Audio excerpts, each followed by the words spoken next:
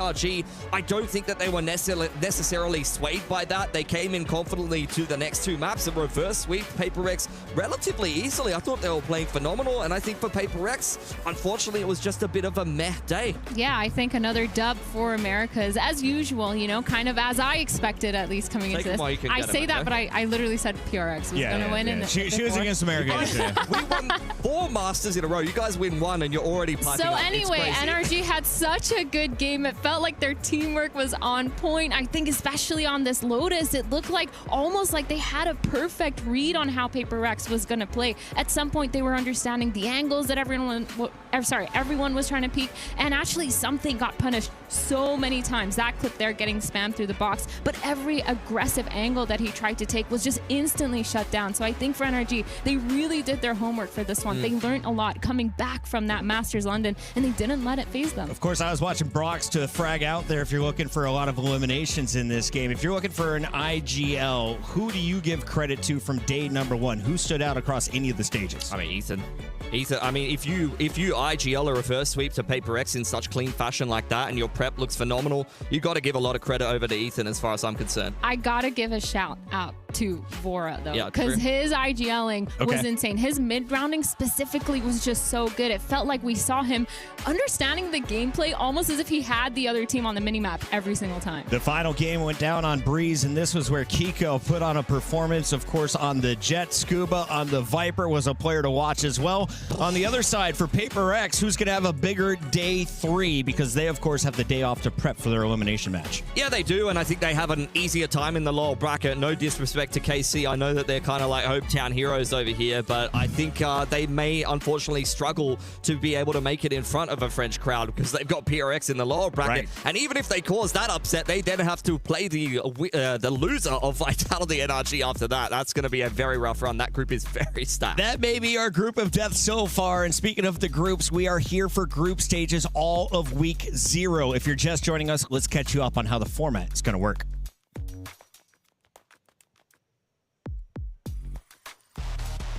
VALORANT is back at the Esports World Cup for a second year, and this time everything is bigger and better. We've added an entire extra week of competition, made sure all matches are at least a best of 3, and added an extra $750,000 to the prize pool to bring it up to $2 million. You don't want to miss a single second of this. 16 of the world's best teams have earned a spot here at the Esports World Cup. As the EWC 2025 winner, Team Heretics from EMEA have been invited back to try and defend their crown. They are joined by the Stage 1 winners of the VCT Regional Leagues, G2 Esports from Americas, Paper Rex from Pacific, and Edward Gaming from China. As Team Heretics won VCT EMEA, but already qualified to EWC as the title defender, the second-place EMEA squad, Team Vitality, also received an invite. The remaining teams all battled their way through the online qualifiers to make it here. 3 teams from EMEA, Pacific, and the Americas earned spots through each region's qualifier, while the top 2 teams from the China qualifier also advanced to LAN. We kick things off with a GSL group stage featuring 4 groups of 4 teams. Teams will play a double elimination bracket. Win 2 matches, and you advance to playoffs on the main stage. Lose 2, and you head home early. All group stage matches will be a best of 3. The top 2 teams from each group will advance to the single elimination playoffs. Matches here will also be a best of 3, until we reach the grand final where 2 teams will face off in an epic best of 5. There will also be a third-place decider match played just before the grand final. That's everything you need to know, so let's jump straight into action. It's time to kick off VALORANT at EWC 2026.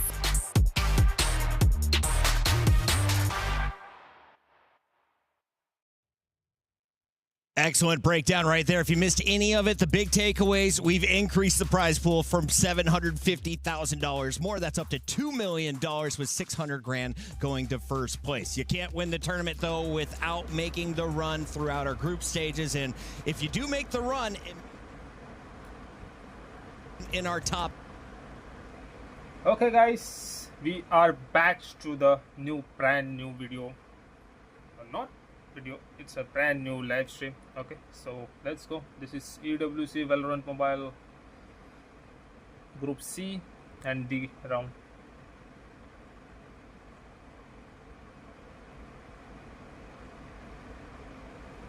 Okay, Bilski, you are guaranteed into top 12, so you're going to be making some serious cash out of the gates. But these players aren't here purely for the prizing. There's a lot of pride on the line. Is it regional pride, or is it still team-specific at this point in Valorant? Both, but usually regional pride. I mean, I think that there is very much a heavy regional fan base for each of them in Valorant, and a lot of pride goes with that. And how you perform at the international events, usually for Americas, that's kind of meh until champs and things like that. But they just got themselves a dub, so they're all very proud of themselves. So where'd your regional pride go? Where'd my regional pride go? Unfortunately, second place is a little bit sad. But look, we go back to the Masters before that. Very proud because that was an All-Pacific Grand Final. So that's pretty good. Paper X, of course, is his favorite in the Pacific region. Let's take a look at all of our groups and how things broke down. Starting with Group D today, you're going to see the Heretics in action against AGAL. That's going to be over on our Alpha stream here on Bravo. We open things up with MIBR Elos versus Global Esports. Now, both teams having a few change-ups here. Can we talk about Global Esports and the coaching change that occurred leading up to just this event? We could talk about it, but I'm not sure I can necessarily explain it. I think a lot of people are a little bit shocked that it's actually something that's come to fruition. Frost has always been a coach that's been able to take teams that don't necessarily fit together in a fully straightforward manner and make them better than the sum of their parts and bring them to good placements. And GE was an organization that had never made playoffs in Pacific, that had never made it to an international event. And with Frost at the helm, they do that for the first time, and then immediately afterwards, he's on the way out. I don't think anybody really can explain Kind of why. looks like a situation where the org gave in to the players. We'll see if it plays out in the way they think it will. Athena, can we talk about Group C, though? I've got my boy Baby Bay, a man who hung it up, put on a headset, was ready to just be a broadcaster with one of us for the rest of his life. Chumps. He throws down the headset, he jumps back into that driver's seat, and he is taking over games for G2. That was months ago. Back in London, though, this was not the prettiest performance. Are G2 the favorites in Group C, or who do you have your eyes on? I'm not sure, but for me, what I'm looking for from G2 is to put up a performance, because this is finally their time to prove that they can actually do something at a Globals. They've struggled every single time they've made it. The addition of Baby Bay has made it a little bit easier, though. I feel like they've added on to that fragging power, and he's done a phenomenal job. But for me, I always gotta pick G2 as my favorite, only because America. Wait करते हैं guys, match start होने का. I don't want to make any promises because they've struggled. No promises. So are you're on the G2 side of the fence that they are the favorite, or I don't want to. Yes. Yes. Vague answers today. Okay. I'm going to grill you tomorrow. Grilling you. Bilski, can we talk a little bit about the rest of the competition? I've talked a lot about the American teams. You, of course, watch the Pacific region. We've watched a lot of games from EMEA. Yeah. Who should the fans be excited to watch throughout the week? Because we still have 2 more days of groups. I think the rest of the group that we just finished the first game of yesterday, I think you're looking at an NRG Vitality game, and then after that you get another Gigabanger game. Those could all be kind of top 4 games in EWC as far as I'm concerned. So that's an extremely exciting group. We're going to see Heretics play very up and down team, a team with a very high ceiling that came into EWC last year and actually just hit that crazy purple patch of form, even despite kind of struggling in some of those early games and getting pushed a little bit. I think even in the XLG game where they were playing with like a coach stand-in, and then they go on to win the whole thing. So I think that's what's great about EWC. Sometimes you get these dark horse teams that just hit a crazy patch of form and they win the whole thing. I have a hot take. Hit me. Okay. I think MIBR is going to win the whole thing. Okay. I think that MIBR is going to win. And listen, they just beat Leviathan 3-0 to qualify. Leviathan, by the way, the ones who just won Masters in London. Was this on LAN? मैं ज़्यादा info नहीं है पहलों की, but fact checking, just fact checking. Okay, but have you seen this roster? Just fact checking. Hold on, have you seen this roster, dude? They've all I'm the been new to guy. I'm just gathering as much data as I can before. Aspas isn't online. We all know it. Like, when has this guy ever been to a live event and put up numbers? Definitely not kill records. Definitely not kill records. I've never seen it. A lot of these teams are going to be feeling pressure to not just perform here in Valorant, but to perform at EWC for their club. The club championship has millions and millions of dollars up for grabs. That's what everyone is playing for in the overall scheme of EWC. Who are some of the club favorites? Because Heretics were able to get their team into the top 5 due mostly to their Valorant start last year.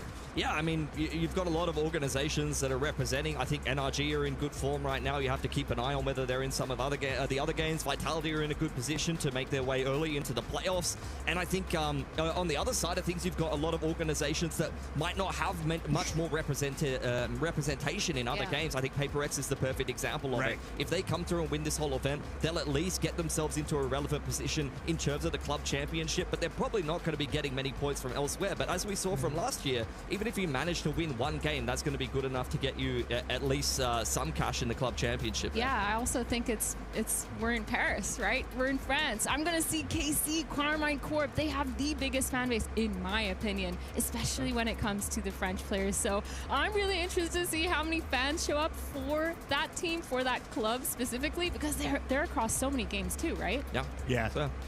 Which region will have the most teams represented in our playoffs? There are 8 spots. America has 2 wins so far. Want to make it easy. EMEA, because they get 5 spots thanks to Heretics. Okay. Thanks, Heretics. So they get an extra try, right? Yeah, they're just lucky that they've got extra representatives. Notice how he backed off of his own region so quick. Well, honestly, he had 0 faith in RRQ taking a single map based on yesterday's breakdown. Maybe a single round. He said not even a single round to me on camera. 100% said that. I give them a map. They didn't even get a map. So at some point, you have to just kind of back up a bit, you know? Let's talk a little bit deeper into the matchup that we are about to witness, because the players are on stage and I just saw the photographer shoot away, which means we are about to begin here in just a few moments. The Gentlemates are playing tomorrow, but over here on the stage, we of course are going to see Global Esports against MIBR to open the day. Can we start with Global Esports? Who is this team? Who are their star players? What am I looking at? I mean, it's kind of a mixed team of the core that was built around from last year. You've got Crystal in there as well as Udatan. They tried to put a mixed team together that didn't go particularly well last year. Didn't get the greatest of placements. Then they've upgraded the roster, bringing a lot of firepower. They've got Autumn over from China. Australian player, by the way. So he's obviously cracked because, you know, all Australians all the Aussies. If you make it off the island, you're pretty darn good. We got a guy Pred in Call of Duty. He's a monster. Is this Love Island? That's the story. If you make it on the island, you're killing it. No, but yeah, honestly, this is a team that's been well kind of built over time, had great coaching staff, still have great coaching staff. I think Platoon's been worth his weight in gold, quite honestly, but moving into a head coach position, I'm eager to see if the team is going to be as cohesive. I think Patman is kind of the player that really takes over games and can really be the one to be a difference maker. He just goes into hard carry mode, and when he has a good read on the game, they're going to be very difficult to beat. We're going to keep talking about this first game a little bit more here. We've highlighted some of the stars from the Pacific region. Let's talk about America's stars, because you told me 100 Thieves are not the worst team in America. And if it's not NRG, does that mean it's MIBR, Athena? In all of Americas, not here specifically. Listen, MIBR. If you don't know this team, I feel like you've probably been living under a rock, because this is a super team. When you're looking at these players, you have Zek and you have Ospas. You have these players that have consistently made it to global events previously. Now, are these all Brazilians? Because MIBR is historically a Brazilian org, right? They're not all Brazilian. There are mixed. They're all from all over America, so it works out. It's interesting. It works out. Look, all I'm saying is MIBR built a super team, 0 international events. Global Esports built a team, 1 international event. It's a bit of a disparity. It's okay. Listen, okay, let me tell you.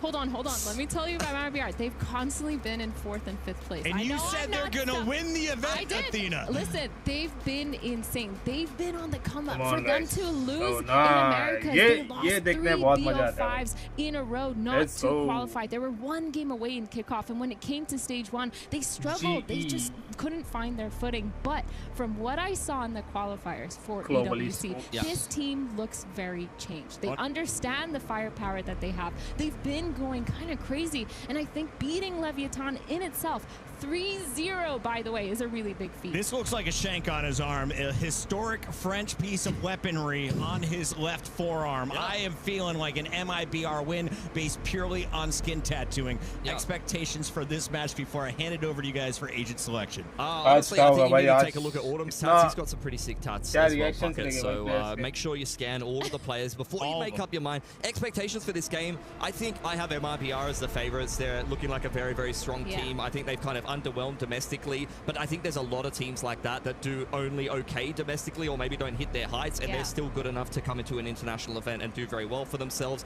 And GE, much like all of the Pacific teams at this event, are in a state of flux. They have just had a head coaching change, and I think a lot of people have their eyes on this event and this game in particular for GE to perform, and it's not an easy game right out the gate here. Yeah, I definitely agree with you. I think MIBR is on that. And as well as that, we talked about them not making global events. Each of these individuals has at least played in some form of international event. 2 of them actually winning. We have Ospas, who won with Loud, and then we have Zekin, who won with Sentinels. So 2 Masters, 2 Masters and Champions wins on this roster. It still plays a big part. You were talking about have they played on a stage together before? Not really. But I think it's going to be great for them, especially with the changes that they've made in terms of gameplay. I mean, look at his nose. These nostrils are flared open. He is set up for success. When you got the Breathe Right strip on, you know this gamer is locked in. He's got the Red Bull. He's got the Monster Energy ready to go. Pilski, how do you activate this man in-game, though, to his maximum potential? And what about the big dogs over on Global Esports? Who's the threat we have on camera now? I mean, that's Harvey. That's their IGL. He's a rookie IGL coming into Pacific just this year, and he's been able to bring them to an international event. A little bit up and down in terms of the individual performance. He actually is mechanically pretty sharp, but especially when the game gets hot, I think that's where the IGL brain drain really hits, and his performance does sometimes take a dip. At the same time, though, he's got a lot of heavy hitters around him. On the other side of things, Aspas doesn't need anyone to activate him. He just activates himself. True, that's true. Just that's round 3. Valid. Give him an AR, let him rip. Literally. He's literally the kind of person that once he picks up the operator, that's when he becomes really lethal. That being said, he's been really good at taking those fights. The thing about Aspas that I like is that he's not too aggressive of a duelist to the point of where he takes a lot of those over peaks. But what I do really like is the way that Zekin and Aspas have worked together recently. Their synergy has made them so good at becoming more aggressive together, taking those peaks together. Their gameplay has been really well-rounded, and I think for Zekin and Aspas, I'm looking at them to be that dynamic duo when they are playing the double duo. Guys, we have the option to go to an ad, but I think we can keep chatting a little bit here as we get this game going. We're just waiting on one player to throw on his headset, and then we'll be diving in. We can talk about some historic rivalries, some matches that they've had in the past, but I want to start here, Athena, about your opinion on adults with plushies, aka stuffed animals, at their workstation. Oh, at their workstation? Yeah. Absolutely. Yes. I love it. I'm a big fan. Stuffy. I mean, have you seen a lot of these plushies? Most of them actually have really deep meanings for these players, which is really cute. Some are given by girlfriends or wives. Some they bought when they went to some sort of global event that reminds them of home. And I think it's nice to just always have something that kind of grounds you. So you don't see it as like a visual ball and chain? No. It's more of like happy, positive thoughts, reassuring comfort. Yes. Gifts. Okay. Yeah. Understood. I don't know. I saw a purple hippo up there on the desk. I was like, I don't know what's going on with my star player. You're just mad that you don't have a plushie on your desk. My wife has not given me a stuffed animal yet, and I'm going to request that for my 41st birthday. Pilski, talk to me a little bit about the mojo, though. If you're looking for a swing in momentum, is there a hype man on Global Esports? Is there like an emotional leader on that squad? I think they have several. I think Harvey and Patman are kind of the duo coming out of the Philippines that bring a lot of energy to the team. They both have a big kind of hand in the calling presence, and I think Autumn is kind of the calming presence in the team that has by far the most experience on this team. And whenever an Australian guy gets hyped in your ears, you're going to be pretty pumped up. He's going to G up the boys. On the other side, Athena, we're taking a look at a few of the players here from MIBR. Who is my in-game leader and who is my duelist to watch that could go for that pop-off moment on camera? Burno's going to be your in-game leader. Absolutely insane in the server, by the way. Just get ready to watch him. But in terms of duelists, you actually have 2. You have Zekin and Aspas that are highly considered 2 of the best duelists when it comes to Americas. Obviously, nothing on Sato and Neon right now because they're kind of going crazy on Leviathan, but they're so good. You should watch them play, and I think the most important part is you should watch them and how they play together, because together they become this crazy like twin flame moment, and they just go crazy. Get low, big time. Get low, big dog. Our friends from the Alpha stage making their way across as they are trying to get eyes on all of the action. It looks like our players are getting into this map veto in just a moment. So let's dive into this match and talk big picture. It's a best of 3 this time around here at EWC 2026. And the first ban is in. MIBR getting rid of Sunset. Fracture is out. So we are going to see some new maps today, starting with Lotus here for Global Esports. Looks like we're going to see Lotus picked by MIBR. Yeah, I think this Lotus pick makes a lot of sense. I mean, for MIBR, they've had so much success. They actually had a 100% win rate. Granted, it was the one win on this in the past month or 2 months when they've played in Americas, when they've played in those qualifiers. They've also played it recently in the EWC qualifier against Crew, and they won it 13-7, which, if you know anything about Americas, Crew has been the team to beat on Lotus. They've always had really good protocols. So for MIBR to kind of win that game, I think it makes sense to let that through, especially seeing how for GE they don't really have success on that map. At the same time though, if you go back and look at GE's history on Lotus, 3 different games, 3 losses, 3 different comps. They always change comp. They even played a really crazy triple seti comp, I think, inspired by XLG up against Paper Rex that didn't really go well for them over in the Ho Chi Minh finals. So I think it's going to be hard for MIBR to have a read picking Lotus against GE, and that's why I'm keeping an eye on the agent select here to see which direction you're going to get from both of these teams. For MIBR, does seem like they're kind of considering their options here, but a deadlock does seem like a bit of a departure from what they were playing last time. At least Verno's locked in the deadlock. Over on the side of GE, though, they go a lot of different directions in terms of their comps. This time, they're going to lead into something a little bit more standard looking with the double duelist. I mean, I'm confused because we do have the graphic around a certain way, and I do think that the comp on the right looks more like something that GE might play. Maybe not the Harbor though, and I do know that some of the Latin American players and teams do love the Harbor from time to time. Yeah, you have been accurate with your questioning in the past. Yeah. You might be onto something. Athena, do you agree with this take, or can MIBR roll with the Harbor? I think MIBR could potentially roll with the Harbor. Also, the Reyna is just, it's such a crazy pick. And I think that we've seen it have some sort of success. I think when you're playing on a map like Lotus, it takes away a lot of kind of potential. Like when you're playing a Phoenix, you have the wall, you have the flash around the corners. But the Reyna flash is just not that good in my opinion, so I am a little worried about whichever team did pick the Reyna. You're saying a little bit worried. This comp is batshit. Like honestly, what is going on, man? This is crazy. And honestly, it has to be GE, because if it's not, MIBR have lost the plot. Like this is a team that I've watched play a lot of double duelists and things like that. But low key, it might be a strat. Like low key, if it's MIBR, they're like, guys, we're better. Let's just run them down. Yo, if I am the brand new coach, I'm bringing out a brand new comp, and I'm about to blow honestly, the Valorant community's mind. It is time to shine, baby. If Platoon is promoted to head coach and he goes into the first game playing ISO Reyna, that you're really going to have a tough time handling the fraudulent allegations at that point, especially what if it works? What if it works? If it works, sorry, my lord. Do you guys remember the G2 run where they literally were playing ISO Harbor on Bree? Sorry, so they've made it work. So I wouldn't be surprised if this is America's, because we've had it before in the past. Is this concern that ISO is not strong enough? Is it just the combination of these two? What has you concerned for the noobs out there like me? They're just weak agents at the moment. They don't see a lot of play in the meta. There's some of the less big duelists. I can name 4 or 5 duelists better than a Reyna ISO. You should name 6 or 7 duelists. 6 or 7 duelists. Yeah. There you go. Killing it. Pilsky is not afraid to take on a challenge. I love that. I'm going to keep throwing them at you. Athena, you're a bit on the fence here, so I'm really going to make you give me a declaration. Fence sitter. Okay. Who is the first to 8 rounds in this game? MIBR. Why? They're lucky. I think personally, no, they're not lucky. I think personally they have much more firepower on this team. They've been really well versed when it comes to veterancy on this roster. They have so much potential around them. They've shown themselves as Masters winners, as Champions winners. I can't see a world where MIBR here doesn't take it to those first 8 maps, because they're just so good. And looking at the smiles of their faces, come on, the vibes are there.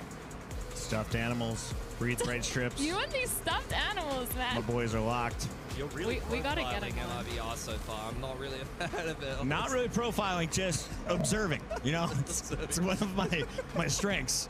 Yeah. I can really scout out talent and win matches already, and this one is nowhere ready, so I think we could be going to an ad soon, and when the match is ready to kick off, we could be diving in deeper. Production, go ahead and clarify that. In the meantime, Pilsky, I'm going to keep asking questions. Sure. I do love that. If there is a strong, like, I love watching snipers. They're the flashiest thing. If you hit a headshot, it's nearly an insta-kill almost all games. Who is the star sniper on both sides, and are there multiples that could pull it out? Because Ethan, for example, pulled out a big Marshall at times, collecting enormous rounds on the eco. I mean, Aspas is just a star-op player. For GE, they've got a couple of players who can use it, honestly, but probably Autumn is going to be the player you're going to see using it most. And then when am I going to the Outlaw? When am I going with the Operator? Talk me through, like, how I spend my economy throughout this series. Outlaw, anti-eco, or if you think the other team is light on cash, like if the rounds have been close, you know their economy's struggling, you're going to go for an Outlaw. You will see probably both of these teams have used the Outlaw. I've seen Aspas do it, I've seen GE do it, I've seen Autumn pick it up. So that's when you're going to pick that up. Operator, yeah, Operator in any other circumstance, you know, when you want to mix it in for a gun round. I have a question for you. Hit me. Who on G, based on the agents, who's gonna opt, the Rainer or the ISO? I am or the neither. I'm questioning whether that's the comp we're going to see when we get in the server, because we are resetting the lobby as far as I know. Yeah. So they may have... I've got news! Ignore what we've seen in the past. The Harbor Wave could still be in the game. He could be removed. We're going to find out, as only time will tell. We've got a whole bunch of new awesome graphics being loaded in across the board here. If you guys could see what we see, we are in the middle of a massive expo center downtown Paris, France, and they are building all around us. Stages are going up. We've got video walls growing, and our players are still filing in. We've got NBL still going on, Mobile Legends Bang Bang, excuse me, and of course, this game, VALORANT, going on in week 0. Agent Select is ready. Let's dive into it and find out who our players actually want to play on our first map. Athena, remind me, what is map number 1? Where are we playing and what fits well? Is Lotus, and I think both of these Agent Selects make a little bit of sense. I am a little bit scared for the side of MIBR because that Waylay hasn't really found that much success recently. It's kind of crazy that the Americas teams, we saw NRG picking that up on the Fracture and kind of struggling to find success. But I think when I'm looking at Aspas, I really like him on the Jet, and I'm a little bit worried that that first double duelist pick is going to be scary. Yeah, I think for MIBR, this is a departure from the comp they were playing just previously in the qualifiers, but only by a little bit. I think the Waylay is the singular focus to that.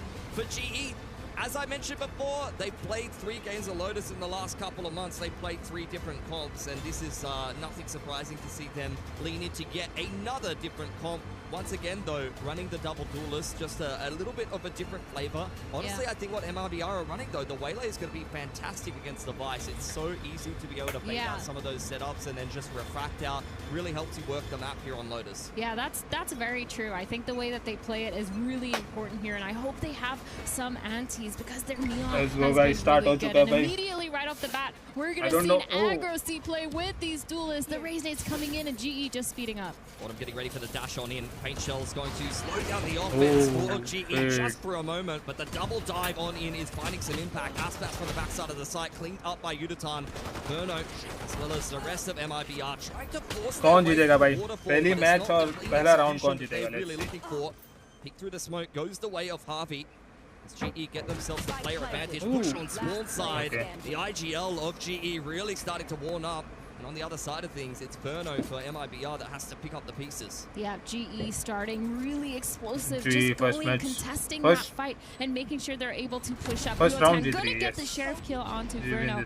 But yes, a pistol going the way of Global Esports. And I think for MIBR here, I mean, taking that peak is one thing, but not having a fallback plan is a little bit scary. That pistol just trying to scout, get some information, I'm assuming, and they weren't expecting the whole pack of GE to be there. I mean, honestly, you wouldn't have had it any other way if you're MIBR. If you're playing double C Mound with Zekin and Aspas on double duelist and the other team runs into you, you can't really complain, honestly. So GE are going to be quite happy about how that round went.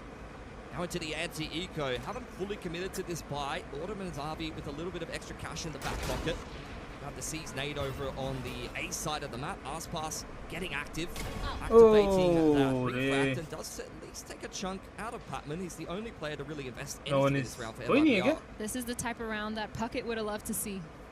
Two scope weapons online for both these teams, but grouping up towards this A side here, we have Zavi actually just sitting outside of that C mound, tapping on that door, putting some Yo, pressure, then. using the Prowler to clear DJ that door. rotate, It's DJ, actually submit, going to rotate, pull DJ. 3 of these players on MIBR into this site. They do have a chance to Quick re-clear, rotate but quick anything rotate that bhai. they do Same, right now same. might be just a Opponent little bit too ek late, banda idhar because hai. GE, they're Chalo. already all over No one on the is there, side bro. of C about to execute. Yeah, I don't mind if MIBR just stacking Oh, up shit, where shit, the shit. pressure is, but GE are giving them the runaround right now. Okay. Straight up on into the C site. No opposition there from MIBR. Just looking to group up on spawn side and see if they can get some damage done with these pistols. Watch and learn, Pushing guys. towards the spawn here. Ah, Kind of scary with this Phantom. Gets paranoid and Nice gets up. treated instantly. Verno gets the pick onto Autumn. Now all these players falling back on GE, trying to play a safe post plan. That's a Phantom, a Spectre in the hands of Zekin. Push करने पड़ेगा ML And को. they're holding it on, and they're trying to do this flood retake, but Batman shutting it down. Alspas with a trade back onto it now, just flooding nice it. one. Zekin and Mazzino getting picks. Man, they should not have pushed into spawn there. That was not a good idea against pistols. Pistol to strike Oh, two. nice. We got the Visas at the end They of win the things, round. but that is a very bitter defeat for GE, unfortunately. Echoed by naught but 4 classics and a singular Marshal in the क्या hands खेल of रही है जी? Aspas. That is not how you कुछ भी हो want सकता है the guys, कल Echo to भी be going. ऐसे ही हुआ And था. already MIBR a massive boon for them at the start of this 4-0 Lotus था. game after conceding the pistol. और Yeah, जो it cover feels up like हुआ we're था. seeing MIBR just moving as a pack in that last round, and it really rewarded them. कुछ भी We're हो सकता है talking भाई, about how the Valorant timing भाई. might not be there, but it doesn't matter. And now we're looking at the side of GE. 2 Change pistols, anytime. Sheriff and a Bandit. We have 3 rifles to kind of work with, but it's going to be a little bit harder going for this A lobby take. The Raze Boomba is actually going to go in. They're going to see that there is someone there, knowing that the pressure is there. Aspas is pushed all the way up, using his refractor just in the nick of time because he was 1 second away from losing that fallback. We're open by Udatan. Little bit of an investment in this round for GE as the Prowler confirms that GE are indeed inside of tree. Nade for second, will zone the attackers away for now. And that's a beautiful seize ये combo मस्त to take मारा. out क्या all of मारा है? GE. Not happy with how that looks or feels, but Crystal is activating in the middle of the map. Aspas is dropped, and this gives some concern over to MIBR. Mazzino through the backside of that door, though, does at least give them the man advantage, and he's not done. Looking to push a little bit more here. Getting a lot of information, pushing this A-line, but Tex getting the pick onto Crystal. Now that plan B has fallen apart. GE going to try to contact up here. They're not going to clear Rebel just yet. Mazzino gets spotted, but he gets the pick. 1v4, but now 1v3. Patman with a beautiful Sheriff shot onto Mazzino, and all 3 of these players from MIBR are already on the safe side. Patman looking locked in. He is a big game player for GE, but this is a triple high-low on stairs side that he's about to walk into. Not even the best of players can be dealing with that. More dealt with by MIBR, confirming that there is someone on stairs side, and that is just not the angle Patman was looking for. Second round for MIBR here, and GE looking to go into their gun round after the upset on the Eco. I love to see the vibes from MIBR, knowing that they're just kind of playing their game, making sure they're taking a lot of these peaks. I mean, Mazzino just Monitor walking में up आगे पीछे instantly. रखे वो लोग. You can tell that's just a sign ये of वाला मस्त confidence मारा in है. this game when they're able to just take those fights, kind of not really feeling the pressure of losing those 1v1s. Obviously, a little bit punished, but it's okay because now Aspas online with the operator, that operator that we were talking about so much so on this first gun round for GE. Yep. Is the Cypher as well as the Omen towards C Mound, though, and that is exactly where GE are starting to challenge. Cam is still out there towards C to try to confirm whether this is actually going to be a commitment as we head a little bit deeper into this round. Nightfall picked up by Patman. I think they're just going to take that hold and run with it as the progression smoke and the Prowler go in. Still 2 players on the site here. Burno pushed away as he TPs into spawn, and Texas hung around a little bit too far on Waterfall there. Now post plant for GE, trying not to overextend because they have numbers, but look at how fast these players have gotten over here from the side of MIBR, using that Nightfall on both sides. Not really pushing or moving forward based off of it, but the spike finally gonna get planted. Seconds in, Patman and Udo getting those picks. Udo with a 3K to shut it down, and Verno now left in a 1v4. The nade's coming in, and it's gonna make a 4K. Must move for that Udo. second. Yeah, he's got his showstopper online now. That's a big round to win for GE to restore a little bit of confidence, and they are starting to really hammer home the point that this C site is a problem for MIBR. Rolled over it both on the pistol and then in their opening gun round here, despite who's playing there. ये बहुत खतरनाक खेल रहे हैं, बहुत खतरनाक खेल रहे हैं. Yeah, They're looks like playing good. MIBR, the flood retake just wasn't there. Zekin was all out onto site using both satchels and no one was there to follow up. The util wasn't really there either. Quick But push now कर a रहे हैं little लोग, change quick of push. pace her here कोई for quick MIBR, push ही करता using है. a heavy stack जब towards his teammate to get क्या बोलते हैं control. उसको Yeah, इंटेंस हो जाए तब थोड़ा आराम से खेलते हैं. Dodging that paranoia, Crystal's got him back to decently. Starting बहुत Despite the जल्दी fact that बन गया. MIBR do secure control of कल level. क्या हो गया था? They've lost अरे two कल players लाइट on the चली गई C थी push रे. and the दो A bar push. Stream GE चालू in किया, full दोनों बार control लाइट of this गई. round. बारिश के टाइम यही होता है भाई. Grouping लाइट का इशू बहुत towards होता the है. C here. They're not worried about it. They've come here before. Bruno playing close Oh, with that अरे bandit. यार, Not gonna be headlock. able to Oh, get one, nice. but as I say that, he gets two. Oh man यार, Zabi क्या था भाई. trying to trade onto Verno. A spam 2v2, kill from let's go. Mazino, and all of a sudden, it's a They both 2v2 on here. another side. Very winnable for MIBR. Especially given the fact that you have one player down on a sheriff this round. Prowler going forward for a little bit of information. The Fade on the other side of things looking to slow this one down. Both of MIBR picking up on Waterfall side. कितना buffer? Just playing the off-bank हो रहा है, ball. buffer हो Does रही spot है. out Aspas and loses a little bit of the trade. Buffer But that नहीं होनी doesn't चाहिए, give him 5000 pause के for पीछे thought. दे रहा Just है. continues channeling, नहीं, buffer नहीं होनी, तेरा challenging कुछ issue है, this Baazigar. off-angle. Crystal has got the cross. तेरा Aspas issue है कुछ. into a very difficult 1-on-2. Able to punish Patman for the peak on the back सही of the चल रही है Prowler इससे. there. Spike ticking. A little bit faster as pressure is being applied by Crystal, and he's going to peek out, but Aspas able to spray him through the wall. Oh, Pick up that massive 1-on-2 for MIBR. bro. This is just such a tense game. Accept. I questioned a little bit the Aspas waylay, but his movement Aspas, there, the way that he Aspas uses कोई नहीं util was होगा, really Aspas. nice to see. MIBR, they keep going for these aggressive peaks, trying to get that line. Tex also answering on the other side. When they lose a number, trying to retake some sort of space towards C. It looked Aspas. really rough. But for GE, this Buffering right here, बहुत- Bruno getting these two was so important. Punishing those सही कर. players for just अरे नहीं not हो रही making buffer, sure that तेरी they're तो- trading. And the way that they're Team passing सही चल into रही है sight भाई. was a really good one. Really क्या rough. buffering कर रहा है You're भाई. left in a 2-on-1 against तेरा Aspas. issue है बाजीगर, तेरा Took कुछ him all issue the है. way down to 14 HP, but that's all he needs to get some of those एक rounds बार done. वापस चालू कर. You can see just how much damage this has done to both teams' economy now. This is going to be a reset क्या round for है, both of them in round number 6. Quick moves here on towards the C side of the map from MIBR, really pushing it all the way down. Prowler clears the middle of the map. Firstly, on the other side of things, GE Baazigar, taken stream a सही control, है. but are looking to re-clear the middle of the map here. तेरा कुछ net का issue हो सकता है. I think so. Slow group towards this भाई ये side silent होता है, मेरे को here. लगता है भाई मेरा MIBR voice have चले गया literally game का. nothing on this site. Two game बोल players रहा हूँ. rotating over Stream towards का, yeah. spawn. Make that 3. They have an inkling that they're trying to end towards this C ठीक है site भाई. here, and the Prowler comes out. The execute, that's going to be so oh. much noise, Oh. but they're positioned really well here for MIBR to have a really fast flood. Big ults for both of these teams. GE very tentative on getting the spike Planting, down. They don't planting wanna कर रहे kind of push the issue too much. They know that MIBR are ready Yeah, for this planting. fight. In goes the showstopper and the convergent pass. The rocket not really converting on anything. And we're still in a 5-on-5. Aspas Random fire. only breaking through for the time being. Still tentative, waiting for that rocket to elapse on the side of GE, who are all playing inside of the site. Autumn up close. Oh. Able to convert on at least 2, but out of Reload, ammo, a reload. couple of trades come through. Reload It's all तो down मार to सकता था ना. Patman. In a 1-on-2, this is what he does best. Ashish Rookie of the खेलोगे? year अभी last तो year, नहीं but White not Fox. good enough this time. अभी फिलहाल Bruno तो will आशीष put him नहीं. down, and it's another ये- successful C retake for MIBR.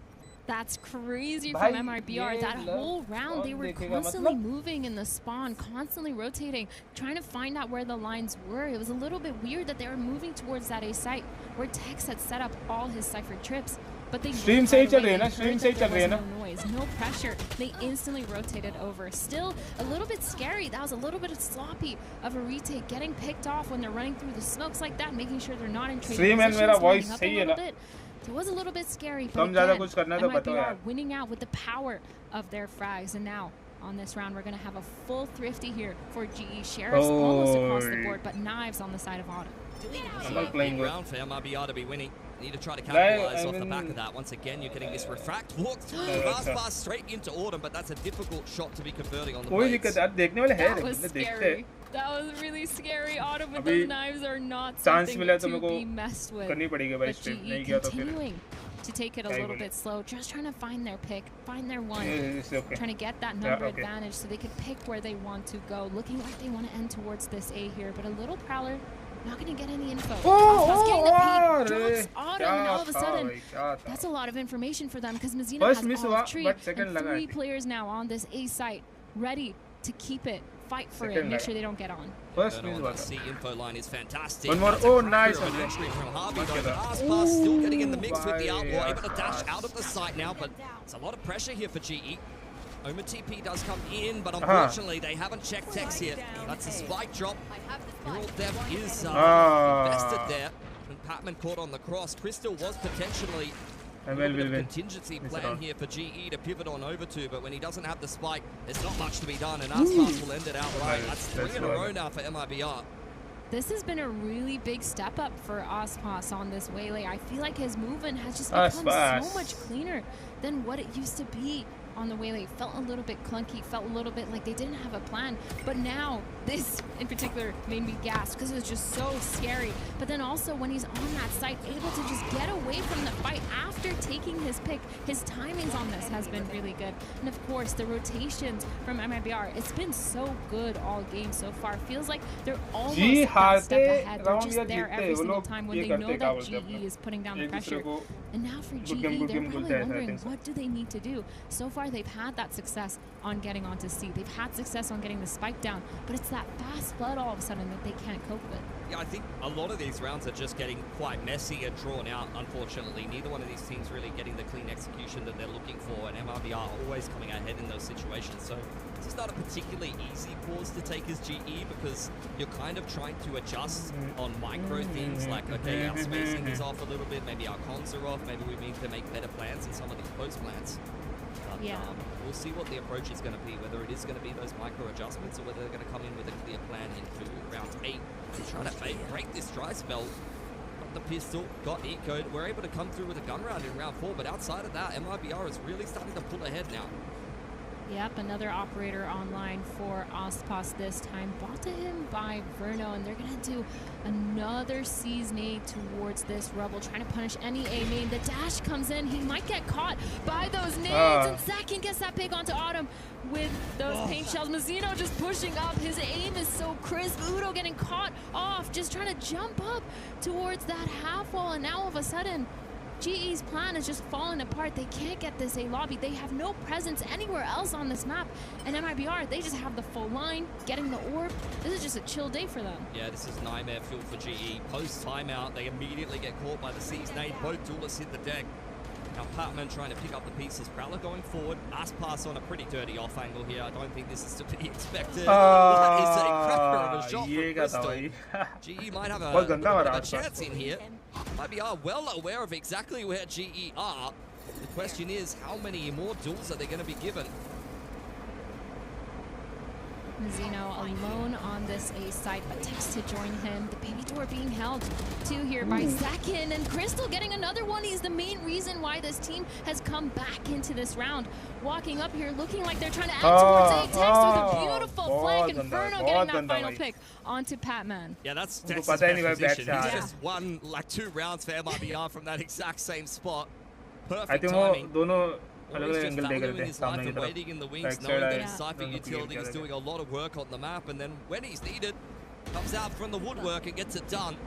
The round that did not start well. Credit to Crystal since his transition. Already his mechanics have really been something to marvel at after maybe having some weaker performances individually in the past. But that still wasn't quite enough to get GE out of a bit of a nightmare situation as they go back onto yet another kind of weaker buy. Aspas setting up with the op towards that C, so it is a little bit weaker, but they're sitting here. खेलने मजा भी आता है. The Odin spam coming in through that door towards tree. Tex is here just spamming full setup towards B, which hasn't really been contested yet. Haven't tried breaking any of those Cypher trips on the side of GE. So Tex is just having a field day, having those really good rotations as much as he can. And now information gathered from Mazzino, they're going to know that there's players towards the side. There goes Harvey. No more smokes on the attacking side. Those are usually important. As far as I'm aware, Athena lost Udatan as well. Autumn swinging through the smoke. It's an immediate paranoia straight from Verno over on the B side, and that is giving GE pause for thought, completely shut down. This has been a landslide of rounds capped off by a flawless from MIBR. This is almost a landslide here for MIBR. They're getting away with so much. They're so good at getting these early fights, or at least forcing GE to take them. They're fighting at this point both sides of the map just because they can. Fighting that A, fighting that C, setting Ospas up with an op anywhere that he wants to go. And just being really annoying. It feels like they're not even forcing it that hard. They're just allowing GE to take the bait on a lot of these fights, and now switching it up, this setup towards B site. We said that they never really challenged it, and somehow MIBR knew because two players here for the first time from GE. ये सारी stream में को करने मिलेगी ये जैसा commentary करेगा Aspas might go back for a second helping here. Down by the prowler there from Mazzino. Patman pushed away. Verno continually just has this C info line self-sufficiently for MIBR. Just keeps cycling the dark covers, and once again, GE given a rubble control because MIBR honestly at this point do not care if they have it. Every single time GE continue में Valorant खेला नहीं, but मुझे पता है कौन सा And now finally Tex is going to see some action, ending towards that Cypher site for the first time this game. They're going to see that trip and they're going to know something's up. Hopefully they're thinking for themselves that this might be the weaker site, but we still need to be careful because there's 3 players here towards the side of MIBR. The Nightfall comes out, stops that execute from ever happening for GE, and they walk away because they're still a little bit scared. Not overcooking that one, but at least GE for line order. Very much hoping that someone will give him some kind of opportunity here, but with the cam up, there's absolutely no reason for MIBR to peek Tex. They've seen him in stairs so many times, spamming away. They'll be well aware that he's in there. Inside of Tree, but no one really capitalizing off the back of that. Patman's dead inside of the door. Not really tested enough inside a tree. Crossfire coming through from Tex with only 10 seconds on the clock. This is falling apart for GE. 10 HP on Unitarn, and that is an easy 3K for second. ML playing smoothly, guys. Rounds have they just worked up A into an absolute nightmare situation? It's insane. Like, whether Tex is there alone on weak side, he's able to hold. Whether the team is literally not on site, they're able to rotate in time. And every single time, they're just punishing GE using the C's nade combo at the best of times from MIBR. It feels like they've really got a definite good read on how GE is playing, how they're going to be adapting. They're 1 or 2 steps ahead at this point, I feel like. And now we're going to be looking at this round. 2 players from MIBR here towards the C round, but it's 2 different players. It's Verno and Tex this time, as opposed to Zek and Ospas.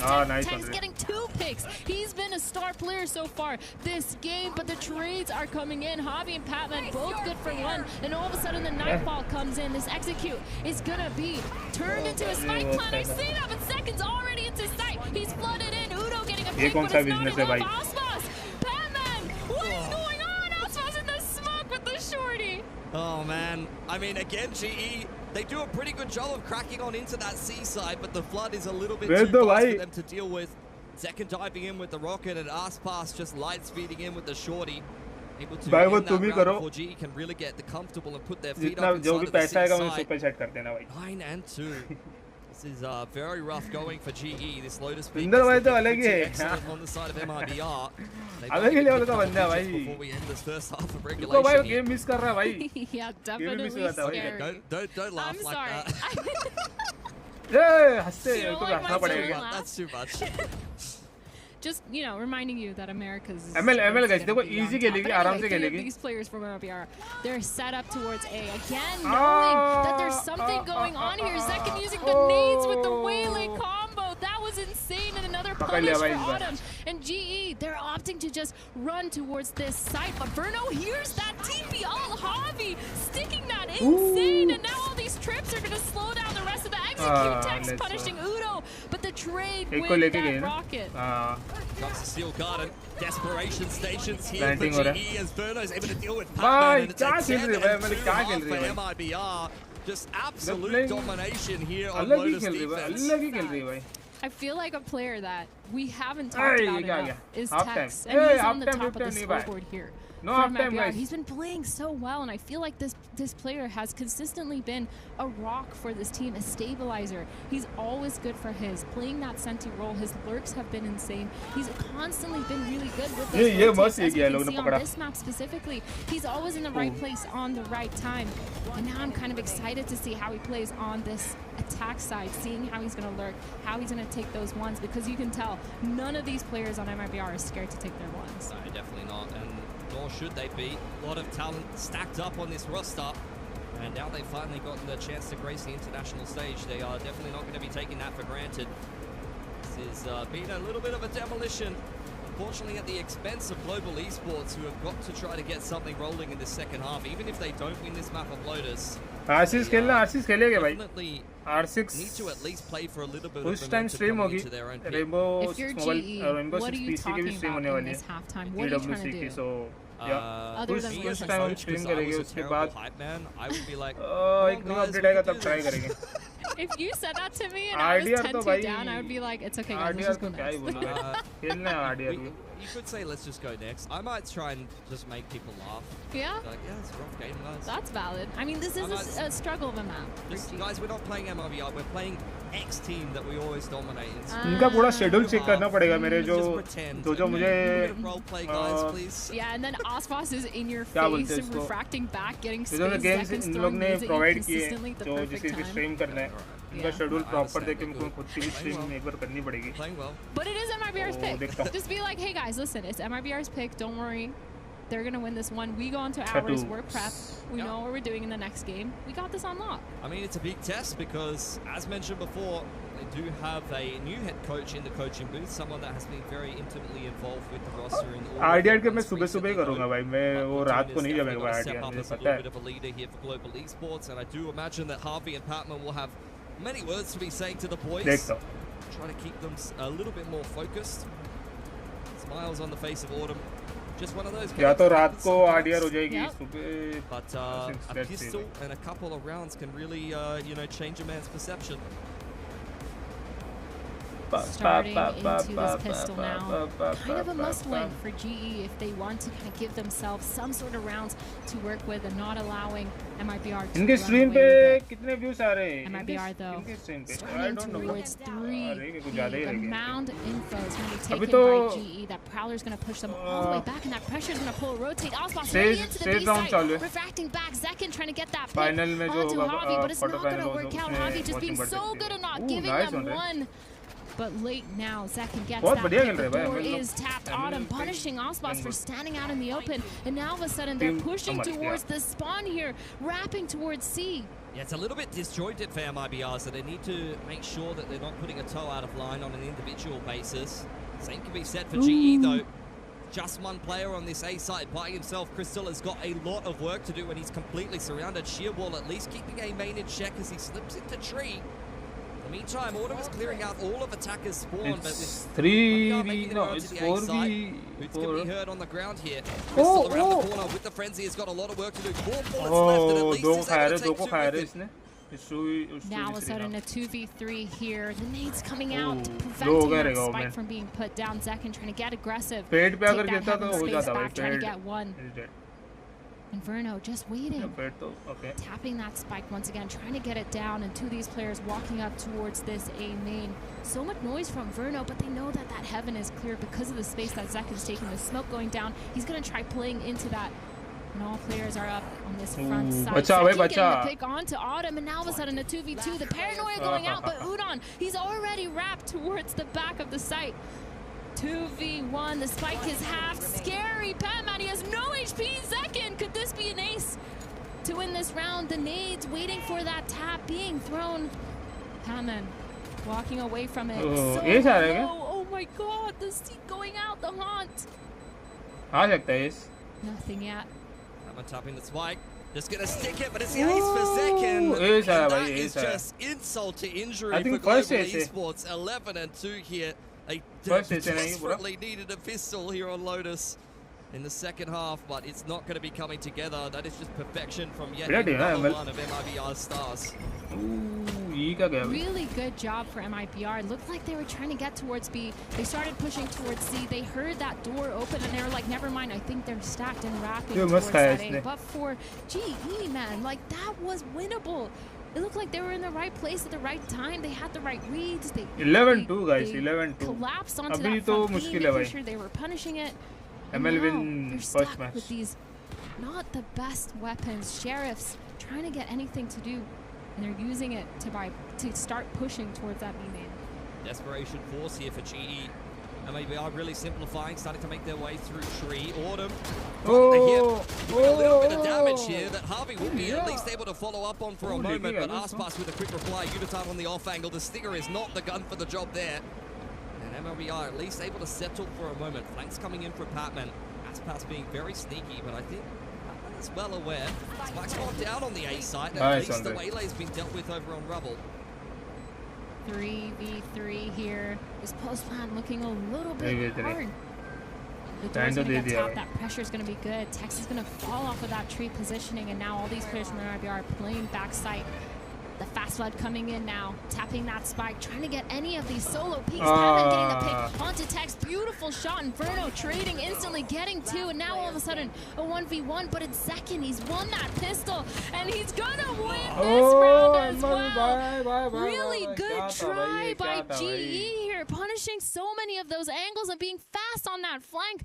But it just doesn't work out when MIBR. They're just shooting back. I mean, that's just traumatic. 2 rounds in a row. Second to 9 global esports around on that A site. It's not looking like they have long left here on भाई गलती खेल रही है भाई ML.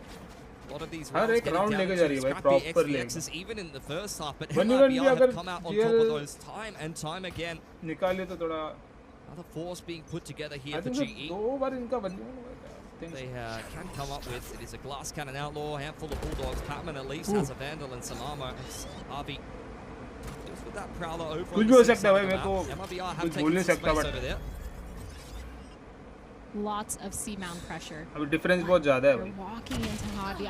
Autumn, sorry, getting picked off by Tex. That's actually insane. The peak right there from Tex. This is what I was talking about in terms of lurks, and now so much information has gone, but they're gonna try to re-clear towards the C. A really nice trap here. The paranoia going in, but the trades are just so good from MIBR. Aspas getting that pick. Everyone's just following up with each other, and all of a sudden, 1v4 to win this map. Yeah, Unitarn has got his work cut out for him here. We'll have to announce his presence by opening up the door, and MIBR already set up nicely. Tex sitting in the corner here. Low on HP, doesn't want to overcook this one. Unitarn really going looking for someone, and somehow in the player cam, he's playing without one hand on the mouse. Of course, that's Harvey. He's dodged. Berno was playing his time in the door, and Tex will get it done. It was only really a matter of time, let's be honest. A fantastic opener here for MIBR.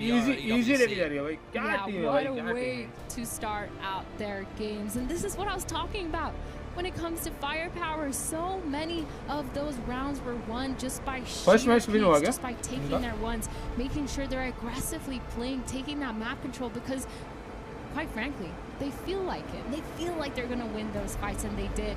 Really well played by MIBR. GE, they really tried to climb back into it, but I just was not convinced. I mean, there was a couple of almost rounds. I think there was a lot of those rounds where things go kind of down into these messy XVX situations, but unfortunately when one team wins all of the clutches, all of the post plants, they're usually going to win the game pocket. You nailed it. I asked who was going to be the first to 8 rounds. Should have asked, would you see more than 3 round wins for Global?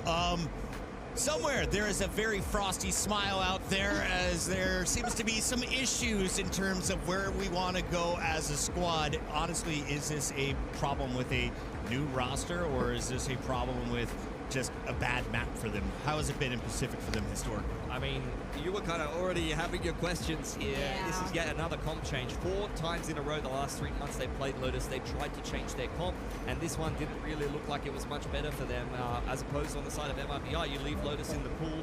They looked fantastic on it, and unfortunately that was the end of Global Esports for the first one. So on the coaching topic, do we credit MIBR for doing the scouting and knowing that your opponent has never won on Lotus? I feel like for me, when I'm looking at MIBR, they changed from from Neon and Raze to Waylay and Raze. So I think they've actually just worked a lot on their comp, worked a lot on their Lotus in general, because they have had success on it, but they just brought out some extra guns to throw GE off, maybe knowing that GE was going to let that Lotus slide. I think a little bit of anti-stratting, but majority of this just looked like a scramble. It didn't look like there was that much thought put into those mid rounds. It just felt like they knew what was happening because they had so much information across the map. Take a look back at the biggest plays here. Pilsky, go ahead and walk me through what you witnessed. I mean, you're seeing a lot of MIBR highlights. There might be a reason for that. I don't really need to spell it out for anyone.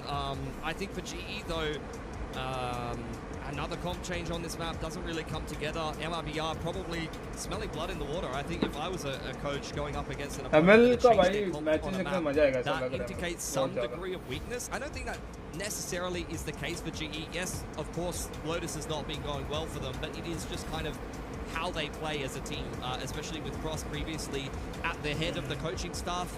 He does love to just switch things up map to map to map.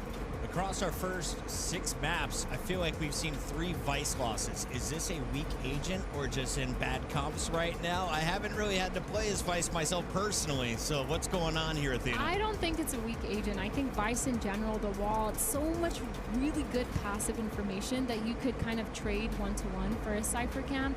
But I think right now what I'm seeing is just so many people know how to abuse that wall, how to bait it out almost every single time and kind of make it useless. So for me, I think maybe more creativity has been played around Vice. I don't think that she's weak at all. I really like Vice as a sub team. As a former Raze main, I'm happy to see my favorite duelist in action on both sides of the ball. Yesterday, you told me that Jing was going to be a diamond. Oh, okay.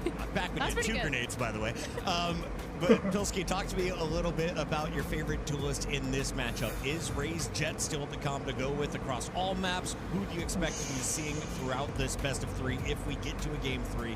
I assume we won't, based on what we've witnessed so far. Oh, come on. Like, try and give them the map. They got 2 rounds, bro. I'm just looking at stats. Hey, it was MIBR's map pick. And one of them, your Raze got you 4 kills, right? With explosions. Yeah.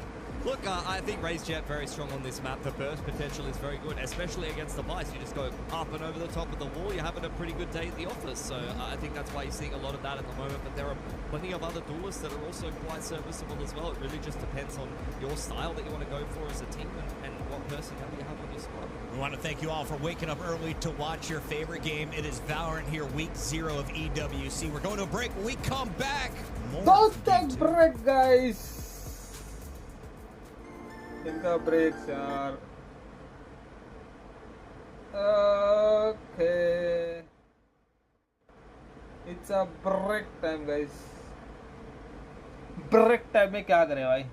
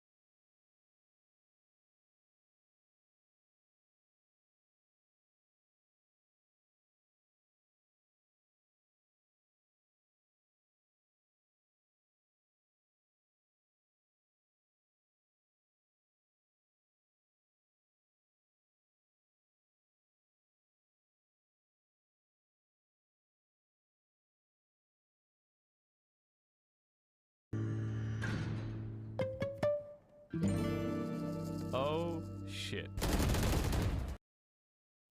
Uh-oh, we're back live from Paris. Welcome in. It is day 2 of the group stages here for Valorant. We're jumping into Group C and D, and in our opening fight, MIBR was able to strike first. Now it's time to find out, can Global Esports answer back? We welcome in our casters. We got Athena alongside Pilsky. And Pilsky, this is your team from the Pacific and Global Esports. You mentioned that they're having a bit of a roster change. It's not just the players on the stage, it is the coaches behind the scenes. They looked outcoached, outplanned, and blown out of the water in map 1, but now this is your map selection, right? It is, yeah. So where are we going? Specific. What's the move for Global here? Play the game better. Don't get 32'd. You need to shoot back, need a good plan. Because MIBR is looking like the way better team. And I think it was kind of similar what we saw yesterday for RRQ as well. Like, honestly, these Pacific teams are kind of struggling a little bit when they come onto the international stage and not showing the same level of strength that they have done domestically. So this is where, I mean, when you get 13-2'd, a good coach is worth its weight in gold. Let's see what Platoon has got here. Not only did we not see the execution on that map, you guys also highlighted your concerns around the composition, the roster building based on the agents. Athena, what do you want to see cleaned up as they're going into their map pick now? Oh, I just need to see a lot of this pathing, a lot of the tradings being cleaned up for GE, because it's just so hard to watch when they have the right reads. Sometimes they're up numbers and they just lose it because of small things like not clearing corners. When they're taking that space, they're just not trading, not tradable positions. The pathing is weird. They're going the long way around. It just doesn't work out for me. Let's talk about stars in this show, because after week 1, the bottom half of the competition is gone. The top half moves on into our playoff bracket. Who is the star on this stage who's caught your eye through one game? Just one player. Just one player. In this game? This game. Wait, you want to say it together? Oh, Tex. Oh.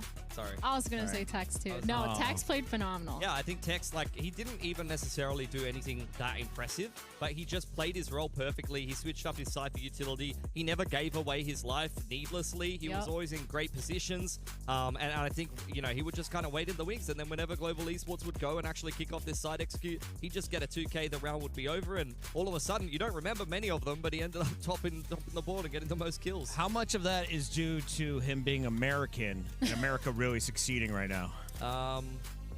Yeah, everything. I mean, it makes all the difference. I think he had the German flag or something on VALORANT at some point. Yeah, I'm pretty sure he's German, so that's awkward. How are you German rocking the name Tex? Striking out on that one, my bad. So Tex is popping off. I think he is I thought second was the German, right? No? German Americans? No, not close. But anyway, I agree. I think Tex has been phenomenal, and for me as well, I think he's been really good at being active as well. It's just one of those things that you missed on your giant list of reasons why Tex is insane and why he played so good. He was so active, too, at getting a lot of the map control around.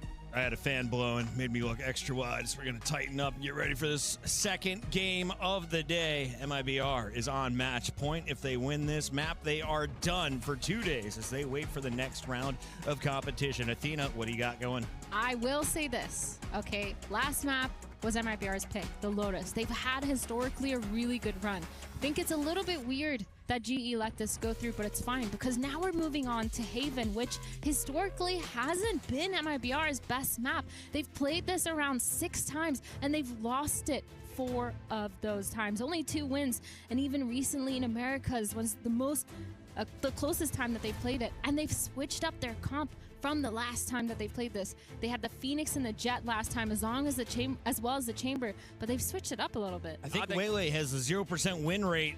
Go ahead, dive in for me. They can't play worse than last time, honestly. I'm looking at that MB game personally. They definitely have got to do better than that. We don't talk about that one. No? No, we don't talk about the MIBR loss. You can't get 13-1 by streamers. No. Like, that's illegal. Oh. Anyway, what about one of them might be live right now. What about the agent select, guys? The agent select. Honestly, I was so hyper focused on my point that I wasn't looking at what GE was playing. But we're gonna answer that question now. They are playing the Cypher Deadlock. This has been a comp that they've been playing for quite a while. They're 2 wins in a row on it. Over the top of Nong Shim in the EWC qualifiers, doing quite well for themselves. That was a bit of a weird game. I remember casting that one. But they also beat Shilai over at London, which is not too bad of a run for them, because I remember watching Happy Way run around like a demon on this map. So beating him must be doing something right. Crystal spamming away inside a lobby. And goes the drone towards Garage. She here pushed all the way down C long here, though. So much information. Zekin coming up with that waylay. Gonna put some pressure down, but the actual end plan is towards this A site. Verno getting a really nice dink, but Crystal gets the trade onto Tex. Instantly, so many trades coming in. Verno ending up being the hero in that, getting those 2 picks. And Batman, he's on this A site, on this A link. Autumn flanking really quickly might be the reason why they win out this round. In spawn is Aspas trying to hold a crossfire, gets the pick onto Patman, and all of a sudden Autumn in this 1v3, but I think they know something's up because they have that full spawn side. Yeah, it's a little bit disjointed, unfortunately, for GE. One way thrown up on short side, and that is a death sentence here for Autumn. No way you can crack back into this site. Now IBR are giving him nothing. Spike ticking a little bit faster and out onto the line. Under the one-way is Mazzino, and LIBR just keep the good times rolling instantly off the back of a 13-2. They immediately win the follow-up pistol to start off Haven. I really like that GE was active, trying to get some sort of information, pushing all the way down C-Long, but this fight right here, it was so scrappy. You can see how quick everyone was there to react, but it's just the right-click classic from Verno that manages to get 2 kills onto that. That's a free gun, by the way. I remember back when in the early ML days of Valorant, I would just मतलब full I armor don't know classic मैं anti-ego बहुत jet and then just come buy he the देखता हूँ ops Valorant play, वगैरह because खेला why भी not? बहुत It was even more busted back then than it is now. I mean, it's good team. And MIBR quite happy with how that went for them. Means It's a जो 2K for सोच Verno as अभी they मैं बोल रहा हूँ kick क्या off this बोलते हैं anti-eco into the 6 3 side. Group है 4 ग्रुप है 4 group okay Sitting on the back चारों lines. ग्रुप में से ML Confirmed by किस Aspas, रैंक but पे that's आती है not too bad from Udatan. Jumping Because down that relay ball, cutting up this push for Oh, MIBR, and they okay, cannot get God. the clean execution they were looking for through the cage. भाई Comes the क्या dart as चल well रहा as a है भाई grab net, giving MIBR serious pause for thought here. They haven't pivoted away just yet. Drone going forward, looking for Autumn, and they have confirmed that he's sitting in the corner. Down goes the deadlock wall. That's going to slow this down a little bit more. Aspas going forward. Straight from the hip with the Dead. Marshall, cleaning out all of this C site, and now MIBR are looking a little bit more comfortable. एक side से bed बनाया 2v3 एक side here से coming clear out through किया garage, but it's instantly going to get spammed Gee, down come on, by guys. Verno. Really decisive at the end Gee, there, but that was a Gee, little bit अगर ये- scary at the beginning for MIBR. I mean, बहुत Zekin गंदा चल रहा getting है into ये that match site, at least not ऐसा नहीं shooting खत्म the होना player चाहिए that is बहुत not ज़्यादा looking he at him and instantly refracting back. A little bit scary for them. But I think for MIBR, obviously, they're still going to be happy with the थोड़ा से outcome 10 of this round. They're going to be on 11 that bonus 12 for the third ऐसे round. ऐसे चलेगा तो These ठीक fights है are भाई so मतलब direct chaotic. I think GE, they're really trying 10 to be active, really trying to make sure that they're 10 pushing 15 and का trading as distance quick भाई as बहुत possible. The fast floods are there. But it's going to be interesting how they play out this round. Gun round for the side of GE. Harvey having a look Come to on, see guys. what G, his, I want to- Cyber Dark I want to infection for him. He does get win. scanned by You win MIBR, this so match. rotation comes back across from GE. We'll spread out that sentinel utility around the map. It's something that they love to do. You'll see a lot more of that. oh Bit of a sentinel duel over on garage side. Drone goes looking for some information, but it's immediate paranoia driving to the site there from Zekin. Aspas finding one before the refract comes through. Zekin will hit the deck, and MIBR very much slowing this one down. Tex caught. Moving the pin oh out nice. for Crystal's scrap net there. Drone confirming where Udatan is standing. This is so tentative for MIBR, not knowing when to make their move, but that's where Aspas and Verno just completely demolish everyone on the site, and Crystal, a little late to the party, has a big 1v3 to attempt. Those are the types of things that I worry about for GE. गलत ही The रे, 4K गलत for he, Aspas गलत to ही खेल close रहे out the हो ये। round. But every single time, it feels like they're in somewhat of a good position, getting that pick onto Tex on the extremity. They They still know how struggle to when it play gets back into easy. sight, when they're trying to get those trades, when they're trying to path into the site. Easy. They constantly take these भाई ones or क्या put खेल रहे भाई themselves क्या in खेल these रहे positions where भाई they're oh so shit भाई isolated and they cannot बहुत trade. He But of course, बहुत when ही you're खतरनाक playing against बहुत ही Aspas, when खतरनाक you're playing against Zekin, you just have to be so much quicker and so much more understanding with these things because they are playing at a pace that really throws you off. Just waiting out a lot of that Senti utility, taking their time to crack on into the sides. You can't rush yourself. There's so many sensors, many tricks to deal with. That's very cheeky. Using the dark cover to hide from the recon. Udatan on the walk down middle, but the sheriffs are not really connecting जी क्या जीतेगी ये वाला the round of these vicinities. अगर जीती MIBR now ये अगर round moving जीती back ji towards A, तो ये and match that's Jeet where रही है Harvey had the info Ah. on for a moment, but punished now by Aspas. Not looking too good. 3-0. MIBR winning that bonus round just with the 3-0 sheer है भाई force 3-0 of them going भाई 3-0 quick अगर and punish Bye, onto bye, bye. Javi. 3 of these players from GE, अगर नील ही they रहा तो understand भाई what's खत्म हो going जाएगा on. They're stacked onto this site. They've gambled, and it is a good gamble, but it's just the fact that they need to be in these tradable positions. They need to get their ones here because the flank is also nice on the way. one. Udo getting that first Nice hit one, onto Ray, Aspas. nice The paranoia one. coming in, but Nice in a weird spot, making Udo get 2. Verno trying to get that trade and does end up getting it, and now all of a sudden 3v3 here. Patman getting dropped by Tex. Crystal with a beautiful shot onto Tex. To win this round. Towards short, trying to pick up that weapon, does get the Phantom. Off angle from Crystal, come on, dealt bro. with by Verno. The flank coming in from Autumn. He's actually got a decent timing to be attempting this clutch. Uncovered on the side, but a little bit too late there from Autumn. The model as Verno gets off of that spike plant. Cannot be calibrated on. It was a little bit annoying with some of the animations. Can't quite get the headshot where it's needed. And that's completely punished there by MIBR, despite some heroics on the Sheriffs from Global. We talked about star players on MIBR, and it feels like every single player has their standout moments so far in this series, constantly going for three. And it's just crazy how easy it seems Really sometimes for winning out these frags. GE 0-4 मतलब भाई साहब. was a little bit expensive for them, but an op on Ospas. I mean, 100% it was a close round, but like how many close rounds did you have on Lotus? True. Really Direct push, bro. Quicker C execute, Hunter's Fury to back it off, giving a lot of problems for Udotan. The Sova Dart scanning multiple Easy for ML bhai. Easy for ML bhai. It's a complete decimation of the C side. MIBR changing up the pace after a lot of slower rounds, really waiting out GE and waiting for mistakes. This time it's pedal to the metal straight into C, and it works a treat. No pop execute, instead they just full execute with that way layout. It was really beautiful. Not a single spot on site was left uncovered. And again, the sheer force of the movement coming in from Zekn and Ospas to get into that site so quick. The util usage, the paranoia, the dart, everything just lined up beautifully. And GE, man, they did not stand a chance. Look at those X's, 4 on that C site, 3 of them towards spawn. I'll tell you one thing though, there is no way you're getting into tower here. Double sensors.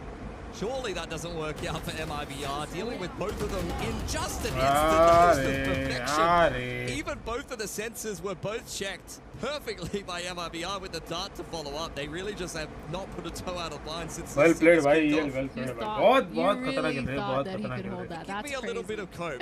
Can I at least say the मतलब Vandal in सोचो भाई tower ji for क्या the सोच next रही होगी round? भाई जी क्या सोच रही होगी. Anything indeed. Well, they do have 2 ults online. The Deadlock ult, they have the Neon ult. They could क्या go for चेंज some कर सकते fast. कि वो विन Like 10 निकाले and वो. 0 is insane.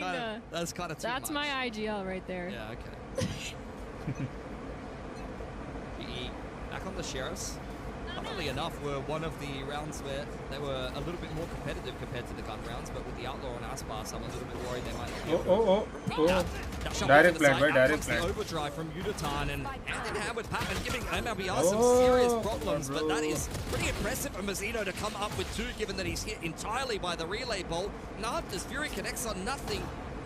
Global Esports now 2-on-4 in this retake, trying to come in from A-League, dodging that drone, dodging the paranoia, but all of that is just buying more time for the spike, and Aspas to slide onto the perfect line.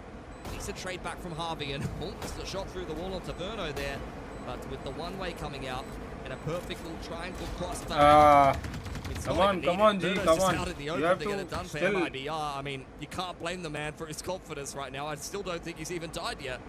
I'm really questioning the choices from GE here on this round, using 2 क्या सोच रहे हो भाई, to क्या try to सोच रहे turn it हो. around the Soval and the Neon ult, but it's Good just changes not भाई, working क्या out after changes that. कर सकते Neon हैं. has dropped, getting scanned for so long by the dart. वो push Mazzino कर रहे full stun, still manages खत्म, to push get कर the रहे pick on खत्म. Neon. It's just Push not and- looking too hot. Javi, knowing that and still using his ult, it's a little bit scary because now you're kind of losing some sort of trap play potential that you have here. But the double senti comp on defense, they really need to win some of these rounds because it's so much harder on that attack side with this kind of comp. And now all these players towards that A lobby. The gun is going to get spotted from Tex. That operator finally coming online for GE, and they're falling back into sight. Drone confirms that there's more players here for MIBR, and a warning shot there onto Aspas. The leg. They're finding some early success here with this operator, and that's enough bravado to kind of push MIBR away to other avenues. Rotate. Grouped up back towards mid here for MIBR. They're aware of the op. इसमें ना Still peak ले online for सकते हैं भाई, Verno, peak though. का तो है ही नहीं भाई. Walking towards that C garage, gonna spot the Cypher setup. They're gonna know this is the weakest site. Trying to go for a C split here. Mizzino just being annoying, putting pressure towards that B, finding out where that operator is. And now, Come on, G, you win this with now. that spike. Shot from Yudatang. Lapse of focus for just a moment. एक round तो भाई, एक round तो कर सकते हैं, cover up कर सकते हैं. अगर There goes the paranoia and the dash on in for Aspas, who was traded out by Putman. Once again, the plant be attempted here by Mazzino. Out comes the annihilation. Very much looking for a pick here. I'm not sure if it even connects. Same plan, Verno same just plan, continues to bhai. come up with the goods until Putman is able to come in towards that B site. Down to a 2-on-2 now. Like coming out for Autumn, who was waiting a long time. Omen को ले Ceylon, सकते हैं. finally finds his man. Second, last alive inside of that site. Crystal does a good job clearing him out. Finally around here for GE on this defensive side. See how many more they can start to put together guys, here, let's because go. this is not been the start that they were looking for. Back on the board, and the main reason is it's on the back of that operator for Udo, trying to get one of those picks, trying to go aggressive, get the line, and just punish them for playing that slow style that they've been playing for the majority of the game. The pop executes, going off of info. I think this was all really nice from RBR, trying to punish that operator, and Mizzino TPing out in time, but the retake was just too good. This is one of those times where you see them going in together on the side of GE, and you're like, finally, this makes sense. The trades are there. The frags are finally there. And all of a sudden, back on the board. They're going to spot that Sova, though, with that drone. But the Waylay ult is out. That dart is coming down. Javi actually gets a spam kill onto Aspas through the neon wall. Zekin trade onto Crystal. And all of a sudden, Mizzino, he's TP'd into heaven. They're trying to get this A crunch down, but there's 3 players on site. Second, up inside of the dark cover. Harvey's finally been able to deal with the fox among the hen house, but Tex 2v3 is 1v3, guys. Just wiping that site, unfortunately. Another round that kind of slips through the fingers of GE here. Autumn now tasked with yet another retake. Playing over towards that C site time and time again. At least has the neural theft to work with, but I'm not sure he has anyone to really use it on. Both of the players are inside of A long and Heaven respectively, so that's not really going to give him any information necessarily. Shot missed there by Tex. That's enough to convince Autumn to try to attempt this retake and just hold on to his Vandal and armor. An immediate reply here for MIBR is going to put significant pressure on GE's economy now. MIBR just making so much pressure on so many different angles for GE that it's getting hard for them to hold it down. Obviously, the util usage from Verno as well, absolutely phenomenal. Using that dart when they know that they're about to fight that A main, that A long, and just being annoying. And the shock dart to get that pick onto the player close right in that off angle in the corner. Just so many small things that add up here. Tex with the nasty shot through the wall while he's still running. It's just these small, insane micro things that are punishing GE. I actually feel like that round GE had a really good read. Fighting that A-long, fighting the A-lobby, punishing anyone that was going way too fast, using the neon wall to back off. They heard the Mazzino up. They held everything just didn't. It just fell apart at the end. That's every round. Yeah, it keeps happening. There's plenty of 3v3s, there's plenty of, you know, XVXs that are winnable for GE, but there's just nothing's landing in the mid rounds, unfortunately. सब चुप भाई, सब चुप. The facts. कोई बात भी नहीं कर रहा भाई. कर रहे क्या बात? कर रहे. To some degree. 100% MRBR looking like the sharper team coming into this series. I don't think anyone can argue with that. We all know that the ceiling of some of these players on GE, but the consistency, unfortunately, is another story. Mizzino having some really good impact frags too, especially when he's on that B site, usually being the player with the spike, able to just get on and get off, able to use the paranoia at the right times. I really like to see how deep the playbook is too. Feels like for every little small situation, they have some sort of answer, some sort of protocol. Like when the operator is on that B site, they're dashing up and making sure they're using that verticality to punish it, trying really hard to get that really fast double dive duelist to put in the work. But now GE going for this mid fight, and MIBR has read right into it. They're holding this mid, knowing that they're on this thrifty. Only 2 weapons across the board. One of them saved, and it's a fast same push dash straight into the site, and that's about as easy as it gets there. Mazzino is all over those players, whether he can see them or not. Plant going down in the safe position for MIBR here. Verno 15-1, spotting out the barrel of the gun for Autumn, not the player you'd want to be peeking here. Crystal on the other side of things, a lot less to work with. And looking like MRBR going to walk away with yet another attacking side round. Autumn peeking out to see if he can find anything. And honestly, if Mazzino didn't get it done, Verno was ready to peek. That's kind of... Oh. Can't do the guy from back home like that. Unfortunate. Dude, the reaction timing on these guys right now is insane too. It feels like they're so ready for every single fight. The crosshair placement's absolutely there. The mechanics are just so good. Granted, it was a little bit of a weird buy round, a low buy, just trying to get something to support around that rifle that they saved that last round, but it's just not looking good. Yeah. Gun round here. I mean, this will be a bit of cathartic one. I remember sitting in a cafe in Seoul and watching MIBR play NRG at the end of kickoff on this map. This is more the scoreline that they probably would have had in mind back then.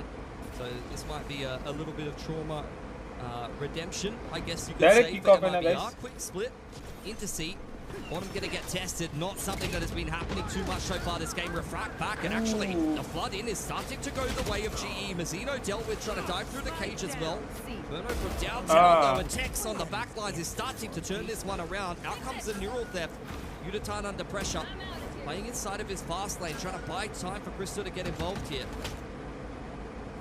2v2. Spike is down on the side. Trying to get that from Platt. Come Scary on, fight bro. for Tex to take Let's because go. he does end up losing it. Verno making so much noise going towards that garage. They know now where he's positioned. The Spike is still down. This is almost unwinnable. Oh, nice one, guys. And Nice. Udo getting that final pick onto Verno. Now that was a really good round from GE. The super fast flood into the Cypher util. Cypher just staying alive for so long, playing together, making sure that they're in those crossfires when they are coming out of that spawn smoke. Just punishing that fast dash in. I mean, that's what GE are good at on this map, honestly. Yeah, That's a little bit more like it. The problem is, I'm a little bit worried they've dug themselves quite a big hole on this defense. At a minimum, need 4 rounds out of this half. So Come on, guys. Especially with their comp. back to back, yeah, it gets a lot harder once you move over onto that attacking side. That's for sure. We'll see if they can try to fashion themselves a little bit more magic. Autumn once again tucking himself in nicely towards that C site. Has a little bit of help.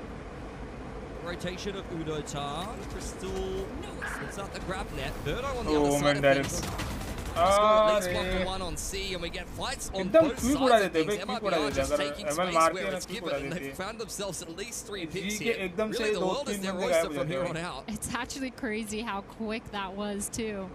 Boy, 4 players just grouping up here towards that A long. I say that, but Javi gets the pick onto Mazzino. They know that he's sitting here, speeding up towards this B site. Autumn is rotating in, is caught out. Gets so much damage down. That's so not going to catch anymore. Autumn getting 1, but not before he gets dropped by Zekin and Javi in this 1v2. Both players are lit. Low HP, 100 HP versus. Let's see, if ever you needed one, अगर ले ले तो बढ़िया है भाई. need rounds on this 1 defensive bullet, side. 1 bullet. Nice open plat 2 for bullets Verno. enough. Meets up with Zekin. Scan कर दे. Towards the bottom side of C long there. The shock's coming out. The MIBR lads will be very well aware of where Harvey is No coming one is from there, over here on bro. the side. The spike yet. Drone to work with, but not really the kind of clear path for that to be used at this point. Here comes the shot. He's at the close corner, but neither of them are playing there. Drone in response for Verno to confirm that unfortunately Harvey is not on the spike yet, and time is really starting to tick at this point. Trying to get the half. Trying to bait out the peak from MIBR, but they are being very patient with this one. Recon dart to follow up. Nice one, Ray. Dealt with, but unfortunately, I think if the half doesn't come out, it's going to be done. And Zekin is the one to close it for MIBR. A really nicely played 2-on-1 there. अच्छा खेला. जी. The scoreline is looking awfully familiar here. 9-2. 1 more round left in this map. This is so scary for GE. I mean, the double senti, it's not working out for them. They're not able to hold on to these sites. They're getting picked off so easily by MIBR. They're finding these really good timings, the really good aggressive peaks here. And of course, they're taking their ones because of the confidence they have, especially with the momentum from that last game. And now, direct push fast C split here. Sorry, easy C and execute here on the side of MIBR. Yeah, it's Autumn and Udatan up over the top. He's asked pass, well aware that the Neon is sitting inside of the cage. Mazzino's made it into the site. And they are very tentative, trying to clear out this pocket. That's great patience for MIBR. Patman trying to make a heroic play straight through the dark cover. Out comes the Annihilation, immediately sniped out by Arspass. And it's just Harvey inside of Garage. He's got a lot to fix up here. It's a 1-on-5, but I don't even think that this man is going to be good for it, quite honestly. Blast Cannon Guardian is not the tool for the job. And Mazzino with a big 3k TP into the back of the site. It's another 10-2, double digits in the opening half. And look, honestly, it's just continuing to get sadder here for the Pacific fans, myself included. 19-3 for Verno. He's only died 3 times. When you said 19-3, I thought you were referring to the overall ground tally so far in this series. It's close to that. It's close. It feels like it. That's what I thought you were saying.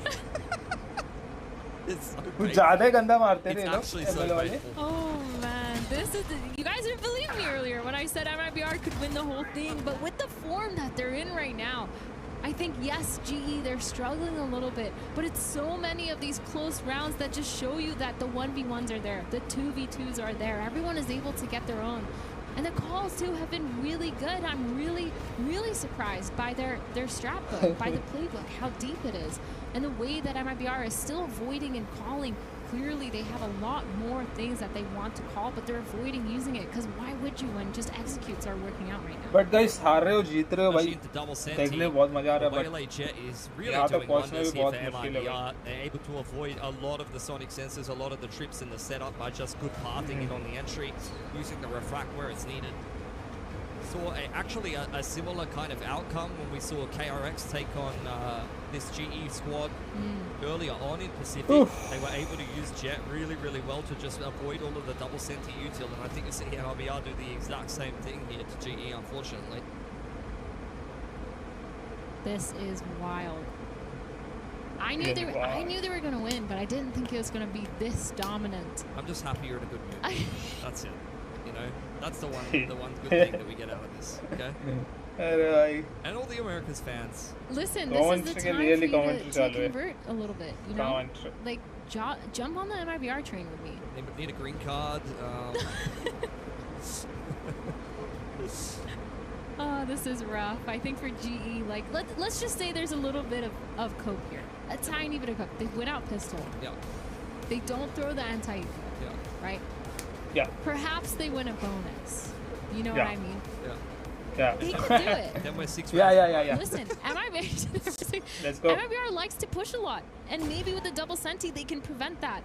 But they're going for this fast C-split here. The center Osmos push, is going to be easy on the push. site with Zek and Tex. Here's all this Easy push and information. easy Zek plan going detail. for his with that Sheriff, not connecting. Osmos manages to get one. Come on, Zekin gets bro. another, but 2 trades coming in. Autumn and Udo. Zekin gets a second kill onto Udo, and 3v2. His team is coming in. They're trying to flood out onto site together. That shock might do enough damage.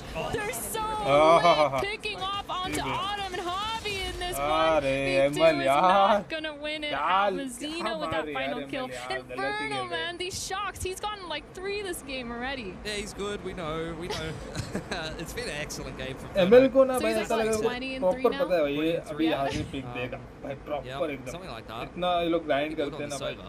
बहुत Gonna अच्छा. lie. Rest of MIBR giving him a lot of help as well.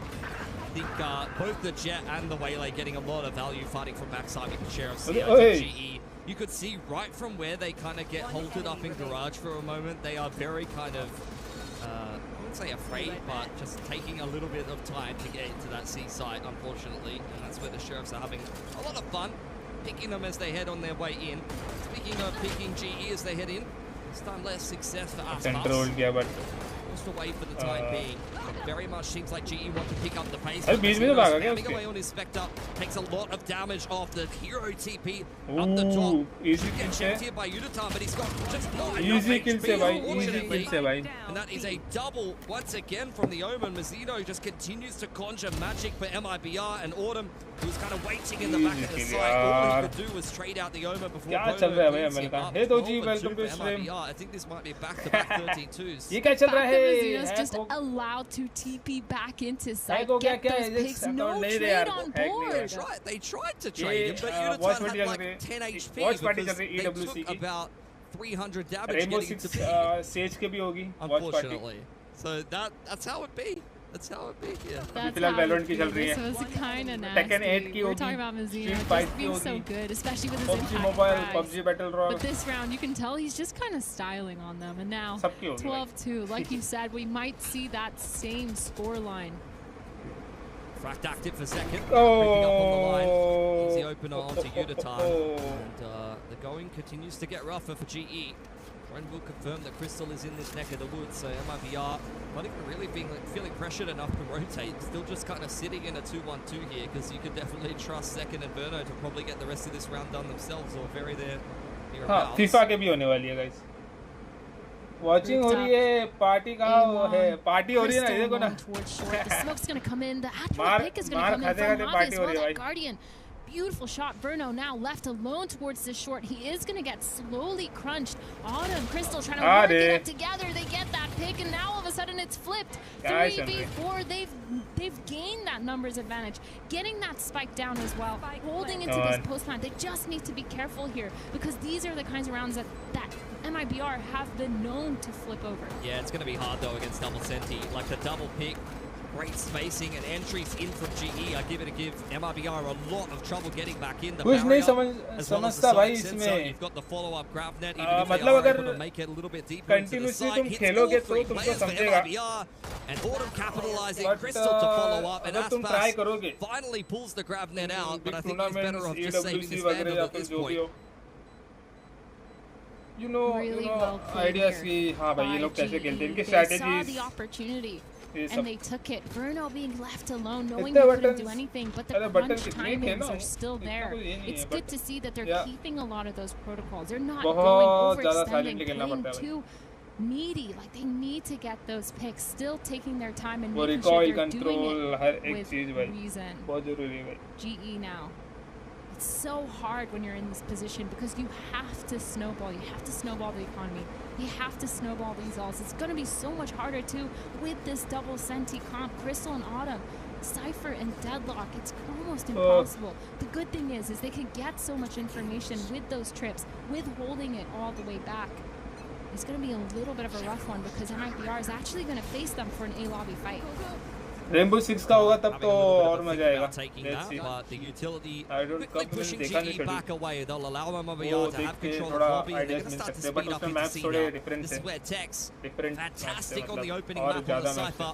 Quite happy to play retake in from spawn side. There's a juicy little kill trip there, but that's dealt with by Harvey Shock Dart. Direct कोई नहीं भाई, clear है भाई, clear है. Wall's going to go down. Really annoying to deal with, like you mentioned earlier. In this post plant, they're trying to keep this site. They have the trip on the flank. They don't need to worry about it unless there's an omen.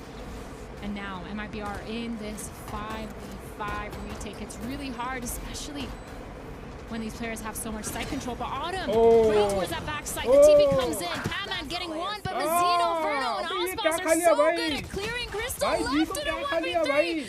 And no win for him. Mazino with the final pick of the game and a 12-3 scoreline here for MIBR. That is just back-to-back stomps here. MIBR coming into EWC 2026 with a vengeance. You can see exactly why they were able to run over the Americas qualifier.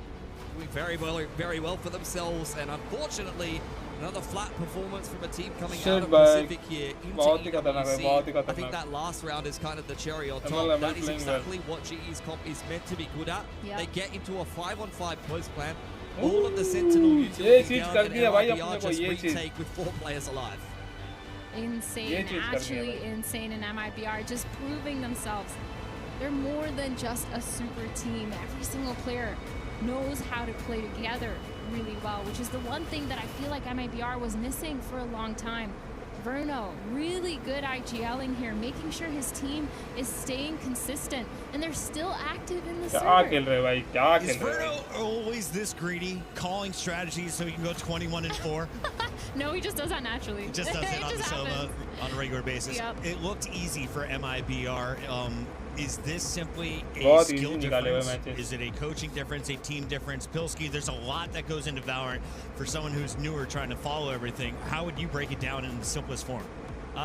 This is like your ranked game where you're trying to rank up and you're playing against Radiants and you're like, Ascendant or something like that. You're trying to get there. You're just having a tough day at the office. Unfortunately, GE, we know their skill ceiling. They're a fantastic team at the best of times, but today just wasn't it. MIBR were a much better team, and at the end of the day, they played like it.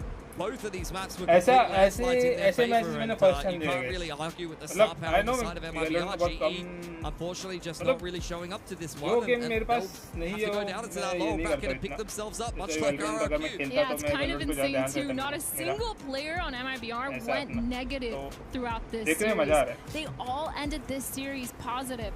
Everyone, Tex +2, Mazzino +6, Zekin +10. You have Osbos with the +16, and of course, Verno with the +25. You didn't see this coming when the opponent put up 6 rounds? 6 rounds. Listen, sometimes there's one player going crazy, there's 2 players going crazy, the rest of the team is just following up, enabling that player. But this time, it feels like every single player had a standout round. Their role was really done well. Tex with his lurks, his timings have been insane. The rotates on the defensive side, every single player was doing well. It just looked to me like when MIBR was winning rounds, they were doing it cleanly. They're not dropping a lot of players. Economy was fully in their control. Were there a lot of clutch opportunities that maybe GE can look forward to in the future, or do you have steps to take before you can even get there? I mean, a lot of the rounds were close. They were down to 2v2s, 3v3. So GE, they just need to clean up those scenarios, making sure the team synergy is there in those situations, and as well, just making sure mechanically they're on top of it, they're warm, because it felt like when we were watching, they lost those scenarios just based off of aim, essentially. First 2 games without their coach Frost. Platoon is now the man in charge, and he's got his first 6 round wins, but his first 2 map losses. You still have time, though, as GE is not out of the competition. They are going to go down to that elimination bracket. For now, though, we know our winners are moving on to that, the qualifier match for our playoffs, and we have an interview ready on the floor. Let's send it down. Interview होने वाला है इसका. Oh.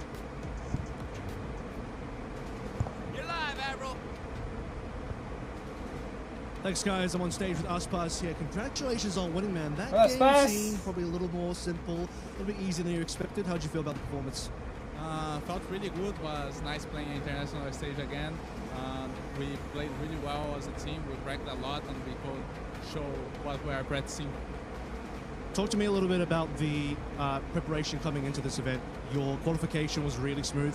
You beat Lev 3-0. How'd that go for you, and how's the preparation been so far? I think things are going very smoothly. We are doing a lot of stuff outside of the game, so outside of stage, and we are doing a lot of preparations. Everything worked out fine, and we could show everything that we are practicing. You talked about it already, but this is the first international for MIBR this year. You didn't qualify at EWC last year, so this is your first time at EWC. What kind of expectations do you and MIBR have for this event? We're gonna do our best. We're gonna take a game at a time, so we're gonna focus on just final देखना है भाई इनका final क्या what happens next. We're gonna think about it when we have to deal with it. Amazing stuff. Well, congratulations once again for your victory. See you for your next game. game. अगर strategy रहेगा ना तो फिर missed opportunity there to ask about the stuffies. You saw Aspas had both of them. The man takes them wherever he goes here in Paris. They're looking like good luck charms. So far, it's a clean start to your tournament. Expectations from here on out, because there's still plenty of matches to play in this group. Yeah, for sure. I mean, they're going to move on in the group. I don't think that the A-Stream game is still going on. Yeah, but Heretics is at least up 1-0. And honestly, with how MIBR is looking, I don't think they're going to have trouble with anybody in this group. They should just cruise straight through to playoffs. The Global have got a lot of work to do in that lower bracket. All I'm going to say is, I told you so. Did she? I did. Chat fact checker. We are going to wrap things up here for this matchup on the stage as we throw to break. Reminder, our next match coming up is going to be a doozy. We switch over to Group C with the Gentlemates taking the stage after this.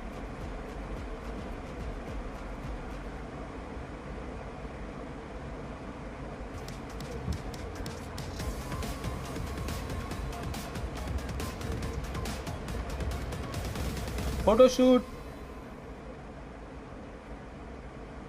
Now it's over.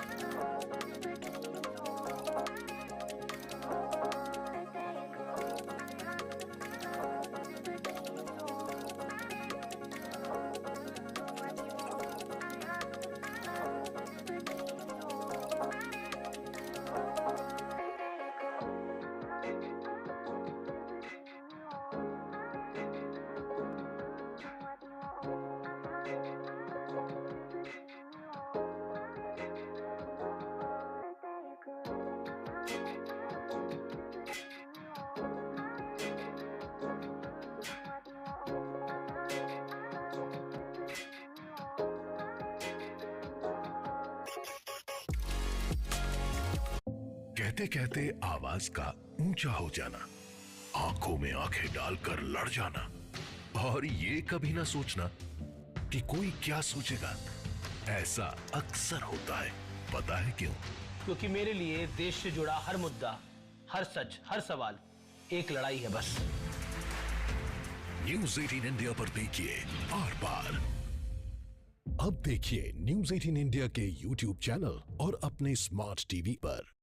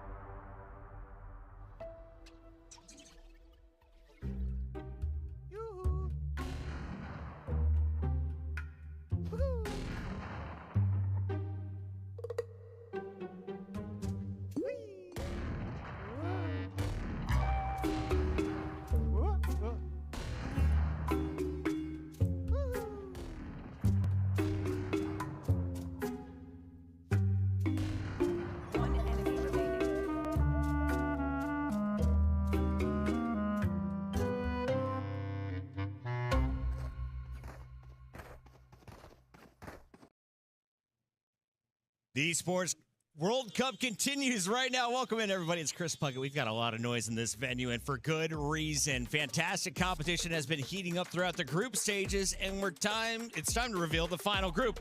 We've got two newcasters for this one. Avril alongside Athena.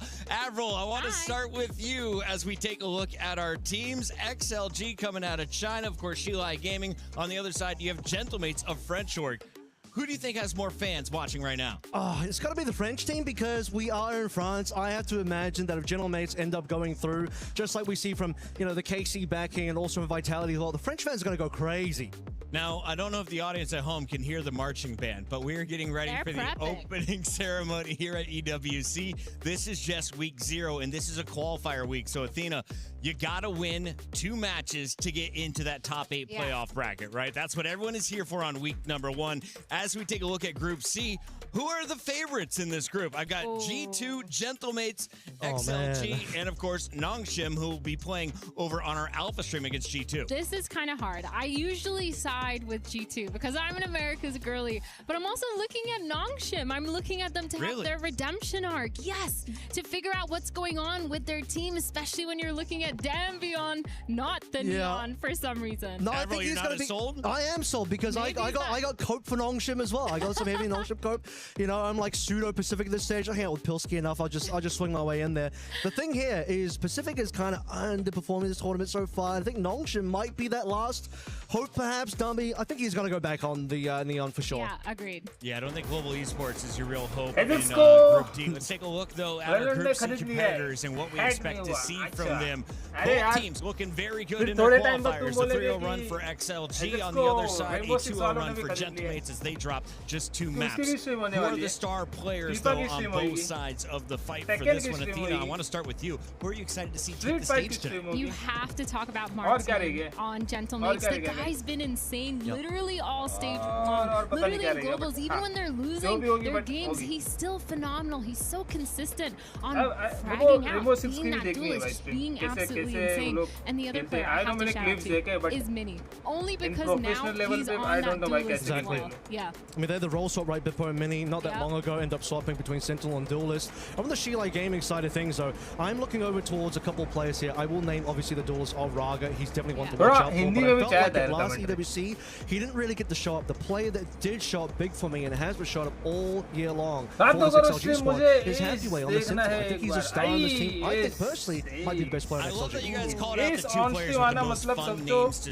commentate. Martin, of course, we will hear Athena screaming in the 1v1s. Let's get into our agent selection, though, as our players are getting ready for this matchup. We're stalling a little bit as we're waiting on one player, I'm told. So while we're getting ready for this one, talk to me about where they've had success in the qualifiers to get to this point. Athena, what maps are you looking at, and which agents do you expect to be seeing on them? Dude, Gentlemates actually surprised everyone because they beat Foot in the final game to qualify 3. And the reason that they surprised everyone is because Foot actually had made it to Masters London, came back and couldn't finish it off, and it was just insane to see how Foot, the number 3 seed from EME, had dropped to Gentlemates, who barely scraped by. We've got our maps up and running here on our 3rd monitor, so walk me through the Breeze and Lotus picks. Why are those our first 2? Dude, tell me why XLG picked Breeze, because I have my own opinions. Breeze is an interesting one because I feel like Gentlemates have banned this one a lot in the past, but Sunset's been banned out nice and early here. I think teams maybe still not quite comfortable bringing that one back to the mix. Lotus going first, so they like to play that one a lot. No surprise, you see a lot of the old XLG games coming into this at London as well. Plenty of Lotus in there, and they're also a team that, by the way, I think are pretty likely to bring out the potential for triple Senti on that map. Honestly, I think this is a really Shilai-sided map, Vito. Like, I'm genuinely surprised. Like I said, the Breeze, Gentlemates has been perma-banning that for so long. Now they've let it through. Do they have some sort of comp change? Do they have an idea? I want to see this one being also. on there. I think it's kind of insane because Shilai just won that against EDG in their BO5 against them. So it's kind of insane. I'm kind of scrambling for Gentlemates here because I really thought they were going to be on top, but after this map, Vito, I have no clue. Yeah, Breeze and Lotus seem to be our players' favorites if you've been watching the first 2 days of action here in group stages. One thing I'm a bit surprised surprise, though, is to see Breeze make Gentlemen, knowing XLG won it 3 times. Yeah. In all 3 of their qualifier matches, right? They let this map go through. This was their go-to. As we take a look at XLG, we've got the 4 Chinese players and the Russian stud. Walk me through it. Avril, who are you watching in this fight? मेरे को कुछ नहीं पता guys ये लोग कैसे खेलते हैं. Are the big players. No Man still is one of the retained players from last year as well, so he's got a lot of veterancy on the squad. The best news for XLG is last year they had to play with a Bowie, the coach, who's still with us, by the way, but he's not having to be the guy playing on the roster for EWC. EDG somehow landed that curse with having to have a coach come in for the team, but XLG, they've been kind of playing second fiddle for against EDG in China for so long. This might be the opportunity to swing one by, get past EDG, and make it out of this group, and maybe EDG don't make it out of the group. That would be huge for XLG. That would be a crazy timeline if EDG don't make it out and she like it. That would be cursed, actually. That would be kind of cursed for the China region. On the other side of this fight, of course, we Okay, have let's the go. Gentlemen. This and is this is बढ़िया लग truly रहा है a भाई European mixed roster. We've got 2 सबके players इधर from he the match Czech हो रहे हैं Republic. We've got a Polish player on the I lineup as well. think Tekken Athena, या who are your Street stars Fight to के अलग look होगा. at tonight, though, as we now know the maps will be अलग Breeze and Lotus before Haven map stadium 3. में I think we कुछ बना have to रहेगा. look at ये Martin and दो Mini इसके लिए. still. It's not going to be Just those 2 still. changing. Doesn't matter I mean, on the map. Obviously everyone, but I think for Breeze, your double duelists, if they are choosing to run that, we have no clue. Let's go. इसमें कौन जीतेगा? I don't know, but कौन अच्छा खेलता है वो भी नहीं पता. Implemented some sort of बस strats. I want to Of enjoy. course, the biggest change they've had is Mini and Bibbo switching. Mini being तो on experience मिलता है. that duelist role. Maybe they've come up with some crazy set plays, some trap plays. जब मैं Valorant खेलता था, laptop है क्या? Laptop in order to actually है, but support and वो follow up with Martins and hardly मिलता है यूज करने के लिए. And I gotta ask real quick, we have one player on that stage with frosted tips. In fact, it's just one frosted tip. I highlighted the Americans yesterday when they bleached the front of their head. Now my man in the front seat here for the Gentlemates. Closest to us, Athena, who's now blocked. I am. Be honest. I think he's going to be my player to watch because we called it on day 1. They popped off. Will they do it here on day 2? Let's go, It's let's go. Sarzo, right? इसमें That is the same player बसड़ we होगी expect क्या? to pop. Same वैसे ही मारेंगे क्या the कोई? IGL, he's been doing The veteran. फिर the the both veteran team on are tough. this roster. But actually, I want to talk about the agents. Sorry, Puckett. Do it. I need to steer away from the frosted tips because we're looking at this Breeze. On one side, I'm seeing the double duelist, but that time इससे पहले जो match Leon, चल and रहा then था ना we're भाई. also seeing the Phoenix on the side of Sheila. I think this makes a lot of sense. But what's kind of crazy to me is actually Martin is on the Neon and not Mini. We're changing things up a little bit here. Like we said, haven't really seen what Breeze for Gentlemates looks like. Yeah. They've been hiding it away, and you know, some could see it as a potential weakness. We're like, okay, this has been their permaban. They don't want to go to this map, but we've seen in the past as well. Finally, a team gets to play their permaban. They've been in the way for so long. They've cooked up something, and other teams have no read on their opposition. It's always really scary when the permaban doesn't get banned, and you know it's going through some sort of wild card. Because again, you also don't have any tape of them playing on this map. You don't know how they're going to play, what their play style is, what they kind of prioritize, especially when you're thinking of the key rounds like pistols and those anti-ecos, those thrifties that they run. So I'm really interested to see how this goes. For me, though, Puckett. About the frosted tips. Let's keep it a buck. Because of the frosted tips, I think Gentlemates is. Gentlemates got that swagger. They've got the French fan base. They are playing in Paris, France. The hometown crowd getting behind their team outside the doors. It's time to get into map number 1 as we head to Breeze with Avril and Athena on the mic. Thank you so much, Puckett. Map 1 Let's here. go. Sheila Gaming, Gentlemates on that defense first and foremost.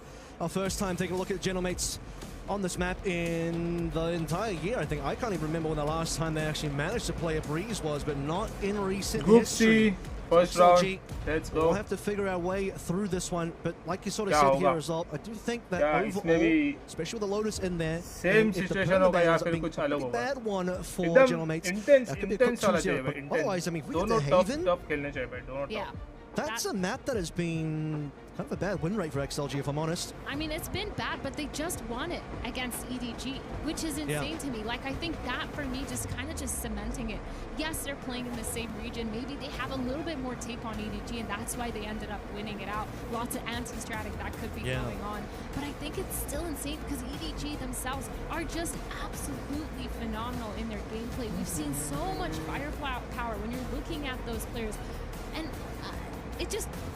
blows my mind a little bit that this veto has gone through. I feel like I'm so lost when I'm considering how Gentlemates has approached this, because I don't see kind of anything other than, yes, they might have a wild card on the Breeze, but letting Haven go through as well when they haven't really been crazy on it. I mean, Gentlemates, the last time they played Haven was against Foot. They did win it in overtime, but still it was a scary nut. I mean, they really wanted to prioritize Fracture as the ban. Gentlemates had the option to actually take away the Breeze. They decided the Fracture technical pause by technical pause sunset, so kind of left it open, left it on the table to say, you want Breeze, you don't want Breeze, take your pick. True.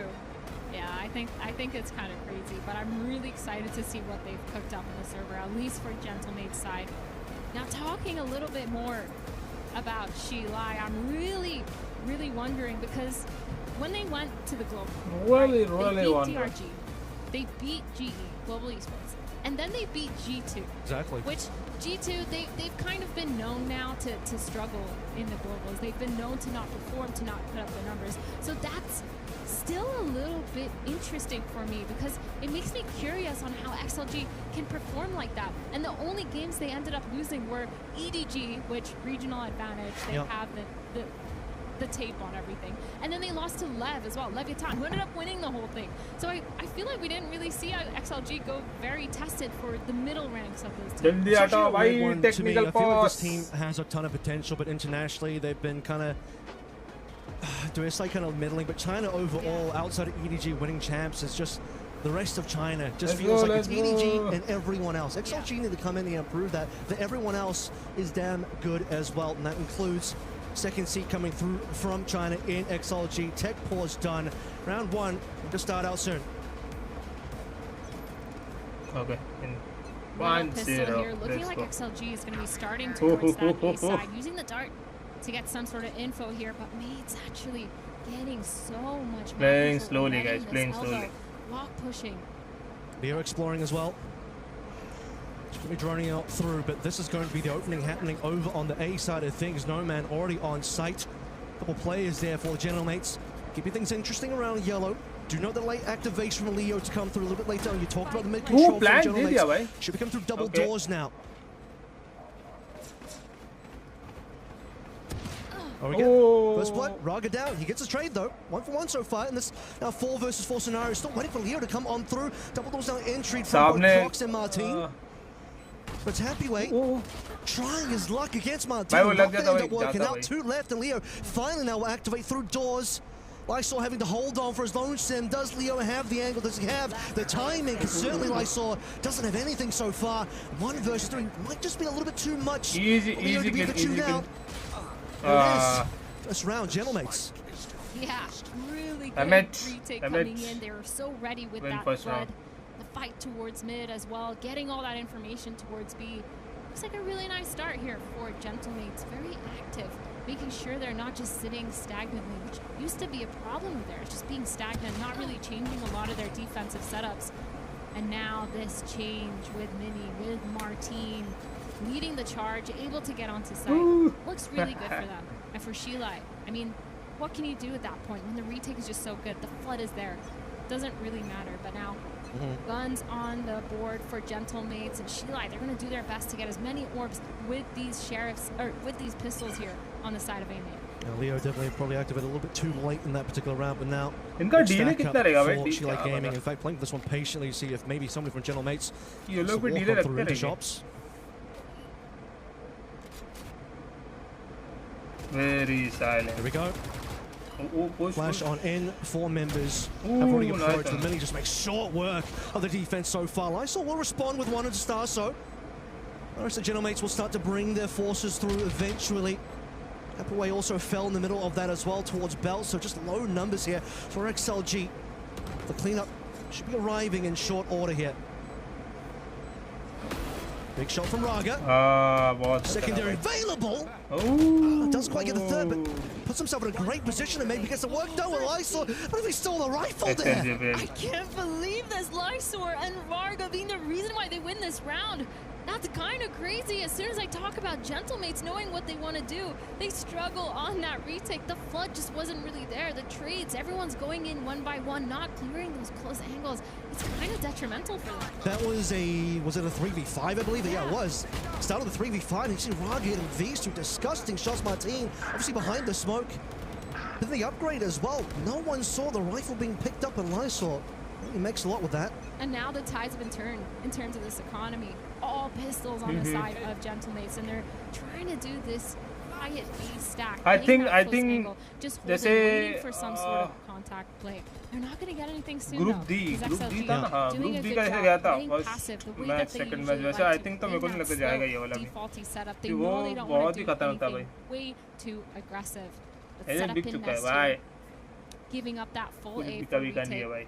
Really nice stuff so far from XLG to not overextend. Shilai even pinging over towards Belt. They sent a recon in that direction. A little bit concerned about trap setups coming through from Gentlemates, and obviously we can see the trap is over towards B. XLG fancy themselves 3 entries onto A. They'll find a clean site here. Full retake scenario for Gentlemates on A. As Bitpo will be the one to find out the bad news in short order here, but still not taking too many chances. XLG drone in first, full util like to come on through. Gonna get that spike down. Mates, they know something's up. They're just using this time to try to clear this B, but obviously the spike planet sound is going to go down. Instant rotate coming in. Fast clearing, and अभी मेरे को एक बात बता, अगर dead by devil की stream रहती तो तू देखता और उनका यही नहीं है क्या बोलते मतलब I think that's correct. You want to be playing and covering all the exits here, making sure that on exit for Shilai they're going to be taking some damage. A few players going down would be ideal, but minimum here I think Gentlemates running towards the spike and just dying to it. Nothing else happens. और भी देखते हैं FIFA भी देखेंगे. So just see if anyone falls into that trap. Okay, Raga down is going to be something occurring. But as the rest of Shilai know that double doors is not going to be clean. Starso activates. But EWC में तो नहीं है ना वो. That's a decent number of kills, not going to lie to you. Only happy way No Man walking out. Normal level पे होता है क्या उनका down. That's really good for your Thrifty actually. It's still a big dent into their economy, and now for Shilai, they're going to have to figure out if they want to buy up against those weapons or just make sure that they're using their bonus to the best of its abilities and get those 2 rifles. This was nice. Just sitting, being patient here for Gentlemates, abusing the fact that I mean, it's a bit of an awkward exit for XLG though. I mean, they all sort of just split themselves up. They could have exited as 5, and that would have covered their bases a little bit better. Fast A main here though for Shilai. Fast A main. Starso on the opposing end. By the way, I believe this is 4 A's in a row now. Quadruple A for XLG. And well, Gentlemates have to be a little bit quicker here. A little slow on the deletion of the dart. See if Starso can find anything. Runner back's already gone. By the way, check the big flank. Martin and Minnie to late activated some point shops. Raga will have to keep covering that location. Yeah, this post plan, it's going to be a little bit tricky, but they have all of backside here. They're getting crunched. The good thing is, though, he has the entire mid doors. He knows no one's coming from there. And now, peeking into that A main, he's going to get contact, and they're going to push back onto site. Oh, nice. No Man for a double here. As well, falling apart. Gentlemates, yeah, they're running away. They know they don't have money. No opportunity here for those 2 flankers. But anything done, hiding in the sands. In the sands of time will tick down for a 3rd round victory for XLG. Gentlemates just losing their timing. Everyone's coming out onto site when your 2 players flank just haven't even applied any pressure yet. They saw the Phoenix, but the Phoenix just ran away. They needed to speed up. They needed to be able to crunch down onto that site to make sure they get those timings down and the crossfires. That retake was almost really good. They well positioned themselves, but that was just a pacing issue there. Just the pistol there. Gentlemates haven't had too much to say in these rounds. A 2nd round explosivity with Raga with a double into Lysol with his own double. XLG 3 rounds in a row now, and a disastrous gun round coming through from Gentlemates and a very broken first round must number 5. Yeah, but it's looking like XLG, like you said, is going to opt to go towards that A main once again. But 6 crore ka jugaad karenge. Maybe on Margo one more time, or maybe they're trying to get that. By time kar wo game banao to and immediately an A main. Huge flash coming on. Martin still gets one despite being flashed in. So XLG didn't end up clearing that corner fast enough for Starso. will be the one to slow things down considerably. Only Raga and Hathaway left alive, and Raga has been pinned down, taking no chances. Stars are just sitting out. But only a single shot so far. Might only need the one. Because Prox has got Happyway down. A single member left. Raga has to do it all. 1 versus 2. His health is okay. Prox's HP far lower. 1v2, guys. See if this is going to be enough. Raga still hasn't planted yet. Has the opportunity to take the spike and back out. Where is the spike? Grabbing that orb, trying to get as many numbers as he can towards that run it back, running away towards that B site. He has potential here to get that spike planted, to get that spike down onto site. To these players here from Gentlemates, still clearing. They are going to be able to pick up some weapons though once they realize that the site is clear. It is really good for them. They do want to have those weapons in the 2v1. Raga on the 72 HP. 30 seconds. He's 20 HP. A little bit scary here, and they're going to be grouped up towards that. Did you notice what Bippo's also got the light armor here, which allows Raga to get that one shot. As obviously now, Gentlemates, seeing that A is clear, it's an obvious B plant. Raga has no util to work with. Rox does have at least a little bit of something, but no paranoia, no time, no shots connected by Raga. Bippo instantly taking him down. It looks like Raga didn't even bother to hide away. Sort of just plants and holds position right next to the spike. Yeah, trying to go for one, trying to time waste you should know at this point that Gentlemates is going to be grouped up for that retake. And now, I mean, so back and forth so far. I can't really tell what's going wrong for either of these teams. It just feels like the slow rounds every single time, the trades just aren't there. Or one team has gambled correctly, so we're just playing a lot of those players, 3 players towards that site, playing that close angle. And Starzo obviously being one of the main reasons why they were able to delay for so long, getting those 2 picks onto site. Martin as well, he got cleared so slowly that he was able to get a trade. I believe he dropped in his stun as well for the relay bolt. How many times in a row do you want to go on a XLG, say 6 in a row?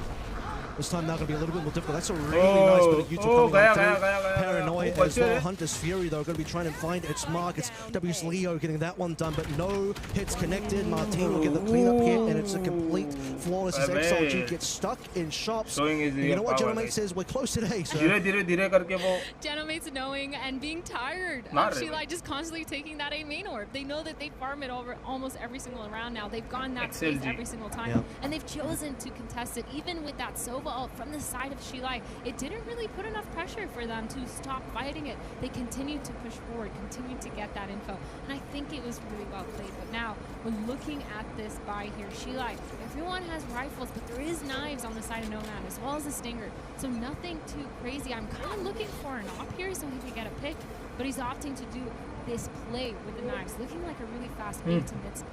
So a lot of players on B for Gentlemates as well. You would think by now XLG have maybe conditioned Gentlemates to lean heavier over towards A, and look at Gentlemates just not even spending too much time. Instant rotation. Happyway's going to do a lot here, but already on site's going to be Nomad. Knives out as mentioned. Mates are not even going to go challenge for double doors, just all going to come through from their own spawn. Going to be able to get the spike down here for the side of XLG, not really being contested that much, because they have a really good retake plan. At least we hope so for Gentlemates. 5v5, full site has been taken. Ooh. And Nomad instantly gets a pick onto Starzo. Starzo the first one in, but now they know Nomad's positioning. He's pushed all the way into the boxes. Still have a late player in Mini to try and challenge with double doors. Nice, get the shot. The doors now opened up. Yellow taking with Bippo, double kill. 2 members left for both of these sides. Raga wants to make sure there's none. Still pop that ultimate there in as well. Has an opportunity still to play off of Leo. One bullet, bhai. But Raga post runner back with 4 kills in this round. That was crazy. I mean, that round actually was so kind of flip-floppy on who was going to win that round. ये थोड़े matches intense जाने really good reason why he switched back onto that Sentient off of that Duelist. It feels like he's got that really good positioning, and he's able to take a lot of those 1v1s. But man, that round was close for both of these teams. Sheila just winning it out because Raga having a phenomenal clutch there for It was a 2v2, but didn't matter. He didn't need any help. We talked about storylines coming into this one with, particularly for me at least, the last EWC for XLG. Raga didn't really do too much. It was Happyway that had the majority. Happyway is just content with not having to do so much in this early half so far, as it's Raga leading the way for XLG onto site for B. Finally, we're not going to go A anymore. First kill from Mini onto Happyway, but the plant's going to come on through. getting the spike Quick down plan, again. quick Another plan, quick retake plan. here for Gentlemates, but this time they have numbers. A drone coming in at such a bad timing. Nomad getting the pick on the stars. Now another onto Martin. And now Mini trying to get one. Leo actually shutting him down. That's the operator down on the ground. All of a sudden it's a 3v2. Alright. No man is what I used to describe the number of players still alive for Gentlemates, just down to one for now. Bippo, can we find some magic in the 1v3? Got a double kill on that last retake, and now he's gonna say, money not looking great, chances looking even worse. Back out I go. That was crazy. I mean, they gambled that round, really taking the operator towards that elbow this time. They're trying to get that information. They put the Viper's put down in a main. They gambled so much. They knew that they would be able to delay for long enough. Tried to get the early information, but they just didn't push far enough down that elbow. They were a little bit too scared to overextend. And because of that Sheila, they had so much space to just go into B main. And what I really like here is Sheila, I feel like before they were kind of more well known for their defaults, playing it a little bit slow. But it's interesting because they picked Breeze into Gentlemates, and they're also just doing these executes. So I think they're really on this kind of mindset of, I don't care what they do. I don't care that they haven't banned this map. We're just going to do our executes, play our playbook, and it's working out really well for them. And they're usually just sort of going in, executing, committing to the site. And it's win or lose there, as we saw even on previous rounds where XLG wanted to fight for the A orb, and they'll die there if they have to. No backing out at all. This time around, it's XLG going all the way up mid. Their mates should know that they've completely lost mid control here. Tunnels is open. When he's looking for that angle, doesn't quite land the shot. No man. Gonna lick a damage over towards him though. Rotate करेंगे, Slow rotate करेंगे. default once again. Trying to get any information here, Nomad. Just constantly peeking, being annoying towards that Tons, but he's gonna hear that nothing is really contesting him here. Able to walk up and down towards that mid doors, and it looks like they're grouping to another A execute once again. But Martin actually getting the pick onto Lysor. Yeah, mid to A, I should have said that. The letters mixed up, but one play does go down in terms of Lysor. Raga, though, once again, really showing his worth here. Leo. And No Man gone at this point, so Gentlemates is starting to pick up the pace here a little bit. No one left. Raga doesn't even get secondary there. They wanted to make their way on towards A, losing a player super fast is XLG. Ended up being the mid to B, mid to A rather, that was perhaps a little too slow for them. Yeah, I think Martin overstayed his welcome towards that mid. He had so much space. Then he just walked back and got peeked for free. So, kind of crazy. I meant Nomad, sorry, not Martin. But just overextended, keeping that space for way too long. He just got punished. I think XLG maybe thought they had more successfully sold the B fake than they actually did. Yeah. Belt now being taken by Gentlemates. Way moving up into mid a little bit, but once again going back over towards the orb, going back over towards the shot. And again, Gentlemates have gambled towards this elbow, trying to get an info, but they're not going to hear anything, and they're going to have an inkling as towards that A. Bippo. Patience here as his drones coming through. You should know it's going to be A at this point, though. Happyway does have an angle. He's going to clear a shot. He gets both of them. In fact, the No Man on the side itself with Bippo. Seems like Raga's got to run it back every couple of rounds, and he's going to make his ability known to at least get his team onto site. And straight after the ultimate usage will find a kill as well. Back over to A where they found most of their success, and this time not going through mid. Easy peasy or easy peasy. If I'm Gentlemates right now, we're taking a timeout. I think we just saw a glimpse of that on that screen, and I'm really talking about these setups, these defensive setups. They've been struggling the whole time in order to just gamble the right way, get that space. They know they're taking that A main a lot. Now they've started to give up mid. They're focusing a lot. This is the third time we've seen them fight for that elbow. One time they were actually towards that B main, didn't get punished. The other two times, nobody was there. It's just way too slow for me on the side of Gentlemates to get that information, to know where they're going to stack their defenses, because right now they're just too stagnant, staying in that so often and giving up the retake almost every single time. It's so hard when a team is good at close ones. Should be a lot more of a better retake had two players not gone down to Happyway. Even a 1-for-1 trade that would have been ideal. Just not quite clearing that pushed up angle that Happyway had. Take a break. Doors entry onto site would have helped a lot. And just so many, because Raga's had an incredible half so far. or they are Run thinking it backs in the क्या opening सोच रहे half भाई ये to just really give them the क्या opportunity सोच to break onto site with full confidence. Whether he actually gets kills using the ultimate or not, the job gets done. And now jumping back Time into out. another Okay. gun round here for both teams. A little bit light armor of Gentleman's, a little bit light on this buy, as I say that. They've switched the Guardian to the Vandal over to the Mini, which makes a lot of sense. They're setting up for, again, this elbow play that hasn't really gotten them that much value, but this might just be the round because 3 of these players here on Shilai, they're playing really passive, and I'm wondering if they think it's an eco. Here we go. Possible contact, but not going to be a committal from Gentlemates through the elbow itself. But how about on this window on the B side? Rock senses something. He doesn't want to cross that angle. Going over for a little bit of help here as well.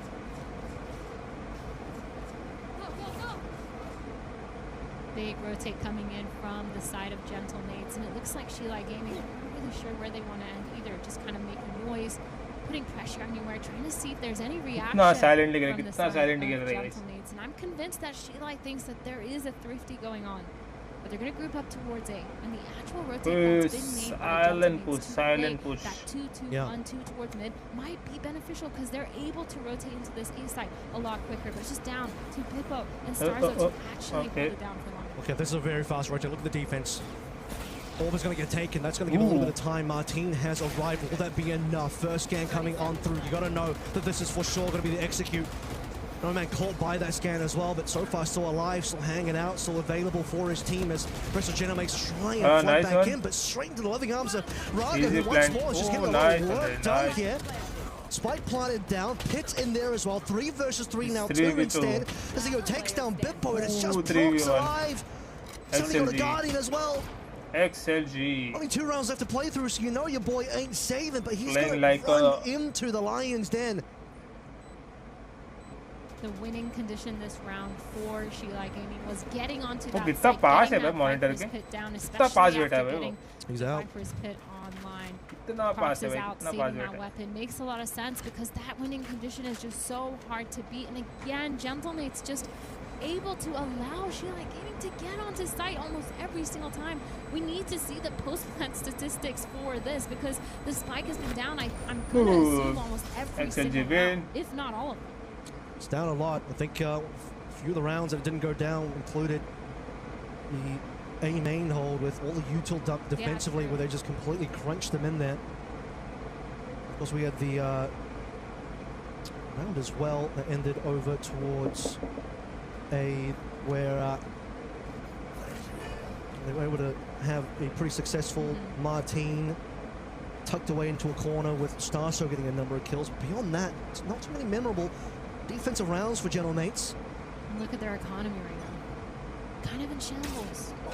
Fox has dropped over that 1 recovered weapon into Martin's hands as well, so you need to see this guy really bring the money to the table. This Fury just going to be ripped on through from Starso. That's early in the day. We'll get nothing out of that. Oh, this could be an interesting play, Mini. What does he feel about this one? Time is of the essence here, but he just doesn't land the shot. Bippo as well falls. दो गए बे, दो गए. That's going to be the round, I'm afraid. No money coming into this unless Martin goes absolutely dummy thick. This is going to be XLG before they got the plant. 2 left to play through. Anything left? Oh, okay. Just Raga going down, losing his ultimate. And now the last player, Prox, has nothing really to do here. 4 still alive. And 4 is all that Gentlemates will get in terms of rounds. This is exactly what I was worried about. When Gentlemates let their perma-ban map through, it's a struggle. You're obviously going to get a team that's eventually going to pick it. And it's clear they haven't gone over it that well. They're struggling, especially when they keep giving up these retakes. And for me, the big question here is, Shilai, they're doing the same thing over and over again towards the same game. Yes, they're slowing it down sometimes. Yes, they're putting pressure somewhere else. But ultimately, they've ended A almost every single round at this point. And they haven't been punished for it. It's kind of insane to me that Gentlemates hasn't kept trying to push for the pressure towards that A main to shut down that chop shop. And it's just not working out for them. Shilai Gaming, if it's not broke, why fix it, right? You can hear the drums of victory sounding before us. Might just be the victory march for Shilai Gaming on Breeze right now. Gentlemates, you better be open. a much better attacking side of things. They're of course running double duelists as well, waiting for those two duelists. Yeah. Martini at the forefront to lead the way for this team, but so far it's been a bit more of a quiet breeze, and starting to think why they decide to let this map on through. Yeah, I'm really looking to see some sort of really good fights, especially towards the mains, especially towards the extremities. I feel like Gentlemates, they struggle to kind of assert themselves, make sure they're taking a lot of those 1v1s, because I feel like in terms of firepower, they definitely have it, especially when you're looking at those two duelists, like we said. So I'm just really interested to see how this pistol round plays out, because they're not out yet for Gentlemates. They win this pistol, they get that second round, maybe they lose bonus, all of a sudden they're closed up the gap just a little bit, only 1 or 2 rounds in between, so they're not too worried about it. But again, that means that they have to be able to be playing together, and I feel like based on how they've been retaking, I don't really like the synergy and the kind of trading and spacing that they're having. Type of rounds that have been coming through XLG as well. As a reminder, that second round straight away, running on the eco, Gentlemates failing to capture that anti-eco to have a little bit of momentum going into their defensive side. Now we talked about this one, but their attack has to be far more impressive. Want to catch up here. Smoothly attack कर रहे हैं ना ये लोग. Pistol just about required as well. Wouldn't want to put Shilai on 10. Okay, now we defend and I'm at very silent. Yeah. It's XLG walking down mid for the time being. मतलब सोचो ये लोग अगर बोले नहीं तो कितना silent है. इनके call सुने देते तो. Prodding over towards B. First up is going to be Leo to see if he can find anything on the way in. He doesn't get spotted. Going over the troops slowly and surely, with maybe a couple of XLG members wanting to go over towards attacker spawn. Ooh. Nice shot from Varga. Trying to get the pick onto Varga, and a beautiful shot again from this Viper onto Mini. 2 nice headshots. Martine gonna get the pick onto Nomad, and now all of a sudden a 3v2. And these players are split up on the side of Gentlemates. Starzo manages to get 1. Can he get Lysor to get the second? Gets the paranoia off from Lysor, and now all of a sudden a 1v2 here. Martine jumping up, trying to get 1, delaying for a little bit, but Lysor shuts that down. Yeah, no shot, unfortunately. Some really clean openings in a happy way, of course, added to the mix there. As you start to see where some of those X's were on the map. Perfect. Very composed as XLG to have the patience to potentially wait for that flank coming through. Yeah. Indeed, they were rewarded for that. Raga even got caught in the sense that, like, okay, he got those kills, he only died because he was reloading. I mean, the biggest thing for me is just the protocols for Shilai now. Being able to re-clear that mid, knowing that they have to do a full re-clear, even towards spawn, in order to get that retake started. And I think that made the biggest difference. Because if Bippo was allowed to stay alive there, it could have been detrimental to their retake. Despite all of that, still have a couple of bikes here coming through with Gentlemates. In fact, let's talk about the fact that they're already onto site here as well. XLG not too far behind. First up, Norman gets one, gets cleaned up though. Is a trade, but Martinez left on minimal HP. See if that one ends up being a bit of a problem a little bit later on. Mini recovers the Outlaw. Is he able to use that for anything? A slow going. Boom! Oh, take so far that speeds up suddenly with Happy Way and Lysor making their marks. Bippo and Stars are the only ones still alive. Bippo's positioning now under threat, but he'll still find Lysor. Oh, range on that Sheriff. Stars are making this one interesting. Only 2 left for XLG now. By the way, this was a 2v4. Now just the 1 left as Bippo. Sheriff in hand, 35 HP. Doesn't have the plant. Has 2 plays in front of him. And he just can't get the shots. 2 more rounds for XLG. They get double digits. Now it's starting to run away from them. They forced that round. Gentlemates, they couldn't finish it. Kind of crazy here. It's really interesting to see how this team is trying to figure out this map. For XLG, they just look so good. I understand the fundamental, the beginning of it, trying to go fast, trying to get up close and personal. But it just doesn't work sometimes. And now 10-4. I mean, look at this. Starzo, 12 and 11, but at the bottom procs, he's 3. He only has 3 kills. We're looking at him to try to get online here because it's a struggle. And this Sheriff round, Thrifty round here for mates. Ek random fire. Sniper ready to go through. Still understand there's barely any money. More armor on this side of Gentle Mates. First shot is going to go wide, but Lysol will find his Oh, man. yeah. There's No Man and Raga looking like a Okay. team ace so far for XLG if they keep this one up. No Man, though. How about a 2-for-1 for a triple kill? 11 for XLG. Gentle Mates, if there is anything left to do, might be good for a timeout. You got some money finally to play with. Yeah, they really need to figure out what they want to do this round. It's kind of scary looking at this team, especially when you're looking at the firepower from a player like Martin. We talked about Mini being up there too. And now all of a sudden they're just crumbling under the pressure. They got all 4 of those rounds in that first half, so split up, won that pistol, lost that second round. And now first gun round, they're fighting towards the same game here for XLG, and they're actually Okay, well, it's a good morning to come on through. See if the U-turn ends up falling better for Gentle Mates in just a moment. Lysol tipping to the other side, but does he have the opportunity? He's gotten himself out alive, trying to thread the needle through that smoke, but so far just catching nothing. Starts eating a little bit of damage, and Lysol will eat the bullet to the face instead. A good couple of shots from Mini on 10 HP. Finally, it looks like Gentle Mates are coming alive in this half. Yeah, no one breaking that dart for Varga. He's stuck in that corner, getting stunned, trying to get one. But it just was not looking good, and finally, Gentle Mates, I like the way that the post-hunt is looking at least. They're going aggressive, taking that back sight, dishing out exactly what XLG gave to them, and making sure that they're showing them that they can play those post-hunts really well. All 5 rifles, too, is well safe for them. It's going to help them snowball, potentially get an operator online in 2 rounds for Mini. And No Man here, saving that operator all the way towards that window. Heavyweight actually going to go with that Phantom as well, but no one here to contest him just yet. Everyone just playing it safe. 2 players on Gentle Mates got away on 10 HP as well. Probably copped a dink coming through from a Phantom. Didn't quite go down. It's 2 kills that I'm sure XLG would have liked to have had, but yeah, we talked about this earlier. Exchange so much YouTube being played in. But the scan, as mentioned, onto Raga, just unfortunately doesn't allow him to do anything there.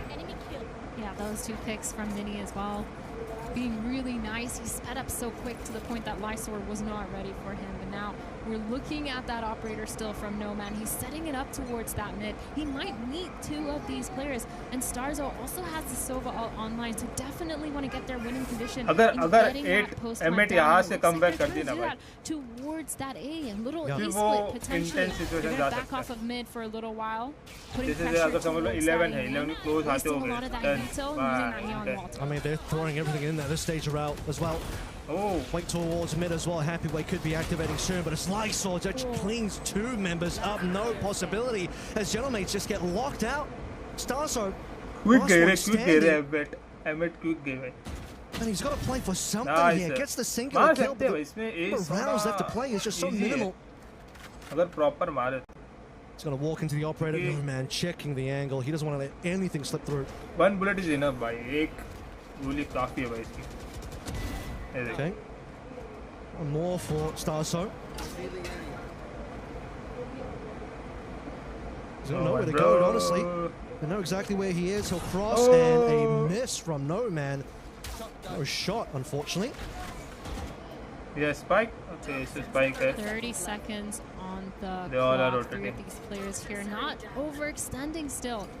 Shilai, they've done so good in terms of discipline so far, and Starzo just trying to get out onto site, try to make something happen, because you do not want to let it get to 12-5. Able to buy next round, but it's still not enough. Trying to get that swing, but he's gonna meet the operator. Another whip from No Man, but Happyway is there to clean it up. Too many members to get on through. And you have to play for these rounds now. Too late in the day to still be saving, I'm afraid, and 12 now found.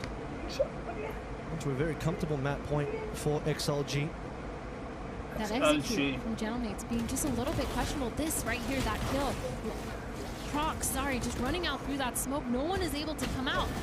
Your neon isn't even out yet. You're running out through that smoke. You're not clearing that close angle. It's just like so disconnected. It feels like it's not clean at all. A little bit sloppy, a little bit raw around the edges. And it's looking really rough, but Mini, he finally has an op online, but No Man's actually pushing towards his elbow. They spotted No Man. He's got to get out of there. Doesn't land the shot again. Unfortunately, 0 for 3 in terms of the last 3 shots he's taken. Gentle Mates happy to get their player out alive in that scenario, but they also don't end up catching No Man. Well, this be something found for Mini though? Happyway is thinking about doing anything, which I don't think he is. He's content with just hanging out so far, tucked away. Raga's just going to pop ult though. XLG looking through mid. It's going to be Hathaway hiding inside smoke. Mini down. Hathaway cannot convert onto a secondary. Martin overdriving. No man down. 4 versus 3. Numbers looking good for Gentlemate's plant coming through. The long range. The lightning isn't good enough. Leo will even up numbers. And we have a cheeky 1v1 as well. Raga is not blowing off. We'll find out now. But on the other side, you still have Leo onto procs. Not enough for XLG to retain the play advantage. A bunch of 1v1s available, and Hippo gets it done. Nice. Trying to clutch that 1v2, won't even get a shot off. I would love to see more rounds like that from Gentlemates, spotting the Opera, pushing them back once they get that whiff online. No man, he needs to hit those shots, but for Gentlemates, once that Opera pushed back, they just speed up right away, and I love to see that getting in your face. Happyway, of course, getting this one was kind of criminal, but Martin so good with the follow-up, that Neon ult to get that kill as well. It's just so nice to see here from Gentlemates when they're online, when they're understanding the pace of the game and how to ruin it for Shilai Gaming. That being said, No Man, he still has an op. It's back online. This time he's playing it a little bit more passive towards that A main, which makes a little bit of sense. They've been trying to take this deep line and he's just not been getting enough off of that. Martin may have also bitten off a little bit more than he could have chewed over toward the spawn as well, but other than that, Gentlemates walk away with a round. Build this potential comeback step at a time, building back their economy a step at a time here as well. Prox the only one not on full weaponry and taking this one a little bit slower compared to the last round. Yeah, Shilai Gaming, they have 3 ults online. 2 of them, the Viper's Pit, the Silva's ult, really good for that retake, but they're playing 3 towards A here. They're not planning on retaking, they're planning on fighting. That drone comes in for that information. It might just be a little bit too late. I say that, and Lysor gets the pick onto pixel angle over there. The TP off into another side, and Starzo is up. Oh, he misses again. No man can't land any shots on the operator today. And that goes in the favor of Gentlemates, who just find Lysor here as well, who's been a little bit sneaky in terms of his positioning. Always on a double box somewhere that Gentlemates aren't aware of, but on the ground, he'll now be 6 feet under. Speaking of 6, Gentlemates, that's how many rounds they have. Wanting to convert to 7, and it's looking like they will be able to. And then XLG, a little slow here, and they won't be going for it, given how low the money is for Raga and Happyway. Yeah, this is rough, but the good news is they only need to win 1 more round for Shilai to win this out.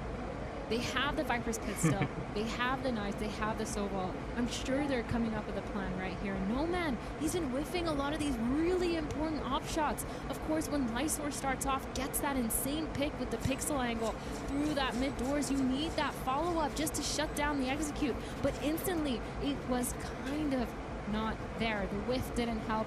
The players lining up on site, just grouped up towards that same site, did not help. And now you're allowing Gentlemates just to slowly rebuild that economy, slowly build and snowball those ults. The knives are still online. A couple of the players are 1 off their ults. It's going to be a little bit harder here for Shilai, but they just need to get it together. This pick was so nice, but this pick was so important here. No man, unfortunately, no hit on the operator. Might just be a good thing that they end up recovering that one operator. Still in the hands of Mini going to the next round. As the drums kick us off again into this timeout, which we'll see if it leads into a final 13th round win for Shilai or not. It's likely that they will still clean away this map, but a slow rebuild here in terms of, we talked about it, getting rounds in there, building the economy, but more importantly for me, rebuilding that confidence for the team, for Gentlemates as well, because regardless of the result of this map, if they do end up losing, which is likely, knowing that, okay, we came back a little bit from a 5-12 deficit. Yeah. It's not too bad in that case. Take the silver linings. Yeah, during half, it was looking really scary. Felt like it was just going to be an end to this map, a little bit of a stomp for the side of Shilai, but getting that back online is pretty good. They're warming up a little bit, getting that momentum, and this is Shilai's map pick too, into that breeze. Again, this is a map that Gentlemates have spent so long perma-banning, and now they've allowed it to go through banning instead, the Sunset. So for Shilai Gaming, 3 ults still on board here. Still able to play that retake They are a little bit broke, only 2 rifles online, but it doesn't matter because it looks like they're playing towards that elbow, trying to do something a little bit quicker, especially with those knives. They're not going to find anyone because Gentlemates, they've put a read on this. That dart is going to scan someone. No push. बहुत आराम से push कोई नहीं कर Very रहा. smart as well. It's kind of crazy to see the mirror between both बहुत these आराम से teams. कर रहे हैं, बहुत Yeah, आराम. Gentlemate's playing this one super passively, understanding that XLG want to make some moves, and that's exactly what's happening in movement. Is going to find Raga himself dead. Over the top is Nomad. He'll finally get a kill. No operator. The Blade Storm's looking nice and decent. 4v3 as we look to see where Gentlemates want to move, and looking like B for a finish as XLG's gone to A. One more time. 2 players towards that elbow, walking back. Starzo with the spike in hand, still sitting in spawn, still holding for any re-aggression. But right now, Sheila Gaming, their numbers up. They have the knives. They still have 2 rifles. एक This किसे is rotate दे दिया ना? really winnable for them, and they're not overextending because Game again, change, they भाई. still have those 3 ults that's able to get them any sort of retake. And I'm pretty sure Leo, once he sees someone, he might just send that ult out just to put that damage down. And it's looking like an A main end here. Starzo might be able to get that orb as well to get his ult online, but no, they're decisive here. Yeah, okay, that first dash going through a mini was a bit of a whiff there. Yeah, we didn't see it. It's fine. Didn't catch that one on the POV on the main broadcast, and we're talking about the Hunter's Fury. That'll slow things down for sure. I saw onto mini, and do you even have time to really get a plant down? This is going to be real close. XLG, okay, one less member to play through. Nice shot from Martin. That's what you want to see. The shock starts though. This utility is just causing problems. Starts at low HP, and Martin has more to say in this round. Leo down in the 2v2. Martin has to do it, but he can't quite in XLG. Off the back, and No Man waking up after dropping the operator. The blades are good. And the third team is finally found. Yeah, really well played by Nomad at the end there. I can't believe that's the round they win off of 2 rifles, knives, and 3 pistols across the board. They've just taken a little bit more of an aggressive approach to their defensive side, and even though Gentlemates was ready for it, they actually weren't genuinely ready for it. They weren't able to hold it down. They whiffed. They were holding together towards that spawn, but it just didn't work out. And for Sheila Gaming, it makes a lot of sense for them to be picking this map. I like the way that they're holding. I like the way that they're executing as well. It looks really phenomenal, and this is kind of an upset for me, but based on the map vetoes, this is what I predicted. XLG's map pick, they won it. Let's not get too far ahead of ourselves, but a pretty strong performance on the other side. Gentlemates, they have some good fraggers, but they seem to be off to a sluggish start. Avril, what was going on? Because we entered the half at 8-4. I just think you have this huge momentum from XLG from that second round onwards. You have an opening pistol win from Gentlemates, and instantly XLG take the eco and just start snowballing from there. I mean, at one stage, we got up to 12-5. To come back from that level of deficit is quite the ask. And to be fair, Gentlemates had a fair few rounds strung together as, you know, it seemed like XLG were a little slow in getting that 13th. So again, like I said on the broadcast, maybe building a little bit more confidence for Gentlemates, but they ended up playing on their permaban, and I guess this is what happens. I was kind of hoping for a little bit more aggression. Sorry, I just wanted to answer your question, but I was hoping for a little bit more aggression from Gentlemates. Felt like they were a little bit more timid, especially with the Neon Jet going in, especially when you have a player like Martin. I kind of want to see crazy frags going in fast. It worked out a couple rounds for them, but they just didn't keep it up. Tina, as we take a look back at the early action, it seemed like there was a lot of outdoor battles, and then this was the big round, of course. Once we've got guns up, you do not give any control back to the Gentlemates. XLG runs away with the first half. Raga had huge plays here, and you also have off the off angle in that same clip, Lysol finding a rifle and just completely dismantling Gentlemates. And there were some reasonable rounds here, but some of those rounds I felt like were more of misplays coming through from XLG than the other way around. Maybe XLG's just committing a little too hard to a few of those A pushes. And it was almost all exclusively on the A side of the map as well. Yeah, I feel like Sheila, they did such a good job, though, at the end of the day, understanding how they wanted to play this map. Yes, they just went A, essentially, because they knew they could take it. They weren't getting contested. Gentlemates made no plan to adapt, and I think that's where they really fell short. No aggression on the right side, not adapting, not really playing to their strengths, it feels like. And then again, Sheila Gaming, they're just so good. This team, if I could give them one word to describe them, it's definitely discipline. because at no point were they too much overextending. Just for the first couple rounds where they did lose a couple of those, but then afterwards they locked in right away. They knew exactly how they wanted to play, and they were just doing such a good job at it. How long has this Omen Sova combo played together? Because I was so impressed from what we saw from XLG. They seem to put up the perfect smokes, execute at the right time, and Lysor always kind of catching opponents off guard, going to different locations, getting the high ground when you least expect them with a Guardian towards the end of that game. I think those two are actually the new players on XLG as well, so really fitting in here and delivering the results. But also impressively, as I sort of said, for last EWC, Raga wasn't doing too much. He was quite quiet. This map so far was super dominant. Raga coming through on that Phoenix, finding ultimates, seeming like every second or third round on the defensive side. So yeah, XLG, they had the firepower and a very timid looking general mates to push into. Didn't seem like too much of an issue for XLG. We're going to be diving into more numbers and, of course, discussing what we expect to happen as this match continues on. It's just one map of 3, and I have a feeling we're going the distance here on day 2. Be right back.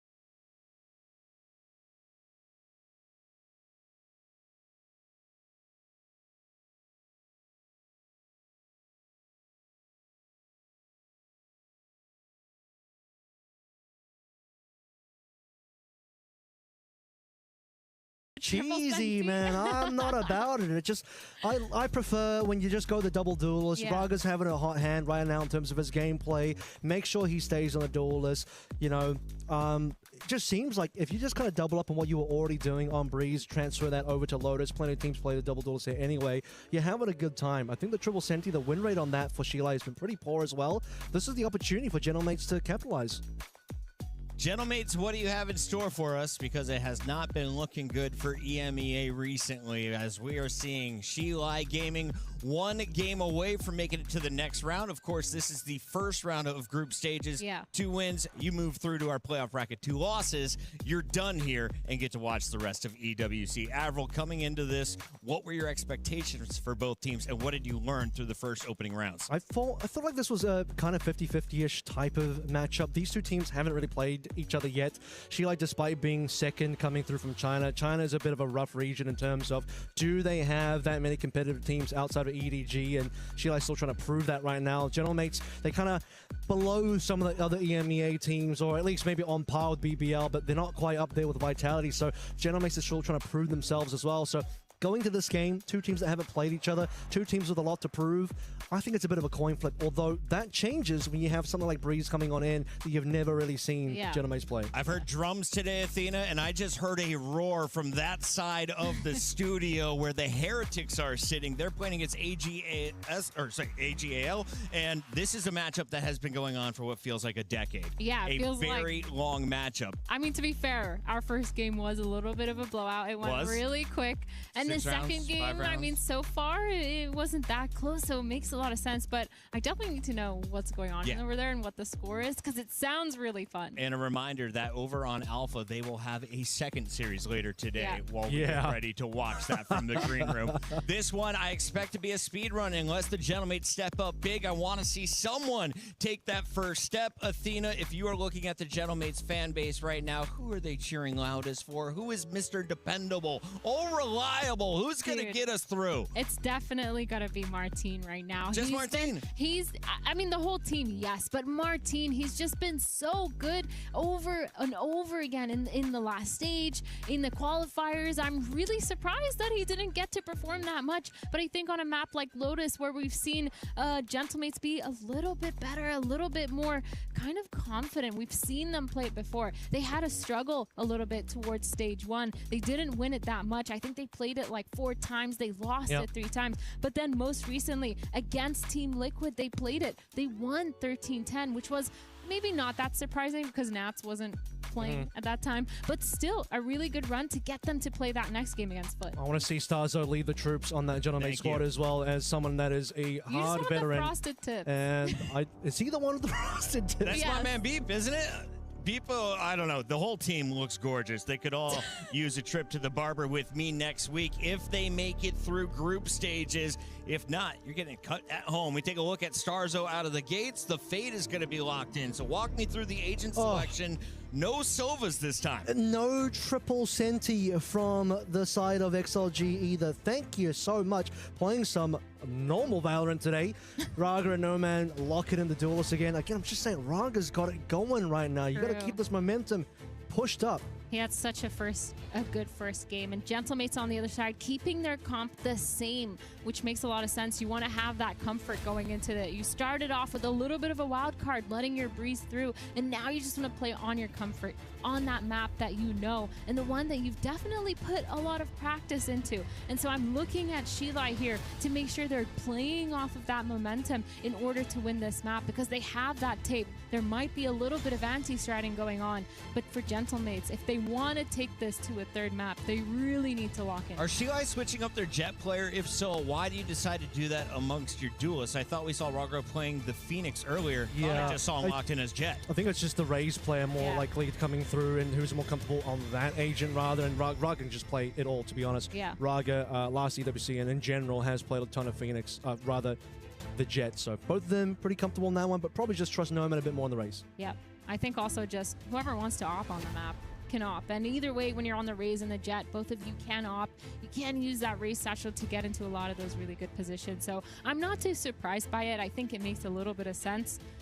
just down to those double dive agents now. I'm just excited to see how they play together, because obviously we did see the Phoenix, which is a little bit less divey. They're just using their flashes, running out together, but Jet is obviously going in quicker. But with the Rays now, there's a lot of potential here for Fasta. We've got the game on pause. If we can, production, bring that agent list back up as we dive in a little bit deeper, taking a look at their previous runs at other tournaments. Game is start. I take it back. No pause for us. It's over to the casters. We got Avril and Athena. Thanks so much, Puckhead. Let's get into map number 2 here. Gentlemates might need to be a little less gentle on Lotus. This XLG, we saw how much speed, how much aggression, how much success they found at an opening of Breeze. We're gone away from the permaban territory of that map and into much more well-known territory for both of these teams. Opening start on towards Mount, aggression shown, and big paint shells damage from Martine onto Leo to start things out. Really nice Seize Nade combo coming in. Martine getting another pick onto No Man, and now turning around, getting the pick onto the door. Starzo with 2, and this pistol has just been completely shut down by these 2 players at C Mount. Seize Nade into the combination of players and coming through from the door as well. Starzo, like I said, leading the way, leading this team. And another opening pistol found. As a reminder though on Breeze, XLG did win the Eco on that round 2 following. So this time around we're looking for Gentlemates to be able to lock up the second round, no issues. Yeah, they struggled that second round. They've won that pistol. Just need to make sure they lock in exactly like what you said. And online Mini with that Outlaw, we have the rest of the team. Only one Vandal on site, and they're looking towards fighting towards this A Rubble.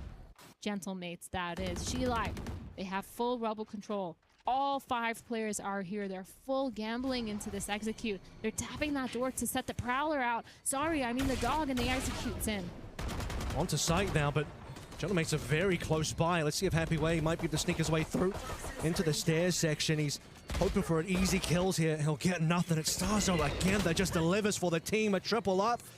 Gives Gentlemates big advantage here, looking like a flawless. No kills at all from XLG, and a 4th one found from Starzo. That's crazy, because if Starzo actually had an ace, that would have been the 2nd ace we've seen on Lotus today. Zekin getting that first one versus MIVR, but it's okay. It's just a thrifty. You know, we're chilling. This is good. This is good for Gentlemates. They won that second round. We love aces versus only pistols. Yes. Woo! Big ace. Eco frags, anyone? Eco ace. And now going into this bonus round for Gentlemates, they're looking to fight towards that A Rebel again, possibly another Seize Nade combo. There's 4 players here towards that A site.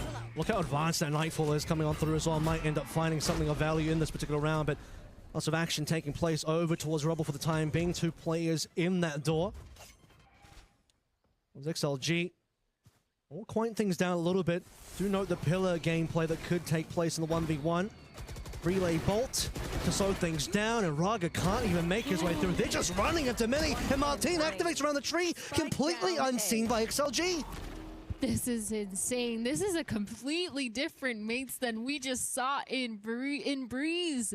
They're playing so well. They have the crossfires off of each other. They're stacking and gambling the right sites. They're playing close and making sure that no one is getting past it, not allowing them to even get close to getting that spike down on the A site. This was really nice, but also really scary for Shilai. Why are you giggling over there? Because they're just kind of walking through the smoke, if I'm honest. They're just like... Why are they walking through smoke, taking tree in a close range gunfight when you know they're on a bonus? That's so scuffed. How many of that? It's like 2 players at least walked through smoke before the flash even came through. Okay. Shilai begin a little bit aggressive here, not in the good way, as I praised him for that last map, but this time around kind of reminds me of that shop scenario that we saw on Breeze. XLG will be at least taking the same control as last round over on towards Rubble, tapping that door once more, but this time being a little bit more measured. Slow walk up, trying to get any of these picks, trying to get some numbers at least online for them with these sheriffs. But Gentlemates, they're going to re-walk and re-clear this right here. The smoke's going to block them from doing that, but they don't care. Going into it, a little bit scary here. The smoke fades. XLG will be in quite a bit of trouble there if they're still hanging around. Watch over towards Pillar. Should be Starzo seeing the cross. Multiple members. Spike down, attacker spawn. That is Spike on the floor, though. But look, nobody's on the C site here for Gentlemates. They've all stacked towards B. A really fast flank with that door opening, and they're all fighting. Starso gets stunned on up. Door will close now. They might just look to be able to still sneak into the side, but not quite. Door opens again. Starso just knocks them all down, and only Raga alive now, who won't be able to do anything. A second flawless in the first 4 rounds. But of course, that was no guns again for the side of XLG. Vithron coming up their second opportunity with guns. We'll see if the timeout comes on through yet. Otherwise, XLG need to be able to pilot this one well. Starzo's just having a field day, honestly, at this point. Like, just getting those frags. And like you said, the timeout did, in fact, come in for XLG here. It makes a lot of sense because you're struggling. You need to get that first gun round, or second gun round, sorry, under your belt, making sure that you're taking fights really, really well. I think for them, they're probably going to try to find that cipher, try to break some trips, just play the map a little slower, because every single time that they've tried just doing some sort of contact play, it just hasn't worked out. Gentlemates, they've done a good job with the rotates. They've done a good job of getting that info early, but they're still not really being tested with their defensive setup. We haven't even seen XLG make it a site yet. They've just been kind of waffling into the opening doorways of either locations, and doors have been their problem so far. Maybe a battering ram is what they need to finally get their way on, and the timeout will maybe just provide that psychologically, if nothing else. Yeah, it's pretty hard for the side of XLG as well to figure out exactly what Gentlemates is doing, because it's not like they're being really obvious with their plays. They're not showing that they're having a trap setup. They're just collapsing based on essentially the information that they're getting very slowly, and they're gambling a lot of the time towards these sites for their defense. I mean, Starso just sees the cross from pillars and instantly opens the door and just says goodbye. He's 10-0, by the way. Yeah, I mean, he hasn't even used his ultimate. He might have found 2 ultimates by now if he actually went there. As many finds no man. Operator has been located. Ban news for XLG. Do have a little bit of a push-up from Hathaway on the A side of things, but otherwise, so far, Dog in first. Only sees a single player.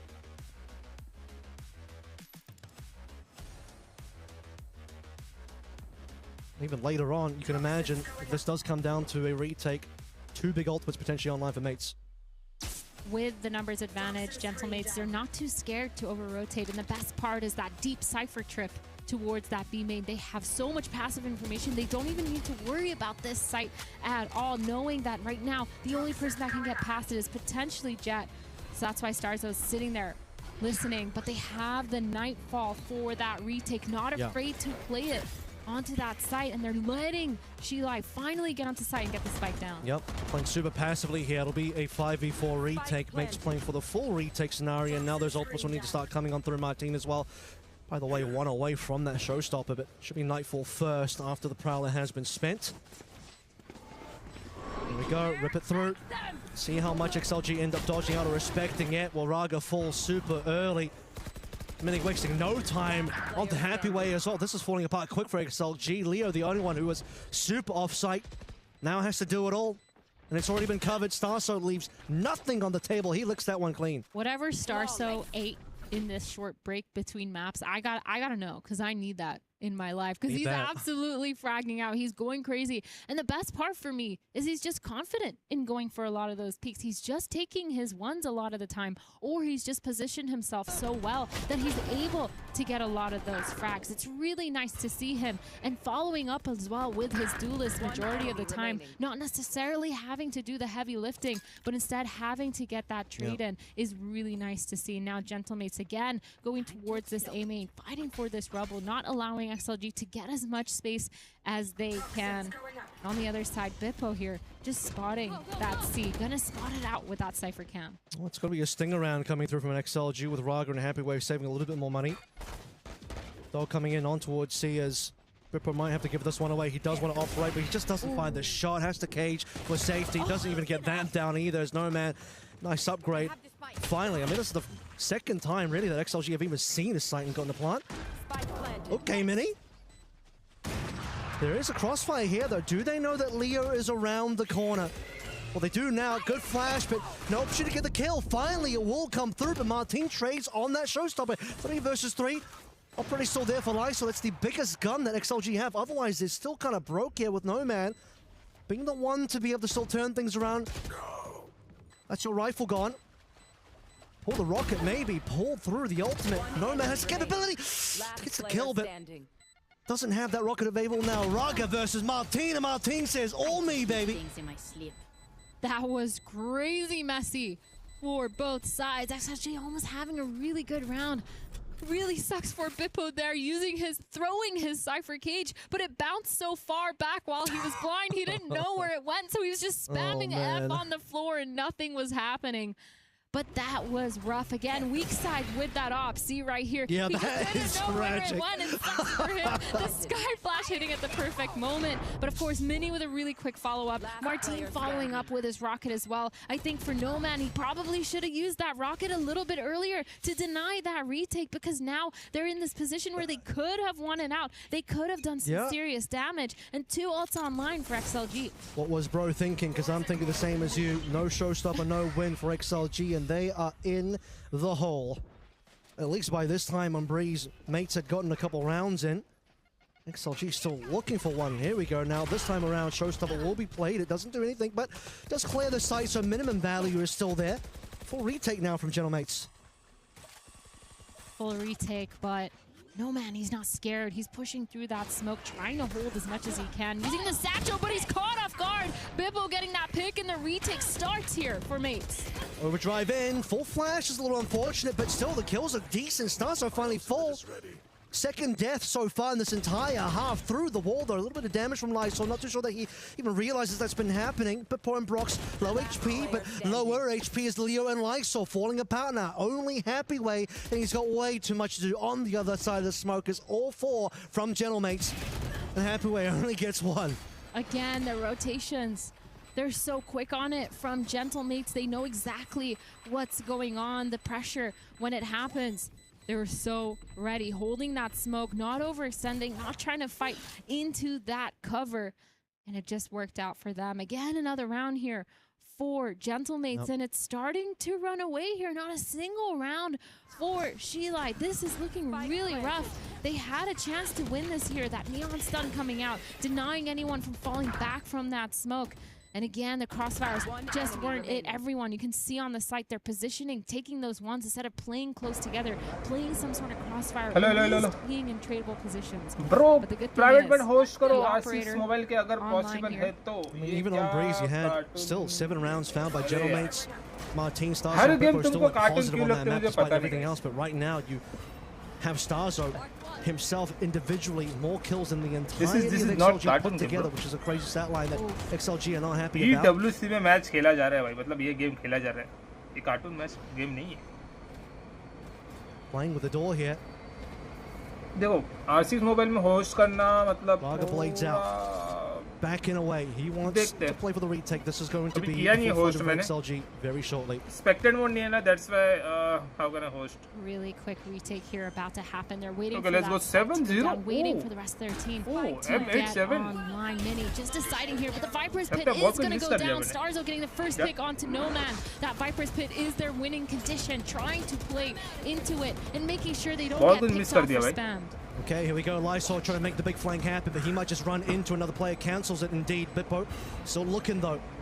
4 versus 3 here. It's the Viper's Pit that really adds the value for XLG, and they need some kills, or the pit alone isn't going to do enough. Pick falls now, and Lysol can't even capitalize. 4 alive for Gentlemates, and they didn't even need to use ultimates here.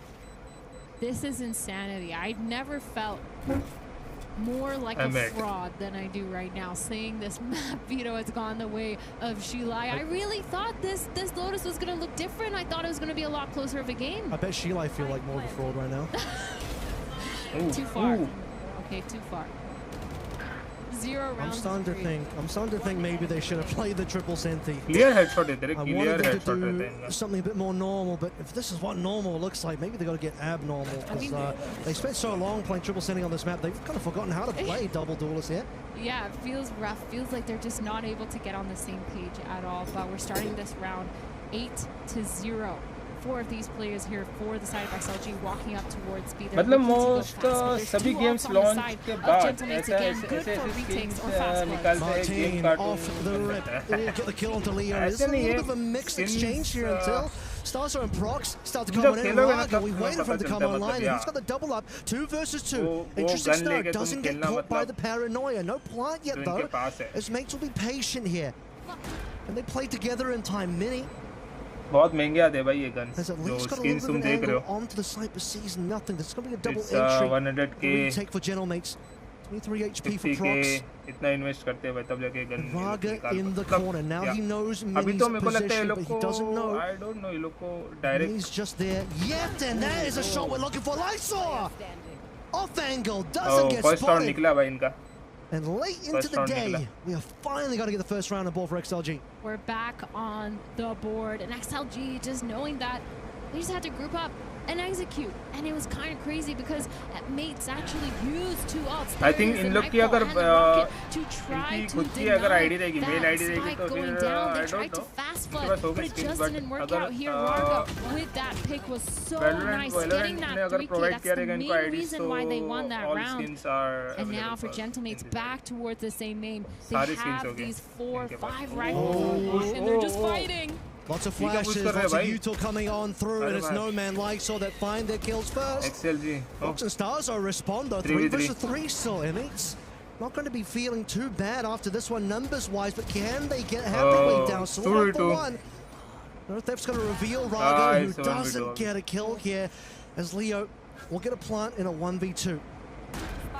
अगर मारता तो निकल गया भाई इसका. They're gonna know where he is because of Theft, knowing where he planted, and they hear that door, they know exactly where he is. Okay, he's got a swing, but doesn't have the kill. You should have at least had one. I mean, you had Prox teleporting, an isolated 1v1. If Bippo goes down, there is an opportunity there. Leo unfortunately doesn't capitalize. So what small amount of victory you had there for XLG in the previous round slips away instantly.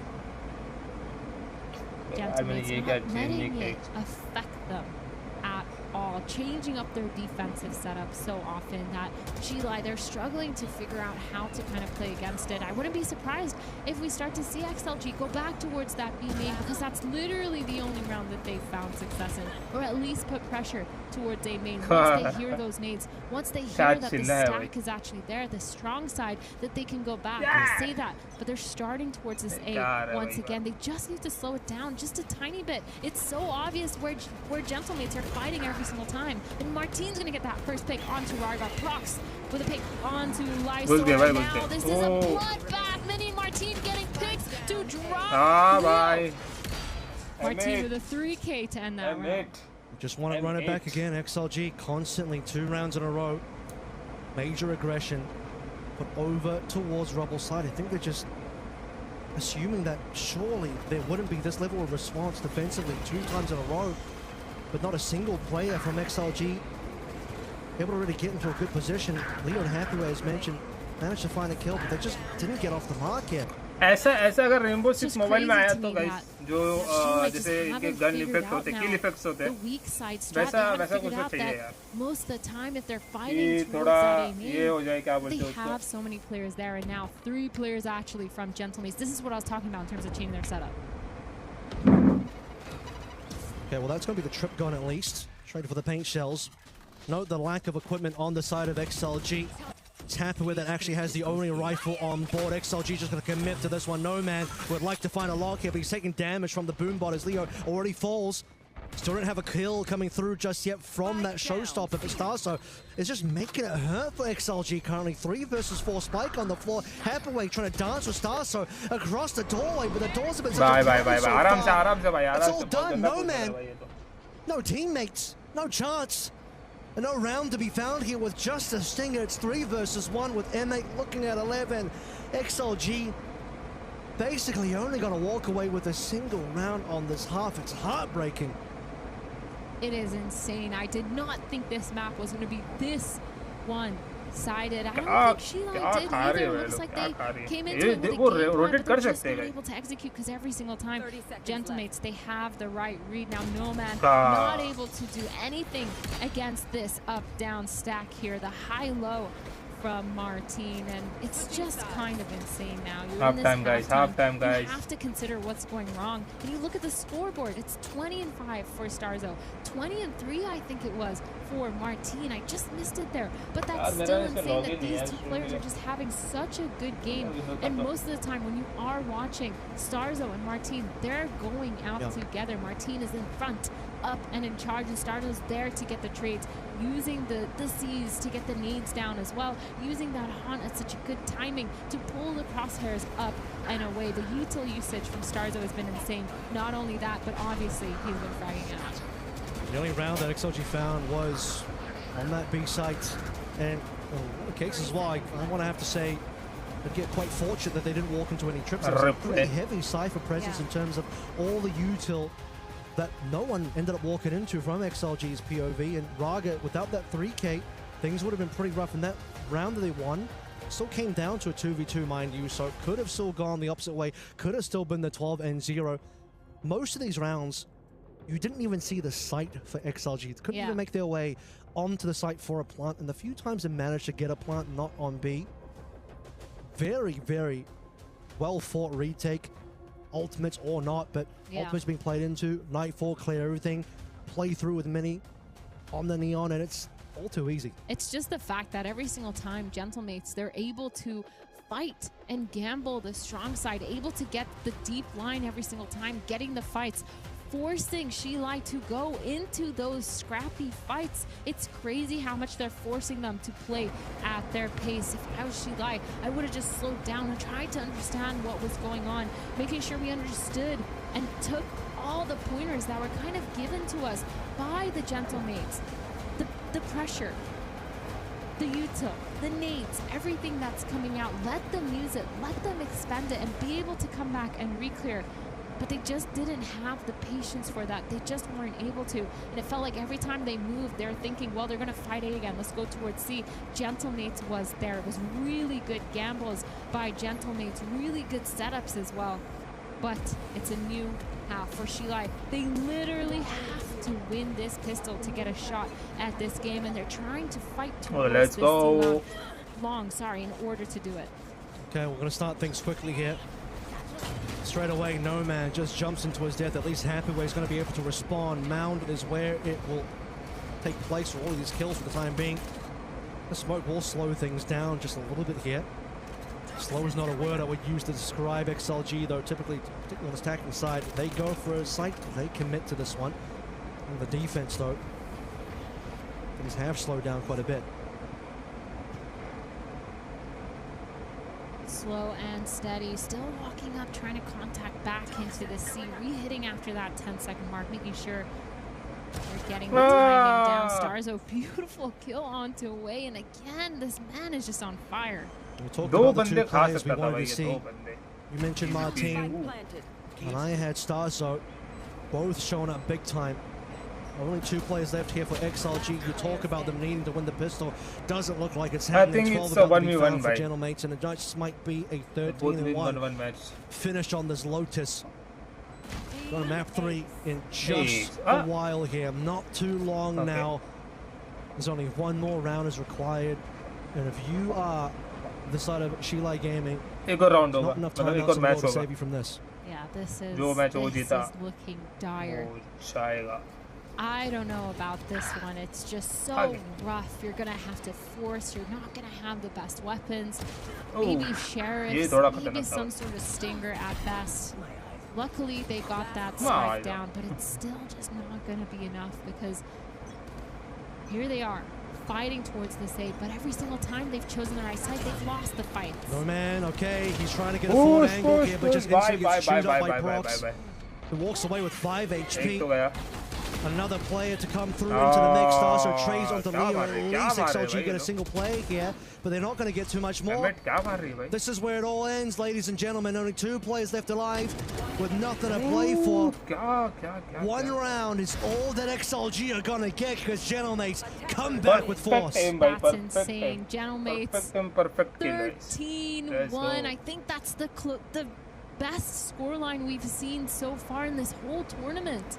And it's just been on the fact that मतलब Gentlemates सोचो played भाई, so well together. सोचो जो Their defensive अच्छे side खेल रहे was जैसे phenomenal, able to rotate, able अभी to ये जो get चल into रहा है those places and force the fights against में onto जब हो गए वो Sheila, and तब that's the situation kind of क्या रही है confidence क्या that I खेलेंगे like to see अलग ही from लेवल पे खेलेंगे Gentlemates. भाई It's what I was looking for वो on intense Breeze, but matches they देखने के लिए finally बहुत brought मजा it है back into that Lotus. यार I mean, brilliant stuff coming on through Puckett. I think the two players that we both wanted to see step on the Gentlemates, those are the exact two plays that actually did it. Yeah. It's the 1-1. No, they really don't No. like you. It's okay. We didn't It's need not to your hear turn, your Puckett. opinion. Because guess what? That was crazy. And I think the next map, it's going to be Haven, right? Yep. Both these teams, they've played it. I think this is kind of a 50-50, but based on the momentum here, I'm looking more towards that Gentlemates. Check. 1, 2, 1, 2. We're live, baby. Okay, let's talk a little bit about my guy Starzo starting off super hot. And then, of course, you've been saying Martine, Martine, Martine. I understand why. How do you go 10.0 KD at half? He was 20-2, I believe, if not 22-2. Oh, my God. I don't think I've ever played a Raze game with 2 deaths. He's just been insane. And you know what? Starzo was following him the whole time. And the fact of the matter was he was also second on the fragging board with him, if not first. So it's insane that both of these players had so much potential, so much impact in the server, both getting over 20 kills. It's just insane. I don't know. It's finally looking like a believed me about different team Martine. here. And you can also see just how the economy is going to impact the game. When you're broke, you have to go for some gambles. When those gambles don't work, you're even deeper in the hole. Simply could not climb out if you're XLG. And what I was most concerned about looking at the players was just kind of the faces and how they got more and more silent after starting and cheering after round wins. There was no noise on the right side of the stage, Avril. Yeah, I think they were pretty defeated there mentally and also in the game as well. But just sloppy gameplay, and we saw in the highlights there, one of the key highlights, pushing into tree, players just literally walking through smoke, no support, going before the flash as well. And multiple times, we talked about that on the A side with the rubble, heavily wanting to commit and just running into the defense. So clean from the side of Gentlemates, where multiple rounds didn't even allow Sheila to get on the site. I think it took like 5 rounds before Sheila even looked at what a site was. I could even get a plant, but even then, still not successful. Yeah, and I feel like for Gentlemates, they just had such a good grip on this defensive side. One of the main reasons, obviously, was all that passive information from the Cypher util. It never was broken in any of these rounds. On the B site, they weren't too scared because Sheila had only gone there once. And then for the rest of it, the reads were really good. The fights were good. It was scrappy, but it was just the way that Gentlemates liked it. They used their util really well. They understood all of their winning conditions, and they did it together with a vengeance. Is it going to come down to who wins the pistol in this final map? We're going to Haven. It is one of the original beta maps that we had in Valorant, so it's the OG of OGs. Yeah. What are the expectations now, knowing we're going the distance? In both of these fights, we're pretty one-sided, at least for the first 20 rounds. Well, I actually think Gentlemates have played the overall bit of Valorant over the course of the 2 maps. Yes, they didn't lose the Breeze, but they were still competitive, especially towards the end to try and get those rounds in. But even score-wise, despite losing that map, you had 3 players going positive on the side of Gentlemates. So the mechanics were sharp regardless. We have no doubt about that. That loss onto Lotus was way more damning against XLG compared to what was happening on Breeze against Gentlemates. We've got one more map to go. Athena, final thoughts on this one before we head to break? I think Gentlemates is warmed up, and now I'm really scared for Sheila going into Haven, even though I think it still could be a 50-50. The momentum and the mentality, it's going to be so hard to reset for them. Green Room is calling Gentlemates. Let us know if you agree or if you see it. It's XLG. We'll be right back with Game 3 after this. It's rhyme time.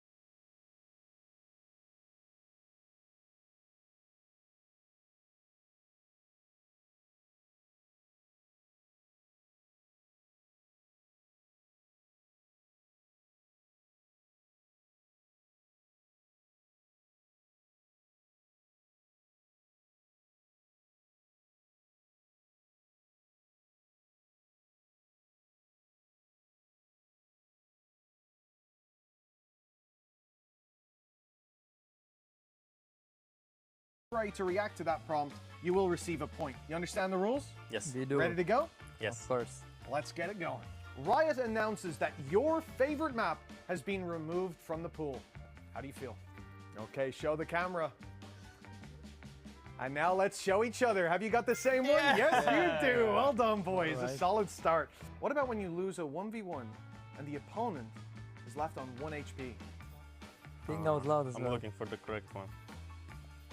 Just don't tell the other person what to pick. I guess this I think one. we're on point right now. I think This one should make I sense. think it makes sense right now The for logic sure. is there. Okay, okay, let's see. Right.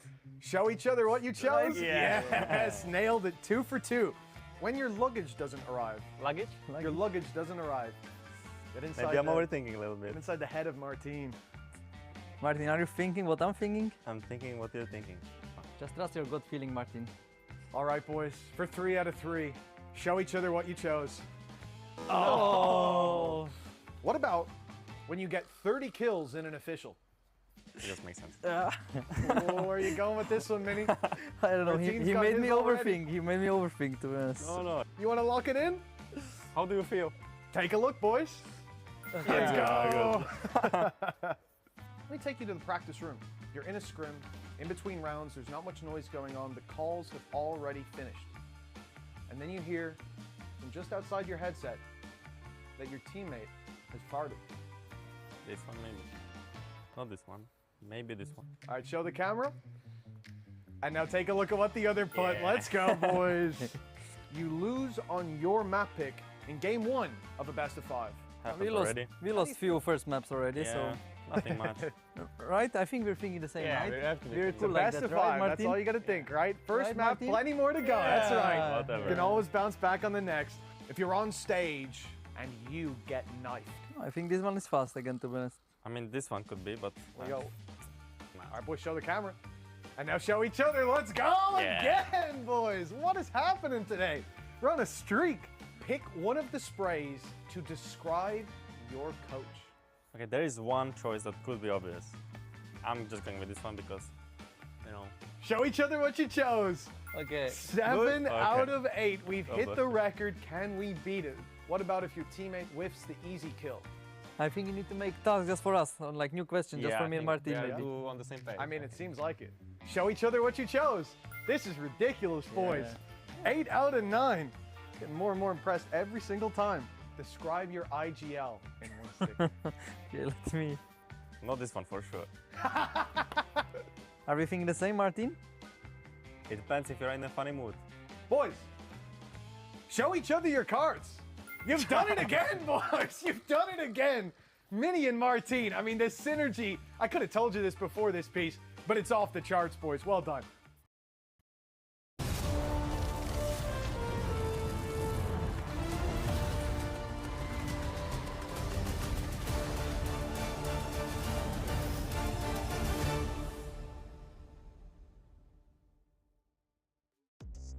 Welcome back to the Esports World Cup, where our two teams have been trading I'm haymakers back, here on the guys. main stage. We are getting ready for map number 3 as Haven Let's is go. loading up. We welcome Match back 3, our ciao, casters. It's bye. Avril and This is Athena. And very Athena, intense, I think as so. you bring the So- mic real close, talk to me about this battle. What teams have like you what, witnessed here from the Gentlemates? Because Yeah, I after think game 1, we were kind of writing them off. We thought we might as well call the shuttle. Yeah, it was kind of crazy. strategy. It felt like there was a huge shift in their mentality and the fact that they could just be aggressive, take their fights, and the fact that they were gambling right almost every single time seemed to work out for them. It was the opposite story on Breeze. Every gamble they took just didn't work out, but it ended up working out in their favor. They were so quick with their rotates as well, even when they didn't see anyone, which I think was the big change for them. Breeze, such a big map for them to rotate, but they really took advantage of it on Lotus. I mean, on Lotus, you basically had perfect reads most of the times. You even just had the situation where you didn't even allow Sheila Gaming to get onto site, but when they rotated around,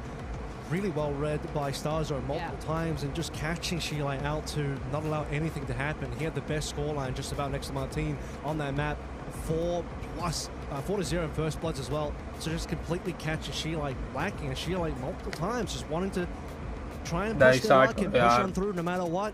They are the fourth little team. We're going this side. They're going in whether they win or lose. And unfortunately on that map was all lose. Yeah, they literally couldn't adapt. It was crazy. Reminder, what's on the line? Well, you need 2 wins to go through, but even if you get 1 win, you're adding about $20,000 more to your prize pool. You're going to finish in that 9th through 12th range guaranteed. If you win the second match, you're guaranteed top 8 and $90,000. So a lot of money on the line, but more importantly, pride and expectations from your community and your region. What is known historically as stronger, China or the Americas so far this year in Valorant?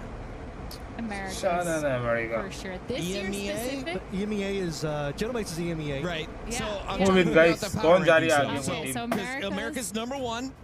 Emmett. It's a little Pacific. recency Then bias, Pacific. but Pacific. Then China, then EMEA, Yes. or do you go EMEA then China? China, EMEA. If you're $1,000 talking इधर मिल जाता तो listen, don't बढ़िया worry था. about it. EMEA at the very Don't worry about bottom. it. It's fine.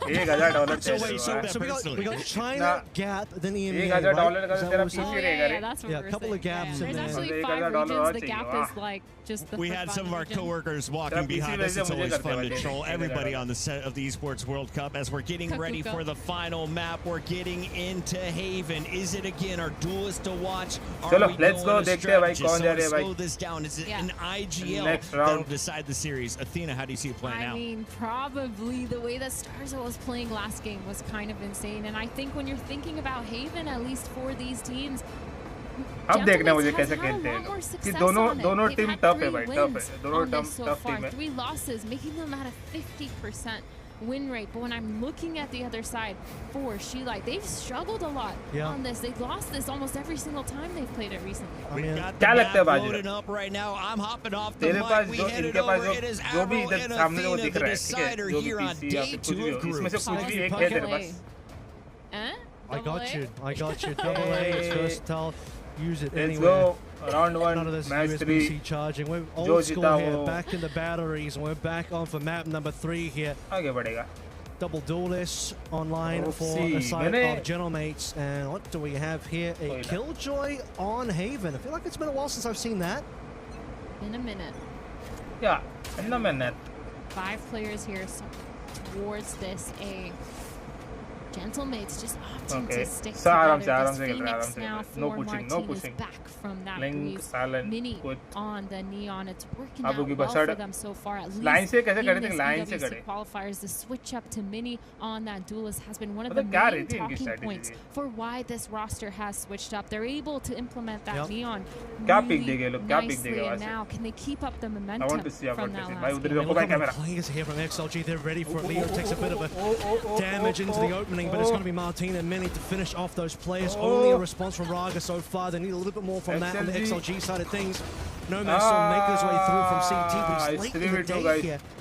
1 versus 3 now. Lysol, the last one standing all the way in short, and pretty sure his position is gone. All by the wayside as well. Only had 2 bullets left to go emit through, नहीं and छोड़ रही didn't भाई even ये get a round. chance मतलब to ये shoot. Match तो नहीं छोड़ रही. Feel like Third match Gentlemates Emmett have लेके won जा this रही first शायद, मुझे pistol लग रहा on है. every single map, at least जिस the तरीके से first वो half खेल रहे हैं. pistol. And they just need to lock in अभी again भी because है they बहुत did lose the 13 second matches round जो that जीता one वो. time, the anti-Rifty. But Win this round, this match. so well played by Gentlemates, just making sure they're getting their trades in, staying grouped up. I think that's a really valid way to react after that first game, or sorry, the second game, having that momentum, knowing they could just play together, trade, and out-frag in terms of XLG. The pings are for Gentlemates so far. A long is the location. Leo हाँ, lucky 12 to का even रहता है dodge ना. out away from भूल that गया यार martial कितना shot. Time हो गया यार खेल के. Does Bippo trigger the trap? Mobile भी नहीं मिला. Over on this side of the map, he's just facing it. How's he still alive? Raga slides on in to clean him up. So 1 for 1 over towards C, but on A.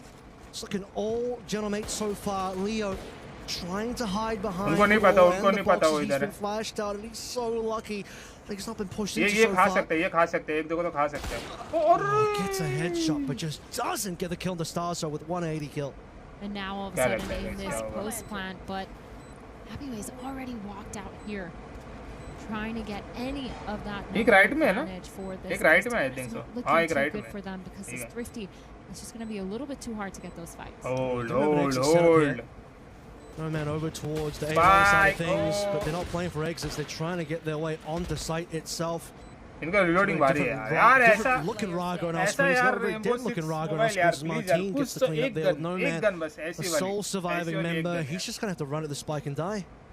Yeah, trying to get exits जिसमें on his ऐसा way out reload भी while हो कि doing it. देखने But में at this मजा point, when है I'm और looking उसके at a बाद जो team like उसका Sheila kill Gaming effect when they're in this spot, kill field और kill it's effect such a big kill field mental भी चल जाएगा hurdle भाई that they नहीं have to kill get effect through because they lost that last मजा आ game जाएगा 13-1. That's insane. Yep. And I think especially when you're It's 1-1. coming off of a fresh win where at the end, towards the end of that first map of Breeze, we were talking about how Gentlemates was starting to warm up, starting to get back into it.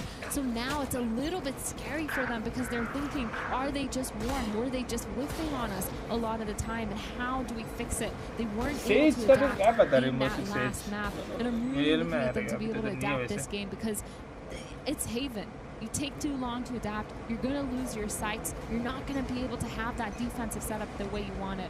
But now, with this gun round online for them, they're opting to go for this A-long peak. Fastest split here, though, for the side of Gentlemates. Okay, what's the response going to look like? You do have members starting to already flank for XLG. push कर So दिए far, this defense needs the whole mini, just walks into no man. The Stinger gets the job done. Double up, in fact, and now a free upgrade. Take that.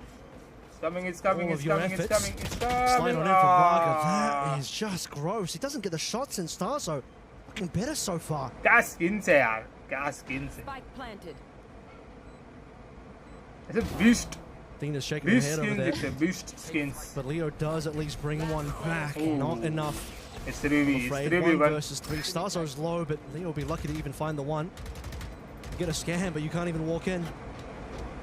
Yeah, crazy from Raga. Going in really Emmett quick, यार taking that क्या cipher क्या trick, तोड़ रही making है all भाई that Emmett क्या noise तोड़ रही and है going for the slide. I really like the confidence in it. देखो देखो But you ready है just भागने. again don't want to take that close fight. You don't want to force yourself into that position, which Gentlemates, they keep taking advantage of the fact that Sheila, they've split up against this bonus. They've taken those close range fights instead of just breaking that cipher trip, realizing that they've added that pressure and grouping up together to make sure they have the util for a retake. Gentlemates just running away with it, but it seems like it's off the back of Sheila gaining mistakes, switching the round over.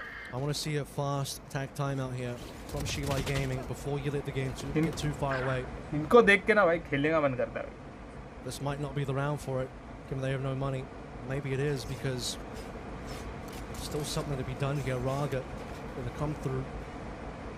The hero rifle on this round, the one player that's been इनके calls, quite इनके competitive बातें over the last 2 खेलते हो maps, कैसा particularly on that Breeze, but सब now he has to be the guy to bring it यार ये home. beast gun मत Walking दिखाओ यार क्या down. दिख रही There's है यार already a player waiting for a Martine on the other उसका side ये in देखो ना that window, उसका though. ऊपर का ये देखो बस. And look at the read from Gentlemates. They suspect that mid's going to be dirty, and they made that right call. This reminds me of the play from Sheila on Breeze to push down mid, and it actually worked out for them. But the problem is they don't have the knives online this time. They're not able to go for some crazy updraft play. Instead, they're just First kill. it passive, making sure they're just holding, trying to hear if there's any information, try to get ready for a really fast flank here as well.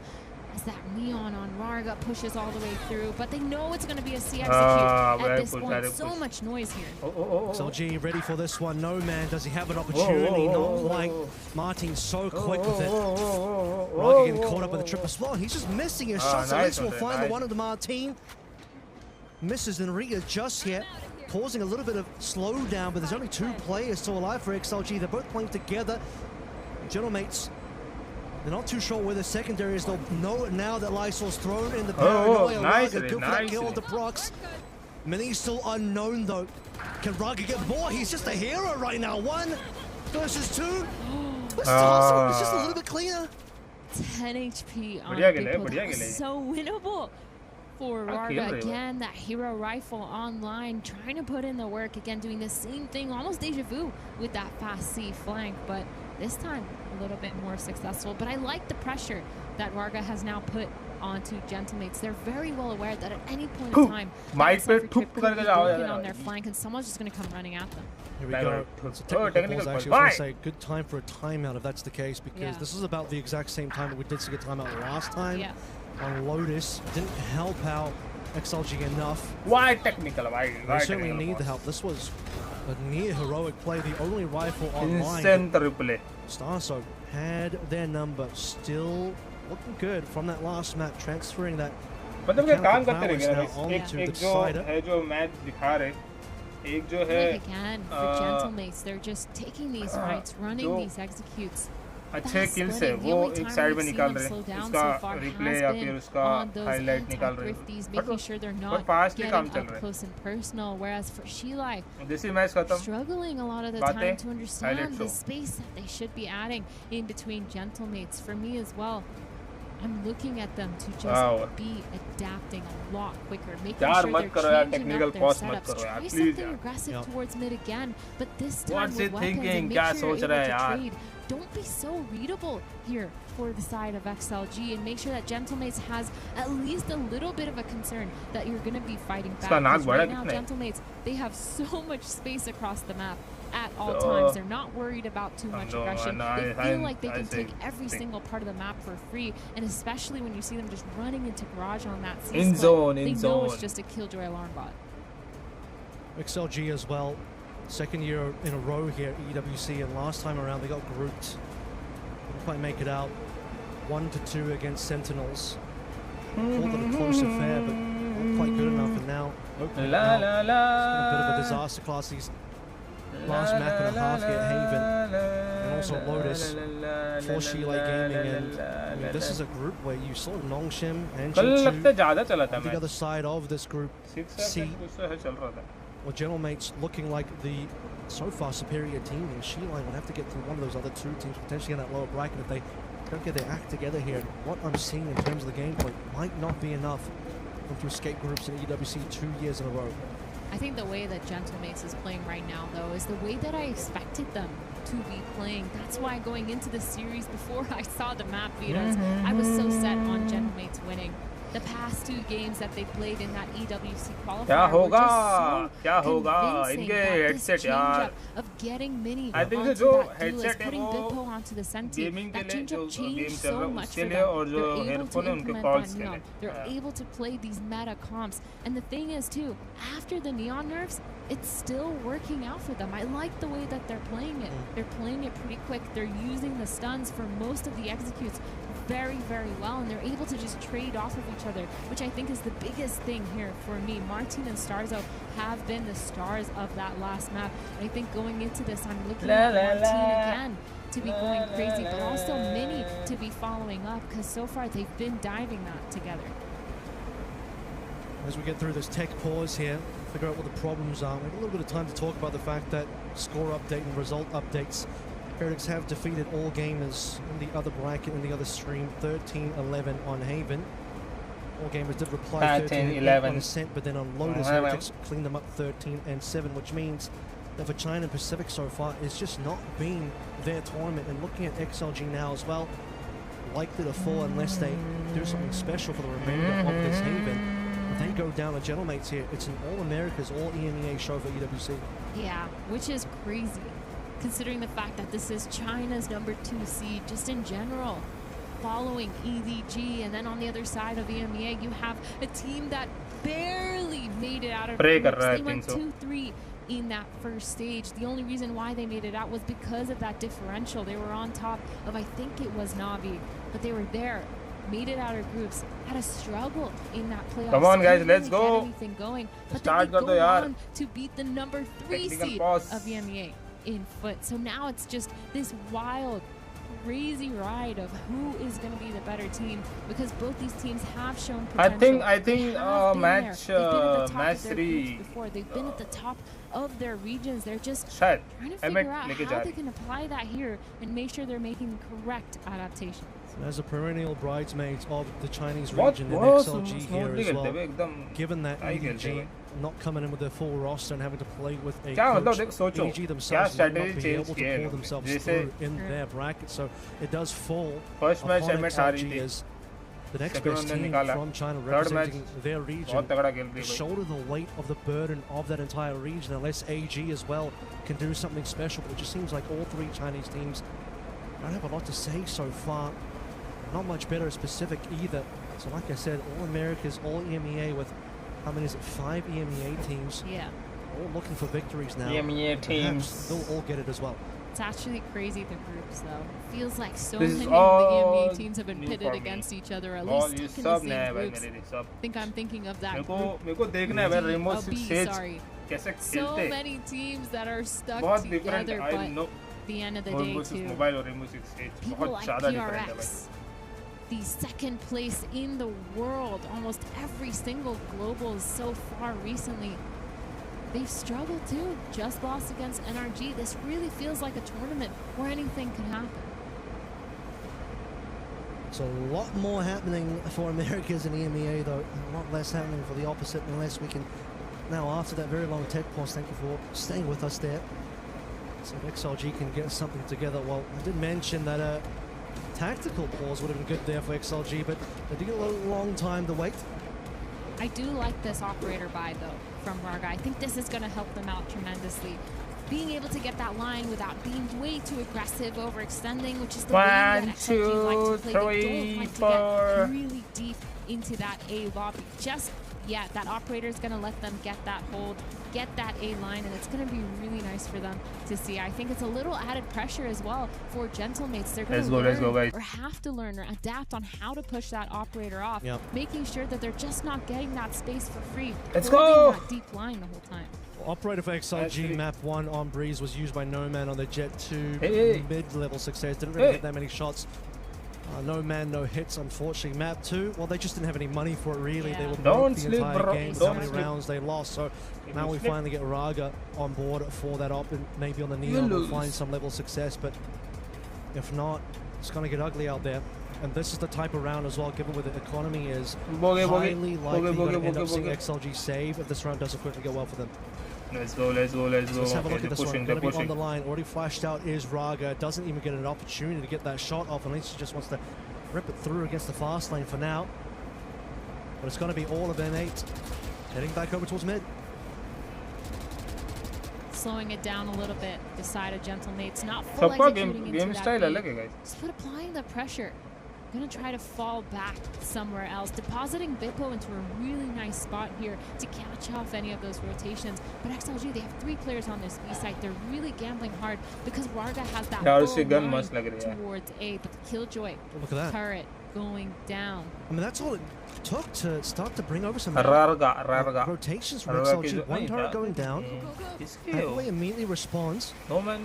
Super pushed up. There's going to be Bippo as well. Phoenix skin kiski thi? And Raga doesn't even get to sit on the line with the operator. He doesn't reveal the operator. That's the only sort of good news here is for start to push through into A short. Slowly. That drone really good at pushing him back onto that side. And they're going to full commit here, knowing that they've done some damage or at least done some pressure. And again, trying to get that execute down. I mean, you're almost just playing where he takes it with how far back some of these players are. Leo still wants to swing on in, but it just swings to his death now. It doesn't get a join, unfortunately. You thought Lysol would go down there, but he's actually good for 2. Raga's activated for the operator as well, finally. After a long time waiting, XLG snap up their first round in this half. They've brought it back. That's what I like to see. The 1-3-1 setup in the middle of the round off of that pressure was really well timed as well, because Raga again getting that line off that operator. I think it was so important. He did get pushed off, but everyone was so quick at rotating. As you can see here, they're flooding out of spawn already. The spike hasn't even come out of short yet. These players are still getting onto site. Nothing able to be done for mates. They can't clear it out. Not enough util because they've used that drone to push back that operator. I say that now, but they're fighting a lobby here with this dart, taking their first really aggressive A lobby take. It looks like they're going to actually gamble towards it because they have no other options right now. There's Cypher just sitting in that window. The operator's on the wrong side of the map. Lysol smells something fishy in the waters here, though. Paranoia out, ready to go. Leo as well, shock dart to slow things in, but it's going to be the execute regardless. Lysol finds himself in the corner and an easy peasy kill to Mini. And another one into Martin through the wall as well. That's a twofer. Nice and cheap. Come back time, guys. Come back time. Round number 6, Starzo trying to make his way in. Leo, position has been revealed. Is Starzo quick enough? Yes, certainly is, but No Man's just a little bit quicker on the other side. 4 versus 2 here, so rotations for XLG. Slowly coming on in, but they don't even need to really rush here. Only Bippo left, and you're not thinking Bippo's going to get a lot done here. getting a little bit sloppy on the side of mates, not clearing those corners when they're going up against this Bippo. It's going to be really hard to win. It doesn't get the pick, and Lysor getting that 3K.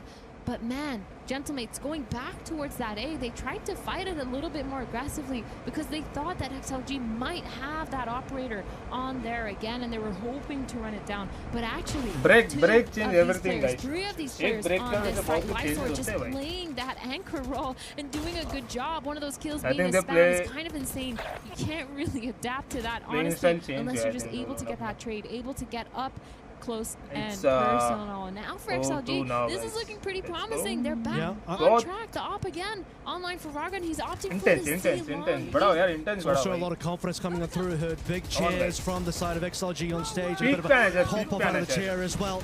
Now let's see if the players themselves can pop up for this round 7 here. Also starting to be huge Hunter's Furies from the shadows as well. Emeda is starting to feel a bit of pressure on the garage side. They've peeled off. एक last round वाला. Calming down the round a little bit for mates walking up towards this. Leo's going to get the pick. He's going to get the info. But it doesn't matter because Starzo actually gets the trade onto Leo. And this is a fast hit now from Gentlemates. They've gotten all that information. They know that short is clear now. Happy way. Plant, easy plant. Trying to prevent the spike, do a little bit of damage. It's going to be a lot harder of a retake now. But Rarga's all the way in that flank. Yeah, look at this read though. Starzo knows something is up. And he's looking for the play. Speaking of looking, Lysor catches Bippo looking the wrong direction. And now Raga, he's going to get double face and doesn't even land a shot. One good shot there from Raga, at least trade his own life 1-1. Happyway finally drops out of heaven. All that kill onto Mini, still keeping this one competitive, but the scan is good. Starzo and Prox good for their 2 kills as well, leaving Lysor by his lonesome. And he needs to get double here. He'll get 0. The timing for both of those kills. Bippo just turning around last second as the peek comes in from B main. And then Varga unscoping at the worst possible time as the double peek comes in. That was so unfortunate for both of those players. But XLG, they really tried this round. This was a close round in my opinion. They had the right ideas. It's just the fact that they got picked off towards that short. That was a really big pick for Gentlemates, and they knew to run away with it. Now Happyway has his Viper's online. On the other side, we have that Cypher up. We have the Omen up. We have 2 of these kind of informationals that not going to be too detrimental. No real winning condition here. And Gentlemates going back towards that mid. They know that they can default and break that alarm bot. They've seen it already, and the setup hasn't changed yet for XLG. Tell that Gentlemates, by the way, are expecting some sort of aggression here. A bunch of the Killjoy utility is going to get popped in terms of the information being given over. How far does Mini want to walk through into spawn? A little bit further because he's got Raga down already. And now Mini has a big flank coming on through. Does he know there's a play on the other side? He does now. Get the easy peasy kill.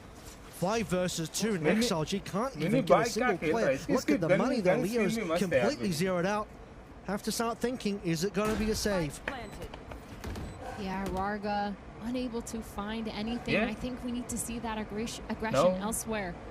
Leo going to pick that operator up. They need that to get any form of success on their defense side. It feels like they're really relying heavily on this operator to be able to hold it down, get a full line for themselves, and be able to play a stronger side on the other side. But this is crazy for Gentlemates. They waffled a couple of the rounds, but now they're back into it. They've adapted. They've seen that the setup's changing. As soon as they don't see the op, they're no longer scared. They don't really care about pushing it off that much. As long as a dart or a drone is there, it will do the trick. Confidence as well. The Shredder just pushing the garage, ignoring all the kills. 2-6 now. The they know is there. Turret activated, doesn't matter. Mini just pushing through the window all the way into spawn. And then finding success. I mean, he gets Raga, then gets a big flank all the way in CT, straight through the smoke. All 10 matches, guys. All 6 matches, gone win. And XLG, okay. I talked about the timeout needing to happen maybe a little bit later in the day, saying we got those 2 rounds, starting to feel good. The feels are starting to get down a bit now, so time for XLG to find the solution. And I think they're going to understand the key here in their defensive side, at least, is to just be a little bit more unpredictable. Don't take break. That Killjoy setup, this is a reason why people don't really like to play Killjoy anymore, because that turret, because of that alarm bot being so easy to break, easy to pressure and just get rid of. that, and there's no real trap setups being set up here from the side of Shilai Gaming. They're just going for that operator pick, and everyone else is just holding their side. They're lucky if they've gambled right on the strong side, but the weak side, they haven't been able to delay long enough at all. They're just getting ran down every single time. No one's able to stay on site and stay long enough, delay with any sort of util, but also they're getting ran down and getting picked off too. It's not like they're playing retake on the weak side. They're just on site, dying for free every round. Yeah, no trades either. Nothing going the way of XLG to bring the numbers into contention for some sort of clutch to occur. Let's go! Still 3 rounds left to play through on the half, so it's not completely gone out for XLG yet, but you're starting to worry a little bit, and certainly the coaching staff agree, which is why they call for the timeout. Not a lot of money here, not a lot of equipment. Leo's on a pistol, but Raga's got himself an operator who does tag with the damage onto Bippo. Here we go. Martin, lead the way. You know that alarm bot's there, buddy. Got to clear that one. Nanoswarm will certainly throw things down. Oh my god, he's still kill! Criminal! No man lands a headshot into Starso, but Bulldog can only do so much for you. It's not doing enough versus Mini at all. Bunch of damage onto Mini in response. Lysol now TPing, but the TP has been marked. However, they don't know where Raga is, who slides on in. Sees a shoulder from a couple of players on M8 to reload there. Means no help just yet, but Raga might not need it. These 2 players on the back of the site causing issues with General Mix, causing more now. Finally, Lysol does fall, but Raga still in play. Leo has nothing to work with. If he gets a kill the Classic, he'd be lucky to Raga! An ace! On a very important round that he gets it all. One of the few members that actually had a gun. This is the guy you need to see step up, and he steps up big. He floods into sight, gets the picks. Gentlemates, they fall apart. They're TPing off of sight. They're not able to fight that backside properly. They're waiting for some sort of util to help them out. Martin getting that initial pick didn't matter. Clearing that site did not matter because the real VIP here was Warga flooding into that site with that Omen with Lysor and just getting those picks. That was really well done. A little bit sloppy from both these teams, but it doesn't matter because the ace is what important. And now both darts going down for the sides on this A long and scanning actually players towards that A lobby. Pit's already been put down as well, so Happy Way now will be content with the fact that they've got C covered. Not expecting that M8 will walk into that one anytime soon. Back over towards Garage. The armbot isn't there this time, by the way, so Martin's looking for it. He won't find it. Ball bang. That big set of the turret gone. Garage has been taken. This is what M8 want to do to draw attention away, but M8 look like they want to lean A. Leaning, they shout silent back from that garage. They were trying to find that alarm bot, trying to break that. Put some pressure towards that garage. They're trying to find the Viper's pit as well, trying to get as much information as possible, but they're not able to get that just yet. 2 players left towards this long A, looking like they're going to put a lot of pressure here. Trying to fake it. The Omen smoke is here. The neon, the whiff from Rarga on that operator, but 3 players here on A. They're going to know it's not an execute, but how quick are they going to be able to rotate? Because the players of M8 are already on site. The notation was alarm bot went B, so that information is being given over. Unfortunately, there's not going to be the slowdown or stoppage of the spy plant at all from XLG. And the operator as well doesn't even really tag damage, as you even have Martin looking to go for a bit of a flank here. Plenty of players off site from Gentlemates. XLG slowly making their way onto site. Watch for this play. Mini catches no man lacking. He might catch a couple more. He just catches bullets from Raga, sadly. Might be Martin's turn to make it work for them. Bippo on the front line, so it's making things difficult. Very much difficult. 4 kills with Bippo. But it doesn't even matter that Martin is there, because Bippo on the front will just do it all for you. What a nasty series of shots. That was insane. Just taking his time to adjust his crosshair. The micro adjustments being absolutely phenomenal. The mechanics on this guy is insane. And this is a really good reason why they've put him on that Sentinel. His timing and his positioning has been phenomenal. This pick by Mini too. No man having his ult out. So unfortunate here, but he should have known. And by ult, I mean turret. I just don't know how to speak Varga. He's now got that neon ult online. A thrifty on the side of XLG, and they're going really hard at it. This time, he's been the hero so far. He got an ace early. He's got the overdrive out. Collects 1 so far. Surely the secondary Bippo goes down. And what can Raga get next? This is the level of aggression from XLG's defense that hasn't come through yet. They've basically got no equipment, but off the back of those 2 kills, and off the back of some exploration now, they should get some upgrades. The spike is still down though here for Gentle Mates. They know that they have the crossfire on it too. Spike uda hai. Walking into enemy territory here. What used to be theirs is no longer the case. Overdrive for many this time. Bye. Idhar hi based hai bhai. Martin responds. 2 versus 2. Raga's got himself an outlaw. Happyway has found a rifle as well, and he finds Brox. And a Raga kill onto Martin will close the door. A thrifty win off the overdrive. XLG getting nice and active early in the round. I'm telling you, I need to see XLG be active, be aggressive with their weapons too. Maybe not necessarily running all the way down into their spawn, but being able to have those fast rotates based on how much information that they're getting, holding it down. Yes, they got the A-long a lot of the time with that operator. Yes, they can just spot C with that turret, but it feels like they're not fast enough at reacting, not putting enough pressure. Look at that scoreline, 15 and 7 despite losing on the actual rounds itself. XLG haven't had any shortages in terms of Raga finding kills, but as we start to progress in this next round now, A is where it all happens. Bunch of the players, including Ragas, have already arrived. Raga might fork it, but he's already done the damage required. Martin have a little something to say in this round, but Nomad will still look to close the door on this offense. Genomates, it's just Martin. He's walking out of sight. Where is the spike? They're able to hold that sight too. We were talking about how they were just struggling, couldn't delay long enough on weak side, but also weren't playing retake, and now they're able to flood in because the delay is finally there. Obviously, Leo getting that pick really big onto Mini, and now Martin, he's just trying to find anything. He's got no money. Yeah, it's really hard. Has to save, but not getting anything because XLG is not giving it. What a recovery. It's going to be 5-7. Wait, it's last round. Yeah, it's going to be. Sorry, he's not going to save. He's not going to save. What are we talking about? We don't know how to do math. 4-7. Don't do maths on the live broadcast yet. He's got no money, and he's about to have no time either. Martin, if there's one player you want to see do a 1v3, it'll be this guy. He's got the mechanics for it, and if you want to sprint to the other side, buddy, you better get your sea legs ready and going. He's got his knife out. I think so. Look how fast the rest of XLG are going. Are you going to see? No, might be a better call keeper. There's actually a nano swarm there. I don't think he's got time to plant. He has time. Okay. Well, he's chilling.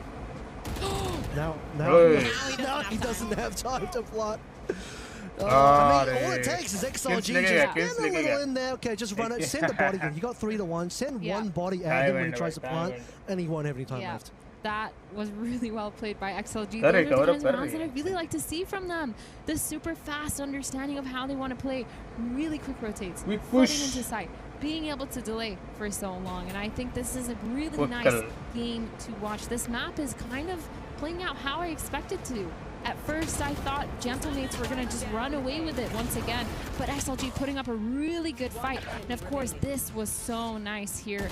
Getting onto site, everyone's there, everyone's supporting each other, and Martin, of course, trying to get that clutch, but it is a nose goes.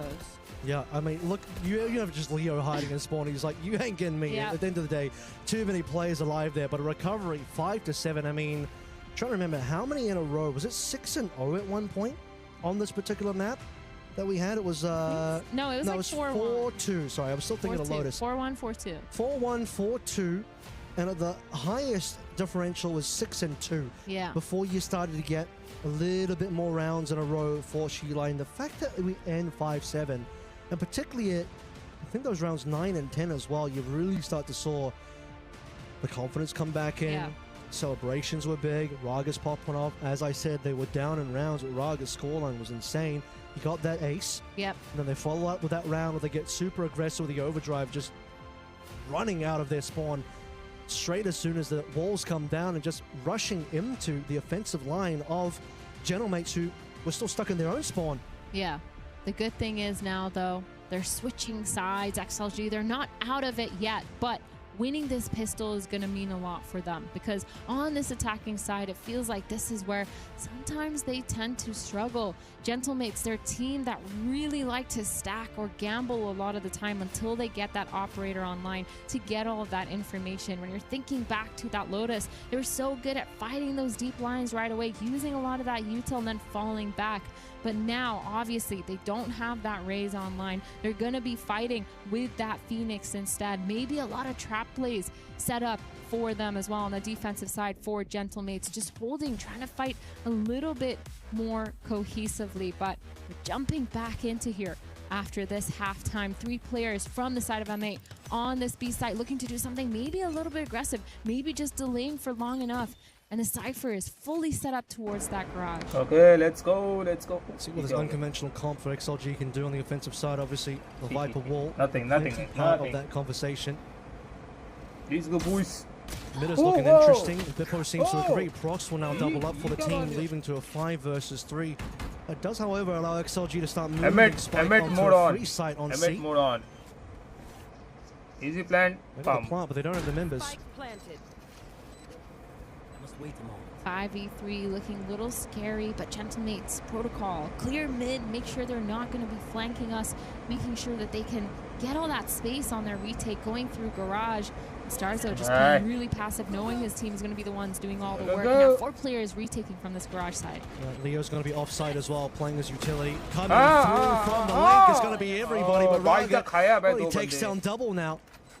Raga's about to hit 20 on this map, by the way, and we have barely started on the second half. That's a good shock dart, but you need something extra. They're just going to defuse. Ooh.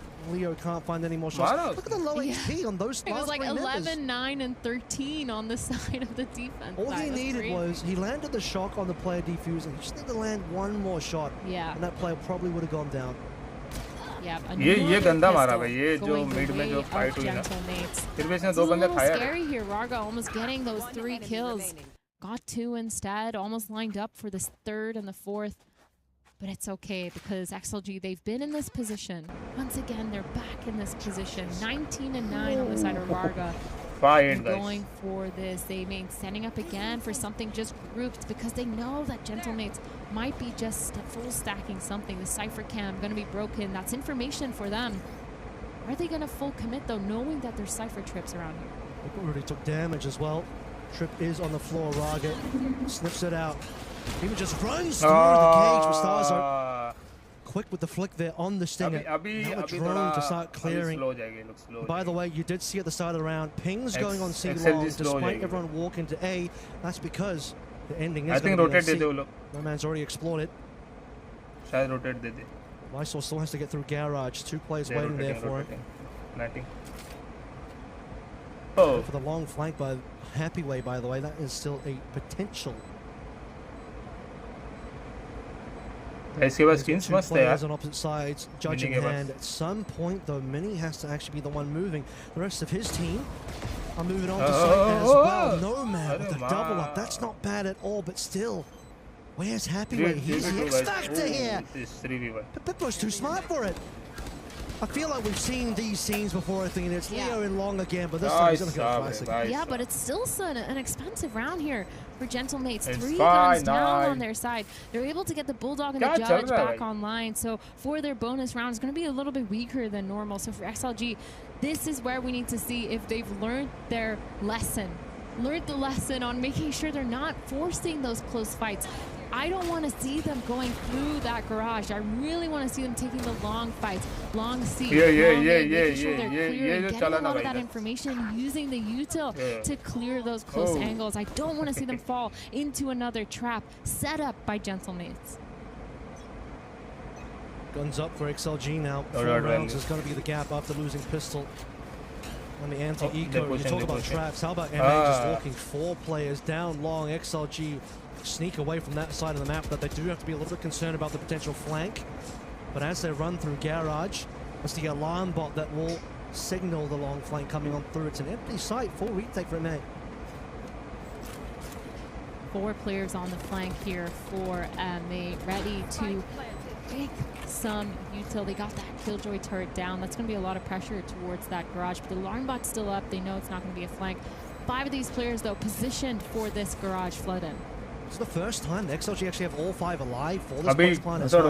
It's been problematic before. They spot Martin going back over towards CT side. That's probably an obvious thing. Prox already gets a shot onto Happy where there's decent damage from the util coming on through, and now that damage is transferring into actual kills.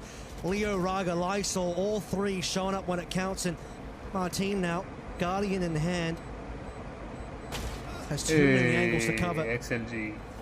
Raga's definitely plus 20 by now, leading the server and finally giving a round over to XLG in the second half.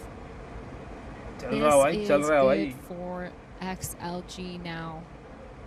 They're still down, still trying to recuperate a lot of those rounds, but at least they've learned from their mistakes, not doing the same things over and over again, keeping majority of those guns, 3 players left alive. They don't have to force too many weapons. They don't have to give up their economy. They can snowball here. And on this attack side, they actually have that Hunter's Fury online for Leo, able to do something quick if they wanted it to. Or if they get that spike down, they can play a post plan pretty convincingly. Martin, though, he has to run it back. Gentlemates are pushed all the way down long C with Prox. They have so much information, and Cypher is just set up here. Bippo by himself on the A site. It's a lot more measured from XLG compared to previous maps. On Lotus, they'd already be execing somewhere. This is just a fake happening over towards the A side, and it does seem like M8 are biting. B has gone away for free, as the rest of the team is there, and now as the Neon starts to slide away, in fact the other Neon is getting something done. It's just a 1-for-1 so far. Running back being popped by Martin. He wants a little bit of this action.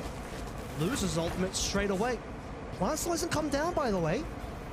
Possibility for a mid to see, but does seem like they will commit to it finally. 4 versus 4 with a long flank coming through from Bippo as well. Prox also from the left side of the map on C. Everyone from XLG is peeled off. Bippo, really nice positioning here. He's not going to get clear just yet, but Happyway has a feeling the timing is going to be really important here. Bippo getting the pick onto Happyway. And now the start of this retake. Martin pushing all the way through. And again, another beautiful crunch. Bippo with this positioning over and over again has been so good when he gets into these spots. Just completely unspotted and just without the wherewithal as well from XLG to potentially check for the possibility of a flank. Bippo gets away with murder there from behind, crunching with Martin coming through from the actual site itself. And Raga's looking 2 ways, can't get a kill there. Wouldn't have been enough anyway with just the one. And suddenly what was looking like a decent attacking start, selling a full fake on the A, getting a somewhat free-ish easy plant on B, a little bit of delay. It's all completely unraveled by this crunch play coming through from Bippo and Martin. Did I just see Leo was on his drone at the front of B? Is that what I just saw? That's not good, XLG. You can't be doing stuff like that. Now look at your buy. You have those 3 rifles, but 2 of your players, one of them on a Bulldog, one of them on a Sheriff. It's still a little bit rough, but it doesn't matter because they're walking up towards C. Looks like they're going to go for this execute. They still have that Hunter Fury online. They're about to walk into all the Cypher utility. They're going to walk into the mini damage here as well. And there's like some guns actually online for the side of XLG. Those guns are all on the floor now. 4K for mini on the overdrive. And it's going to be Gentlemates in commanding fashion, taking control of this game again. Both hands on the wheel. The contact play is just not it against this team because you need to get that information first. You know that they're always going to be having some sort of setup here. Gentlemates so far on their defensive side have been very creative, switching it up almost every single round and making sure that they're getting the rounds of understanding how to play against XLG again. The walk up, the contact play. I really applaud XLG for trying to try something new here for She Live. The 3 ults online and they're broke again. A thrifty. And you're about to give them the match point of the game. Martin, beautiful pick onto Varga. Leo trying to get that Soval to do anything but not connecting with anyone. We've seen Raga make use of that before for good effect, and now, okay, how about Happyway? No, man. Suddenly things are starting to turn around in favor of XLG here. Leo at the mini as well. Bippo's got the only responsive kill here. After all is said and done, they'll reveal the rest of the positioning, which says we're going over towards A. 2 versus 3. Couple of upgrades found here by Lysol and Happyway, and suddenly things are looking on the bright side for XLG. Gentlemates trying to get their way back into sight. And my goodness, Prox thought he had the opportunity there. Off the back of the paranoia, but Happyway just too sharp. 3-1, and Bippo might just have a little bit too much to do here. XLG, an unlikely round for them to actually win. They're going to thrifty. I can't believe this. XLG has been so good at winning thrifties because of the way that they're playing it. It's like they have nothing to lose, and every single time they get rewarded for it. And they lost Raga instantly. Exactly. They're so good at these rounds. They're so good at getting their ones, getting their picks when they're just taking those fights and forcing it. It's like they're... It was insane. Those two picks, man. I think here Mini kind of throwing a little bit, playing so close when they know that they're on an eco. Again, they're pulling some of the same mistakes that XLG was doing. But gun round for both these teams. Judge on the side of Mini, and he's trying to play that towards Short A. Might have just given a breath of life here for XLG. A second win has been spotted. And speaking of spotted, Martin has been spotted. That's a bit of a risk because if somebody actually swung him while he's shooting the turret, he would have gone down. Oh man. It's going to be Prox. You have to go. On the line here against all 5 from XLG. A very important round, and they find the time in Raga. Just runs on in. And now what can we get out of Stars over here? Again, all 5 around the corner. Raga's so fast. Stars didn't even see the timing of that. 5v3. It looks like XLG will find another round. They've learned from their mistakes, XLG, using that drone up long C instead of just contacting up. And Raga, beautiful, beautiful pacing to just follow up. Get those picks, just hold W. He knows he's been playing insane, and so he's finally putting it down, putting it to the test in the server, forcing M8 to play at their pace. And now, Gentlemates, they're gonna go for that save, maybe a couple of exits, but still safe because they want to save those rifles. Their economy is not good. XLG have snowballed their economy. They also have the lockdown, one away from that Viper's Pit as well. They have so many really good winning conditions for them to win these post plants. They just need to keep enabling themselves to get onto that site. And nothing easier to fuse against the Viper's Pit either in a following round, but more importantly, you thought that XLG were going to get choked out of Haven, but suddenly they just find that extra gear. I mean, how fast is Raga to get that shot as well? Barely a pixel available. The Prox just eats dirt. Gentlemates now 2 rounds to play to finish this map and get the series 2-1. We'll take a tech pause here to talk about how they're going to get that one done, because despite there still being 2 rounds to play through and that not being a lot, seems like XLG are starting to find their momentum themselves as well.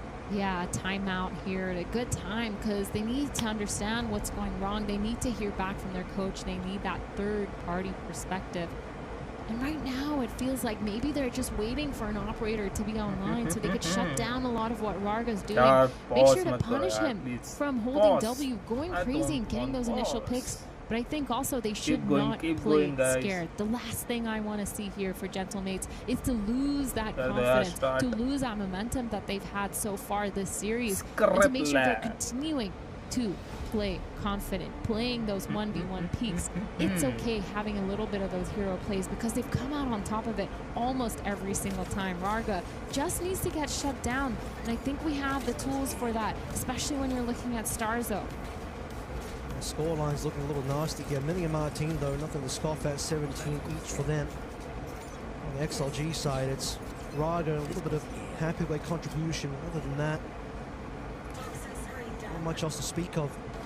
Gentlemates, the play is going to be quite a few players pushing up into long. Are they going to just drop off Mini here? We'll have a look and see what that means. You should run. Lockdown's already in play over towards the mid-side of the map, by the way.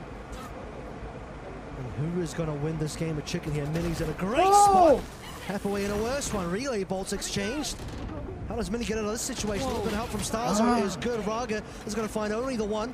And the lockdown's already gone, by the way.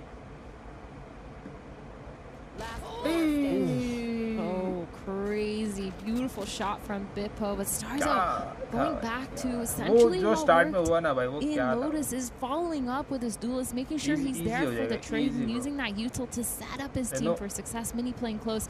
Really well done. At least it wasn't an eco or thrifty round this time. Lysor trying to go for a couple kills. Gets one, gets two. 2v1 all of a sudden. He's low on HP, 13.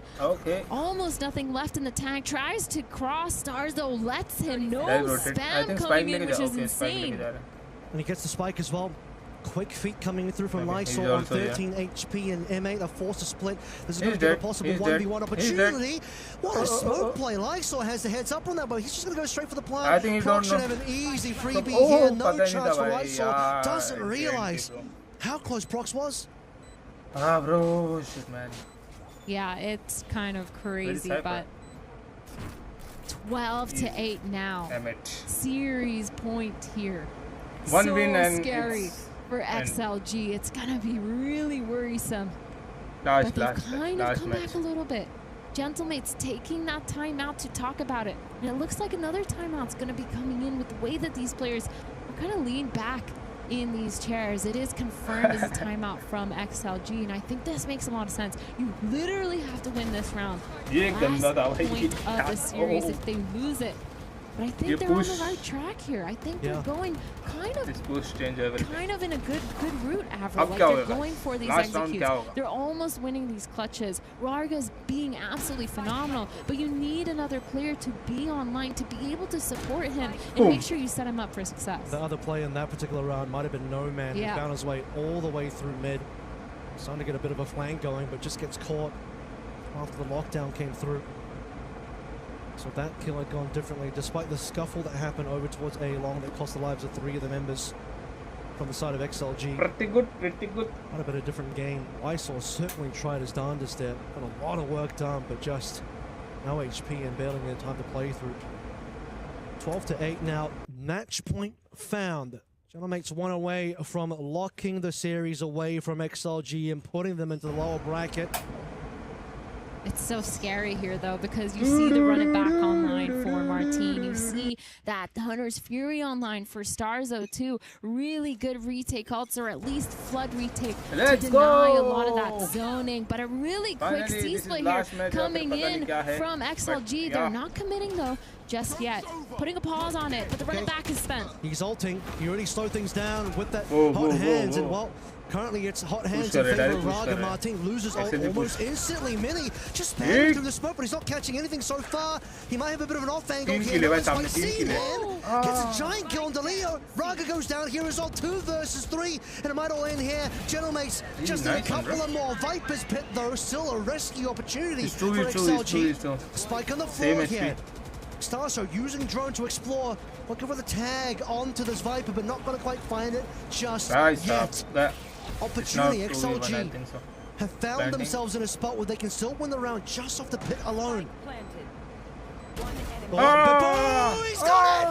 My God. And that's going to be Gentlemates. Defuse in round. It got a little bit spicy on Haven with a small comeback for XLG, but Gentlemates and EMEA in general will not be denied in the opening round here. 3 maps, they did lose their Breeze and Quitches Mias, but all questions answered on Lotus and Haven. It's very fitting that Bippo got that last kill too there. His positioning all game has been absolutely phenomenal. He's brought them back to a lot of these rounds where they struggled to figure out how they want to postpone, how they want to retake, and he turned out to be the answer on this specific map of Haven. Really well played by Gentlemates. They genuinely surprised me today, especially on that Lotus. Huge round as well from Bippo on that B plant that we have from XLG with the big flank coming on in. Puckett said he had the frosted tips, but he had ice in his veins as well. Bippo really showed up quite a big way on this particular map to put things up for Gentlemates.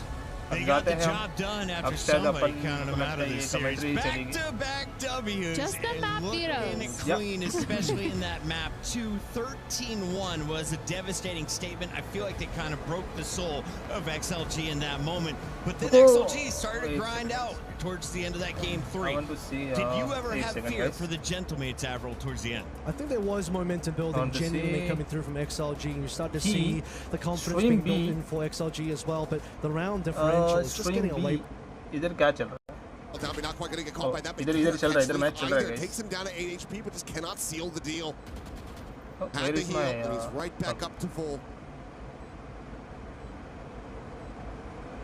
क्या चल रहा है guys matches यहाँ पे चल रहा है G2 versus NS okay ये भी चलेगा लंबा चलेगा ये मैच तो मेरे को लगता है इनका क्या हुआ है match Eating some damage, does manage to survive. Quickly backpedal away. His life intact, but this round, matches back I don't know. So G2 with a 3-0 start. Well, and you're seeing already, I think, some of the layers that G2's composition is going to have over Nongshim on this attacker side. The deep flashes that you can set up with Trent to get your Neon into a position where they can bully up an agent like a Sage, where they're not really going to have much of a response if that wall has already been committed or isn't available in time to slow down the roll of Jogamo. And even though Francis gets the kill, G2, the rest of them are already starting to swing in, collect lives. So I think this is going to be a rocky road potentially for Nongshim unless they can start figuring some things out here pretty fast. They're going to add some extra layers towards the defense at A, but this time around G2 wants to let Baby Bay and that Outlaw lead the charge back down to an eco. Our Nongshim, nobody is going to have that full armor. Only 2 players even have half. Ivy carries the Vandal over but can't afford to do much else. Wants to save up for the next round. Quick break of the segment, just leading the way here for that Trailblazer that will get cleared out. Glow Orb assisting in that, stopping this potential flood forward from G2. Now starting to potentially to explore elsewhere. We'll just go re-clear around mid. You end up with a full crunch attempt in towards market. And they've got that trademark behind them, so they know that they can go up a little bit further through some of this space. Cam's going to see this, but Ivy in trouble. On Ivy. Do they check him? The answer for now is going to be no. He swings it. He's able to find one. His leaf will get taken down. He swings around and has them lined up. Ivy is destroying them. 6 bullets, and he gets the ace. 1 Vandal's all they need. Because they kept it in the right hands. Oh my word. I thought he was dead to rights there, but they just don't check the generator. Absolutely absurd. I mean, look at this. Immediately they all turn around, but he's pivoting so fast. And then Valen kind of walks in front of Trent as he's trying to line up his shot. Baby Bay was the one in that 4. Trying to create that extra angle, and didn't matter. There was no extra angle to create. He just uses the fast lane completely against them. Yeah. Tucked into that, Jogamo sets it up. He's on the opposite side, and there's no way to check him from there. Zombie now, quick peek out, backs away. And Jogamo, very quick for that punish, slides forward, finds that, plants his feet, and gets a second. Right back into this RG2, not wanting that momentum to get built up by Nongshim. The heal, of course, in effect. Francis now playing ring around the rosy here with the Trailblazer. Tries to get the drag across, but Jogamo now on for an ace of his own. He can find these players, both of them stuck here behind the Sage Walled back site. Even though they see that, this should just be a call to save in the end, you would suspect, for Nongshim. Waiting off the wall would just buy too much time off of this clock and the spike plant, so we'll just try to slowly work their way out of this. As the guiding light confirms that street is clear. Question really becomes how much does G2 want to go on the hunt here to try to take these weapons out of hand?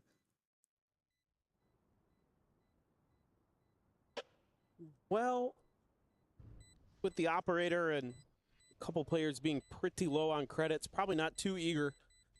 Maybe they could send one out. Trent, maybe, but they're not going to do it. So I think you got to rip a timeout here as Nongshim, and you got to talk right here, right now, about how the protocols for slowing down G2 at the chokes, especially at A, are going to be dealt with, because you don't have answers to it right now. Frankly, part of that, again, is going to be the composition that you're running here. You don't have a hard flash to try to slow this down. If you don't have, your Neon able to react properly against theirs, then you're going to have real problems. If the Cypher util isn't there at the front of the site as well, there's no ability for Nongshim to really have a counterpunch. They have to rely a lot on their individual skill, and that's tough against a player of Jog's caliber on a Neon.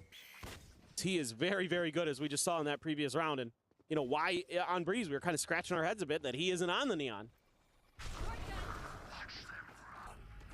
TP into the spawn now. Valen looking for a backstab, and we'll just be able to join in. Right alongside Jogamo, who's trying to hound down Ivy, but Ivy still managing to find himself a second kill. That is critical value being put up by the Cypher yet again.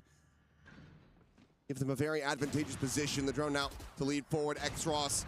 It's going to be Francis, never mind, actually able to find him. Flash is connecting. Trent able to find just the one kill. Looking for that second, but will quickly be overwhelmed as Nongshim rally back for another round win. Well, I guess all that you really need to do now as G2 is just avoid Ivy. He's the only one that's been able to shut you down at all. Some individual brilliance. Oh, he even gets dinked there by Jog through the wall, but able to instantly reset. Find two. So Ivy locked in. I need a little bit of help from the rest of Nongshim. Got some huge ults on both sides of the coin. Baby Bay gonna have that tour de force. Seekers res for Leaf. Ivy has his neural theft, as well as Francis's Hunter's Fury. RB looking to try to tee up Francis here. Paranoia at the ready, so they're gonna play off contact. Seems to be that this is one of their answers. Just try to slow down the Neon on the other side. But it is just the Paranoia that connects here. On to everyone, but not going to be too dissuaded by that. Continue to work their way forward. Spam shots out. Only going to be about 3 charges, I think, remaining in that tour de force as well for Baby Bay. Boost up over the top of this box. Street side. Down with the Paranoia. Ready to try to clear some angles. 2 players going to be spotted off the drone, the Trailblazer. Spotting out plenty as well. Hunter's Fury now going to be sent through. Just looking to try to gum things up here on this approach. Downby with the operator, still going to be able to find one. But Jogamo gets the second. Downby doubling up. Finds that kill, but doesn't know where the rest of the approach is going to be coming from. Slides in. He's going to try to go for a no-scope, but it's a big overcook here from Downby. Ivy now once again having to be the hero. His location is known, and he cannot find Valen. Holds his own. And every time Nongshim tried to take a step forward, G2 pushed them back by 3.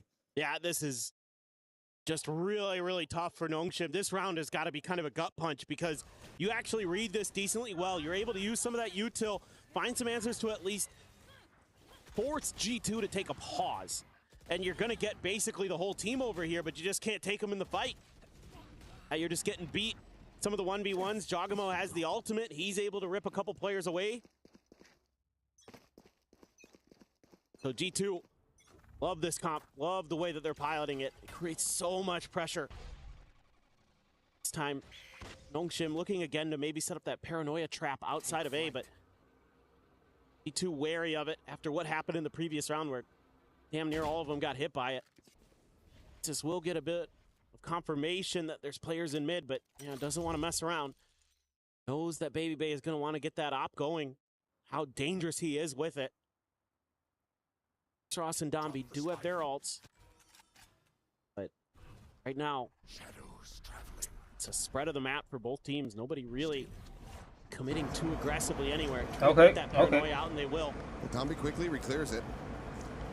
Will now back away. So this is going to come guys, stream B. Meanwhile, Baby Bang. NS versus G2. Slotting just alongside that trip. Will clear it. I don't know क्या हो रहा है इधर, but yeah. Nongshim trying to get pivoted into the right position with the spike. Now starting to get ushered over towards A. Yeah, I mean now G2 is kind of sunset, realizing that sunset. Yeah. They gave away the script a little bit in that previous round, and yes, they're able to fight their way through it, but they don't want to make it easy for Nongshim to get the reads with the rotations. Ivy again finds one. Able to find it just before that flash connects. Quick kick in from RB, but there's a backstab leaf scaling forward up through mid. Will end up getting surrounded and overwhelmed, but same can be said for Ivy as Baby going to be pinned into the corner trying to find that kill, but it's going to be Valen to the rescue, keeping him protected. Nice. Spam not connecting, the Trailblazer spotting. Both players' positions widely known. The res to come in. No counter spam going to be available from these positions, so Nongshim get back into a 3v3. Very far fanned out. Colin could just be their undoing again, but no, X-Ross a little bit faster on the draws. Able to find that kill with Baby catching RB in transit mid-TP. Back into this 2v2, and Baby still looking for a little bit more. Turns to the side with a shot, it's just a hair off. Cannot connect with it, the defuse to come in. Nongshim Red Force trying to get their way back into this map. क्या last round है guys? Last match है, match 3 है ये, match 1 match कौन सा match है? No idea भाई क्या चल रहा है. Macro advantage and then can't convert the round. You know, a couple rounds ago, it was, I think, Nongshim making the good read, getting all 5 of their players to try to counter the execute, and they can't. In this round, G2 actually works the map really nicely. They're in a position where they get a decently early plant, and they're making it tough for Nongshim, but they're able to find some big kills on the way through. G2 tries to push out, tries to gain a little extra footing to hold their ground and can't do so. He's throwing. Murphy, shot. Okay. Able to find one, but Jogamo immediately has Who's the back? Press is there. Does keep this back into 4 players. Just wall them into alley. B2 immediately having to pivot now. Back across into mid, re-clear this space, and potentially strike onto the B site. Yeah, they're at the camera here, though. With that early warning network. Quietly installed for Nongshim. But G2 kind of aware of it, of the likely position. A lot of cameras are going to be where it is, or just in the corner right around next to them by the orb. Cypher. They're just taking their sweet time. Yeah, you're going to see Trent, though. Champion Immediately brings out the slow. A little bit of damage done to lead. Again, you're buying a lot of time here as Nongshim. Nothing that he can't shrug off, though, but now, at this point, you're going to be very committed into this site. 3 players here. The backstab ready to be enacted as Francis is on that flank. And the door is just being held at this point. It's just going to be over because they're just peeking in the down B 1 by 1. Trent eventually able to find the 1 kill, but now has to try to just retain it. This operator, he's going to be ping revealed. It's Francis frantically trying to flush him out in the shorty. He's not going to be doing a damn thing. Nongshim will be able to find themselves 2 consecutive round wins as they're now 1 away from tying it up. Yeah, I mean, again, Nongshim is starting to find answers where they're able to send some trickery early, set up some different formations at this A choke to make it a lot more difficult. You know, RB just swings out with the Guardian, and then they're going to tuck a player in to the corner, and again, not checked, causes huge problems. Losing that Neon with the way G2's been playing so far here on Sunset, really, really painful for them to try to get into a site, because then Nongshim can really plant their feet. They don't have to worry about that player running past them. That operator could be so much more effective. Look at this. 2 players up mid. Again, going for this TP, but it's the same position overall as Francis. It's a Silva with an operator. Of course, Francis to the side. It'll be good for the kill. Jogamo sliding forward, able to find the one with the Stinger. Valen with the backstab off the TP. Still going to come away with value. As Francis gets blinded up here at alley, but Trent still not going to feel comfortable enough to try to flush him out. Just has that bandit in hand. Needs some assistance. As oh my god, he almost has the collat, but no, Jogamo is a bit faster. Finds that kill. Valen survives. Casters are powerful, guys. What the power? Trying to wall them out, but Soul trying to play in Ivy. Heels going through. Finds the first. Can't quite find the second. Trent again with the operator. Able to find a bit of value. Now it is all down to X-Ross. Trying to come away with these 2 kills to try to get this clutch. Jump up over top of the box. Jogamo is ready for it. Has the 3K, and G2 have a thrifty to get up to 6. Oh, man. I mean, just sending that TP through where there was just no good response from Nongshim, because they're busy worrying about the 2 players that have pushed right up mid. So there's no real ability to clear these backlines. You just got to try to hold on to the ground that you have. And that's exactly what G2 wants. Beautiful stuff from Jogamo there in this round. Getting those early kills. Creating that space, finding the 3K in the end. Huge stuff.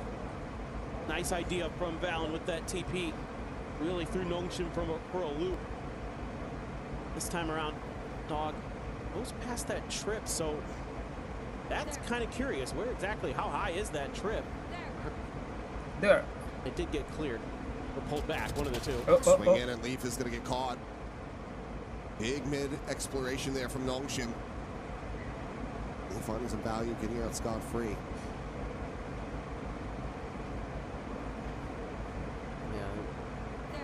Now you can slow down.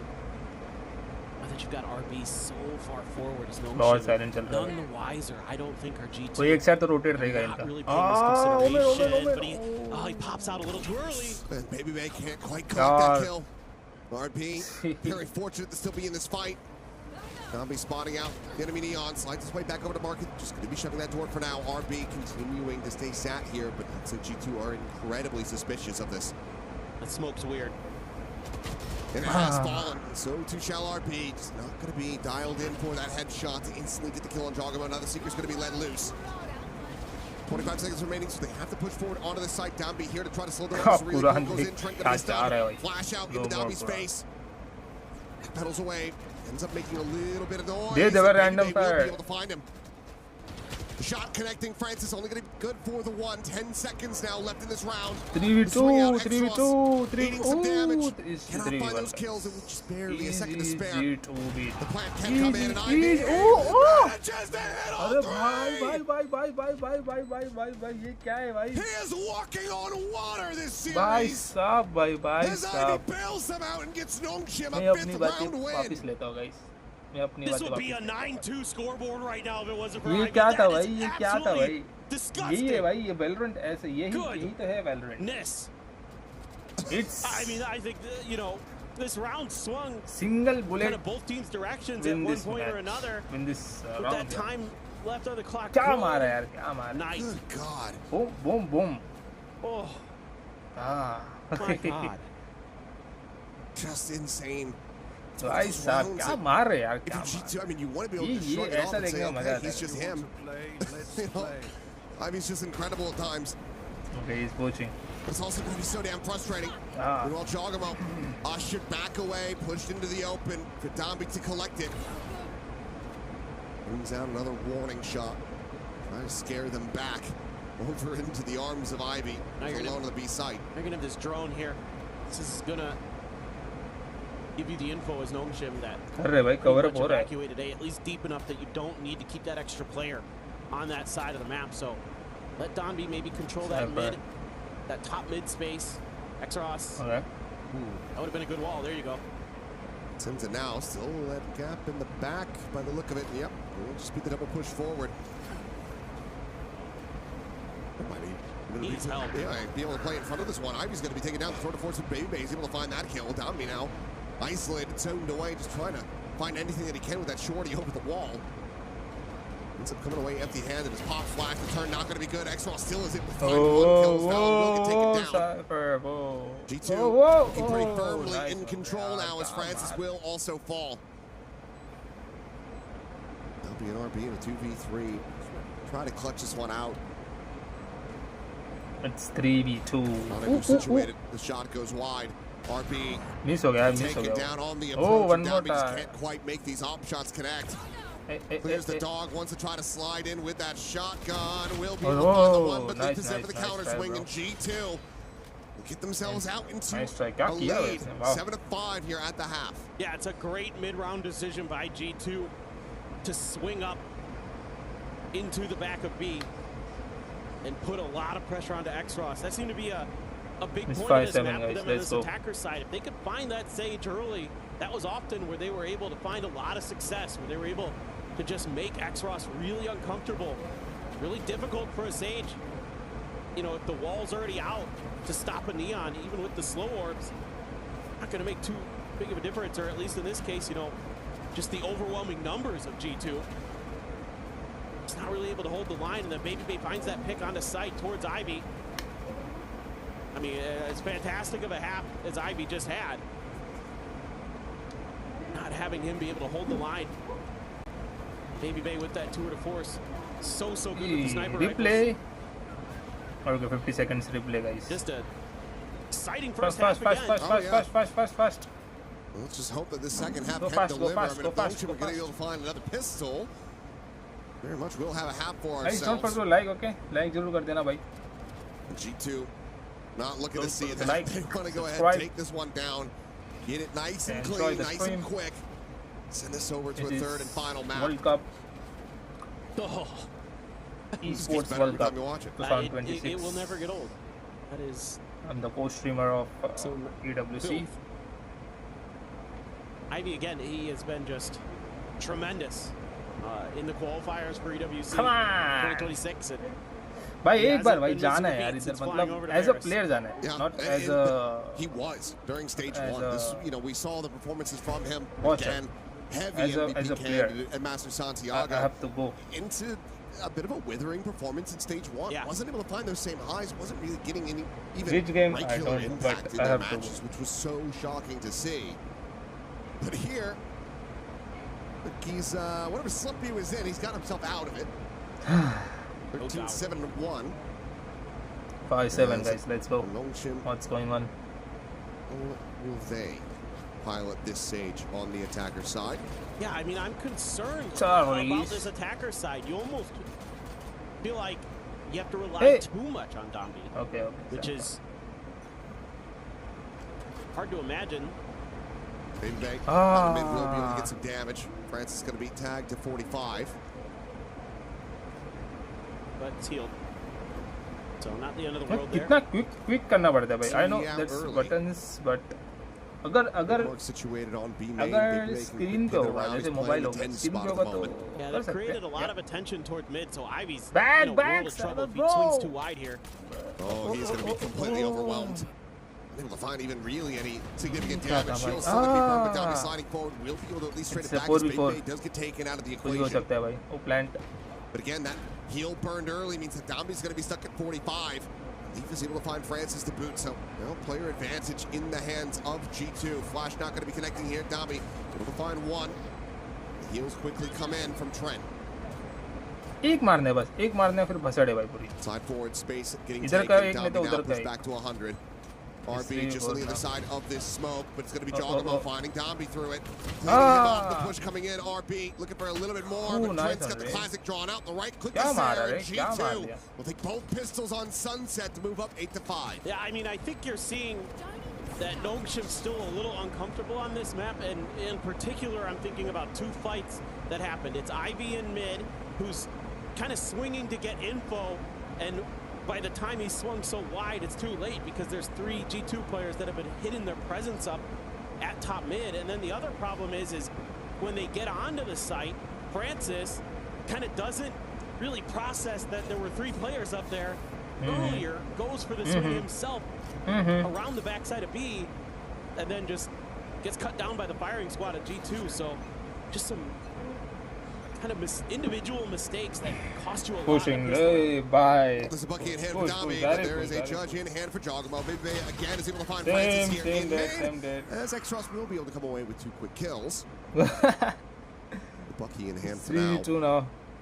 Brent slowly slipping back towards B. Try to join in alongside Baby Bay, but Nongshim Red Force going to look to explore elsewhere as the judge will just get dumped off the side of the map. So back to the pistols here. Or X-Ross and Ivy. Rotation. Already decent damage. The investment here just in the cash from G2. Boom. If they can find any more, this is going to be still a very good Thrifty attempt. If not the Thrifty itself, but Leaf going forward, potentially unexpected in this position. 2 kills. There's at the wall. 2 kills. 2 kills are coming. 2 kills are coming. Well, now corner, Leaf's got them both outdone. 2 casualties. They end up saving it quite a bit, so 3 players keep their weapons over into the bonus. मतलब थोड़ा सा miss totally fine for अगर वो G2. Miss हो जाता Coming out of थोड़ा that relatively okay. Yeah, you lose a couple guns, but whatever. I think anybody else even took armor damage. आगे पीछे आते हैं That's a pretty लाइन से आए healthy bonus that you're going to be situated with. Leap even going to go for the judge. Carry those 2 Spectres in the outlaw over, and 2 players on Nongshim aren't even going to be able to afford the full armor. That's one of them's Dombi. So Baby Bay can hit a banger on an entry maybe, but right now not going to be given the opportunity and just shuts down RB. Francis does hit the shot before he can run into that safety.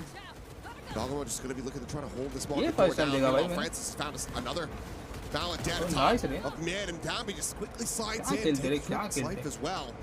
Revenge for their fallen IGL. As Leaf will be able to hit a very nice shot. Quickly has to backpedal away. It's just that judge in hand. I think so. Guarantees that he'll have the res going into the next round. Next some serious work though. Try to get a clutch materialized from this position. Not this round? given a chance. They're just trying to figure out where the hell he went, and I think Ivy's finally kind of pieced it together. Must be holding somewhere in the vicinity of spawn or something. Maybe have some weapon opportunities available. We'll be able to hear this for the most part. Trent had died just around this corner. Skins दो यार, skins इनके. Gun skins क्या दिखते हैं. This looks like Leaf is just going to try to play this one for exits. Question is, does Ivy give it to him? The answer is no, but Francis swings in. It's a very nice headshot from him, but not to be carried over. It's just a judge, so nothing to really get stressed about here for G2. Shim Red Force did quite a bit of damage to try to get this anti-bonus over the line. Yeah, exactly.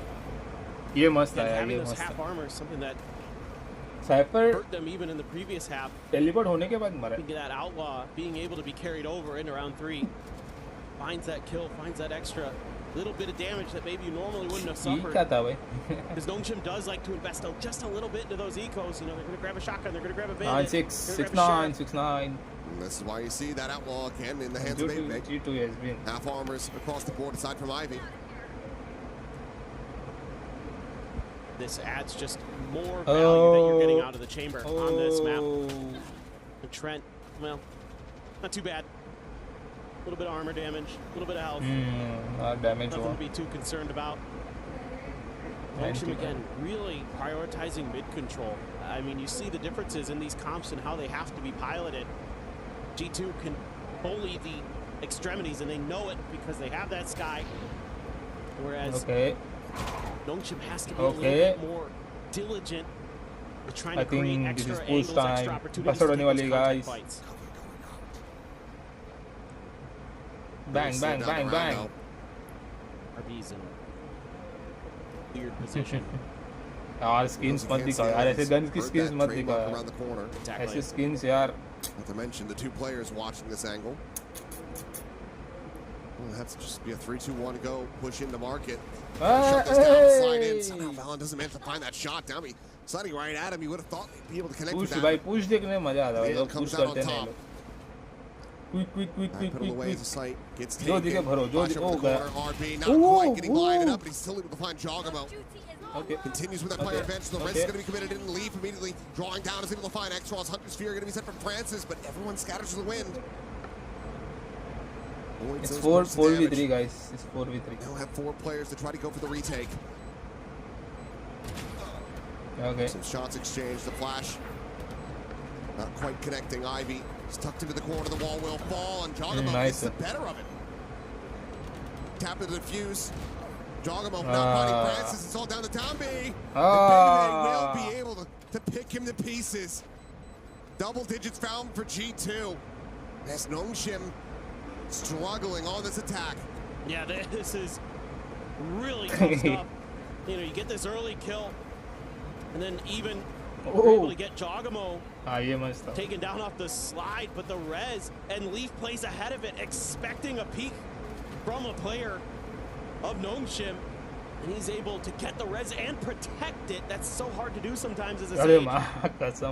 He knocks it out of the park. Sets them up for that extra advantage. Finally, bye. We'll look to try to right this Time ship, out! Nah, yaar. 4 rounds down. Time out. Yeah, it's like Nongshim having a great grasp of how to try to pilot things. Keep going, guys. Keep going. Just generally on this map, I mean, a lot of the rounds that you're able to find from the defender's side just boil down to Ivy going nuclear. Right. No, I mean, again, honestly, outside of those rounds, this has been G2 all the way. They have been just a step ahead all throughout Sunset. You can see why they're very comfortable to pick this. इनके sponsors यार. A couple of the maps that you're probably really keying in on are Sunset and Fracture, the ones that a lot of teams tend to avoid. I mean, throughout most of the day today, you're seeing Lotus, Ascent, Haven, Split. And we will see Split later. I'm happy about that. Don't get me wrong. The last time these two teams played on Split, it went to overtime, and it was map 3. We can only hope, but that being said, you know, having a pocket pick like a Sunset, like a Fracture, gives you such a huge advantage that maybe if you do have a weaker map like a Breeze or something that your opponents can lean into, you're able to at least force out that decider.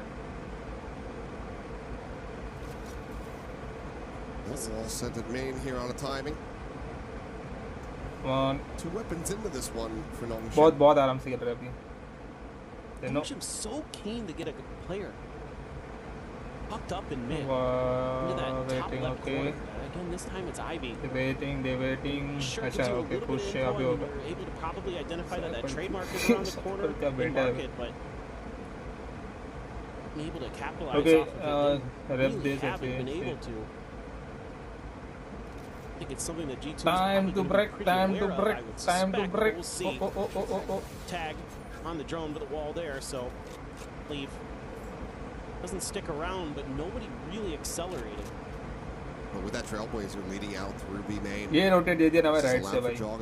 एक दो तो खा ही ले. Have a faster rotation around the back. Granted, yes, the one for the moment still going to be there, but Ivy eventually going to be caught in the timing. Okay. No, it's going to be Leaf at the same time though. Back over towards the site is gunning down at 2.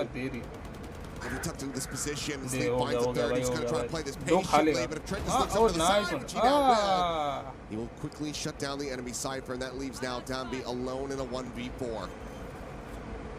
Went under the corner, the wall now falling, the flash connecting, and Leaf is there to collect it. A 4K form, an 11th round for G2. Split. 6-11. All but guaranteed. Another phenomenal round from Leaf. Saw it on the res where he's able to cover it and really set that retake up for success. But here it's just shutting down the huge push. That's the 4-player push that he's facing there. Yes, he's got some help from Valen, but he gets the 2 kills. And that means that Ivy can't go for plan A, which was to wrap into back alley. He didn't want to go into link because he expected that should be able to be cleared by his teammates, or maybe somebody gets flushed into him when they're not ready. But there's discipline here from Leaf and Valen. They don't move a muscle. They don't give Ivy that opportunity until it's too late, until the rest of the G2 is already rotated in through top mid. Heroic efforts from tremendous player in Leaf. Go. Really just thwarts Nongshim's plans all across the board. And at Nongshim, they're so nervous. Some kind of trap play, some kind of reactive flash or neon stun could be waiting for them, or maybe just a tight angle being held by Baby Bay with that outlaw. Well, not going to be able to find the timing, but here's that jump from Francis. He is not going to be ready for this forward position. The trip wires comparatively shallow. None the wiser. Boom. Could be said about Leaf as Ivy this time. You're able to get that backstab through. Neural depth, the ping reveal. Valen's position now going to be known. Relay won't go in his way. And this is all to keep his eyes trained towards sight, so Ivy can slot in from behind. 4v3 guys. The repace forward, tries to take the fight. Expecting Chocobo's going to go past him, but Chocobo plants his feet right up in front. Ivy's unable to clean up Trent fast enough, so now a 3v3. And a very much win round for Nongshim. Very low. Trying to slow him off. He finds the first, but Trent quickly trades that back. 100 HP. Who win this round? 2v2 now. कुछ भी हो सकता है दोनों सामने दोनों team में best players हैं. Just try to steady the economy. They are both good players. Swing in. Big Bay has the shutdown onto the first. The defuse not held to half. X-Ross aware of this. Baby Bay will rip everything out of their grasp, but cannot take the round, cannot take G2 up to 12. Okay. He narrowly escapes. Nongshim hold on by a thread, denying that map point. He just, this time, a little bit easier with this lurk up through mid, catches Leaf off guard. That allows the neural theft to be invested. And he's trying to use the Seekers against G2 there. Knows that after he clears the first, the second 2 aren't locked into him. 7-11. Hey! For a chance to win. 11-7, yeah. क्या हो गया भाई? Not sure. Yeah, they didn't. What do you want to win? क्या हो गया भाई? क्या हो गया? You already have a car. Well, you're greedy. Yeah. Wow. What about second car? I don't have a joke मार रहे भाई, joke मार रहे भाई. Sweet. And for now, more scenes here from Nongshim. Just keeping everybody stacked over onto the A side of the map. Ivy this time, however, exploration up into 1-2, 1-2, 1-2, 1-2. 1-2 हो जाएगा 1-2. दे देगा भाई, दे देगा भाई. Punish here, but Downby just slides across. Smooth criminal with a stinger. He's able to find that kill. Baby Bay now making his exit right before he would have had contact on Ivy. पूरा गाँव था उसके Spots him out in the second सामने shot. क्या दिया भाई क्या Will be दिया able to take down the enemy Cypher. Coming with the overdrive, trying to push forward. Okay, Trent is okay, instantaneous oh, with the shoot punish. भाई Shuts down 3. And G2 now, one more round to go to push us the distance. खत्म भाई खत्म Take this series Last round, over to guys. Split. Yeah, I mean, again, you have so many tools in your back pocket here as G2. Even if you lose, ये खतरनाक Jogamo वो तो on last that तो भाई initial ये attempt, खतरनाक क्या दिया यार the ability to fall Bam, back bam, and bam, bam. just hold the line again, double up for G2, and they're able to find a huge multi-kill. That time it was Trent. Time out. Gonna Why? try one more timeout. क्यों भाई This कौन one देता है better भाई be time a damn good one, because you need 5 Team in a ले देगा row just time to tie it. Then you're scraping the bottom of the barrel at the moment. You Who's look at the take time cash here. There's Team? not really much to speak of for Nongshim. Team time out देती है Bankrupted by फिर EWC G2. वाले time out के लिए करते हैं They've only been able to find the 2 rounds in this half. So G2 is win this match yeah Why are they just going to be looking at ये Stinger कौन सा match है इनका Sheriffs? क्या That's about पता it. Yeah. it's I don't know less than ideal, to say the least. Silkanon have to come up with something incredible. Well, no, something incredible there's some individual things they can do. I think maybe some more yo mid explorations are good, but okay this I think G2's been pretty able to let's see what's well identify that huh Nongshim doesn't feel Okay. comfortable to hold B. None of their post plants over there have worked, so it kind of has मस्ती to कर be रहे हैं भाई A. मस्ती And so chill है भाई chill एकदम मस्ती चल if that's the case, then you just throw that strong side player over there, try to hold the line, and it's worked pretty damn well. And again, all you have is the paranoia really to clear some of those angles in the relay bowl. You can wait those out or bait those out. Round's pretty much yours. Baby's going to be so favored here. Oh. Okay, shot not going to register, but Stinger at that range also not going to be able to find too much damage. One, They two have kill, two one, two sources of kill. healing. Oh, oh, Back up oh, the oh. full and Jarmo. Okay, that's out of timing. Going to be able to find RB. He wants to end this one. As Oh. Johnny on the spot. Khatam, is ready khatam, for the khatam, punish. khatam. Jarmo on the repeat. NS. Takes down X-Ross. NS. And the wheels have well and NS. truly come off as Jarmo looking for an ace G2 of भाई his own. The Fallon will say, G2 भाई G2 let's speed it up. क्या Let's खेली get है into map 3. Shit, 13-7 Sunset. It's a dominant display in the hands of G2 Esports. सीधा निकल Once गए again, they will square off against सीधा निकल गए भाई सीधा Nongshim. निकल A गए final map, a third map in a series on Split. Yeah, I mean, you've got to be so thrilled here to see this from G2. Going back to some of their comfort agents. Really like the theory. You don't see a lot of sky on Sunset. I felt like that had a ton of impact here. Suits the neon really well on this map. Able क्या to है tee भाई up ये लोग क्या है Jogamo, यार who was really impactful. Everybody had their moments. क्यों It felt भाई, like for क्यों? G2. Kind of what Nice, you nice, want from nice. this team. Those well-coordinated, well ये thought जो out, चश्मा लगा लेफ्ट वाला well-executed efforts. हमारे पास एक Maybe प्लेयर I'm है crazy, same but I situation think that Jogamo might just Discount, slightly discount. be a better neon. Discount. Discount Discount pose है When it discount comes down to that breeze, and Jogamo looking good alive and well. But let's go ahead and send it back over to the analyst desk to break down. वो direct Sunset. चले गए way handshake नहीं होता क्या Thank you very much, Achilles. Okay. I agree. Jogamo चलो guys, on चलते हैं अब हम. Neon might Okay, be so, a little yeah. bit better as it was. अब तो गो नाउ सो मिलते हैं कल न्यू स्ट्रीम पे जो कि EWC की ही होगी वैलोरेंट की ही होगी जो क्वालिफाई हुए आगे गए राउंड्स में उनकी होगी ओके सो या I have to go now okay so bye bye guys take care thank you so much for watching with me EWC matches okay so bye guys take care bye bye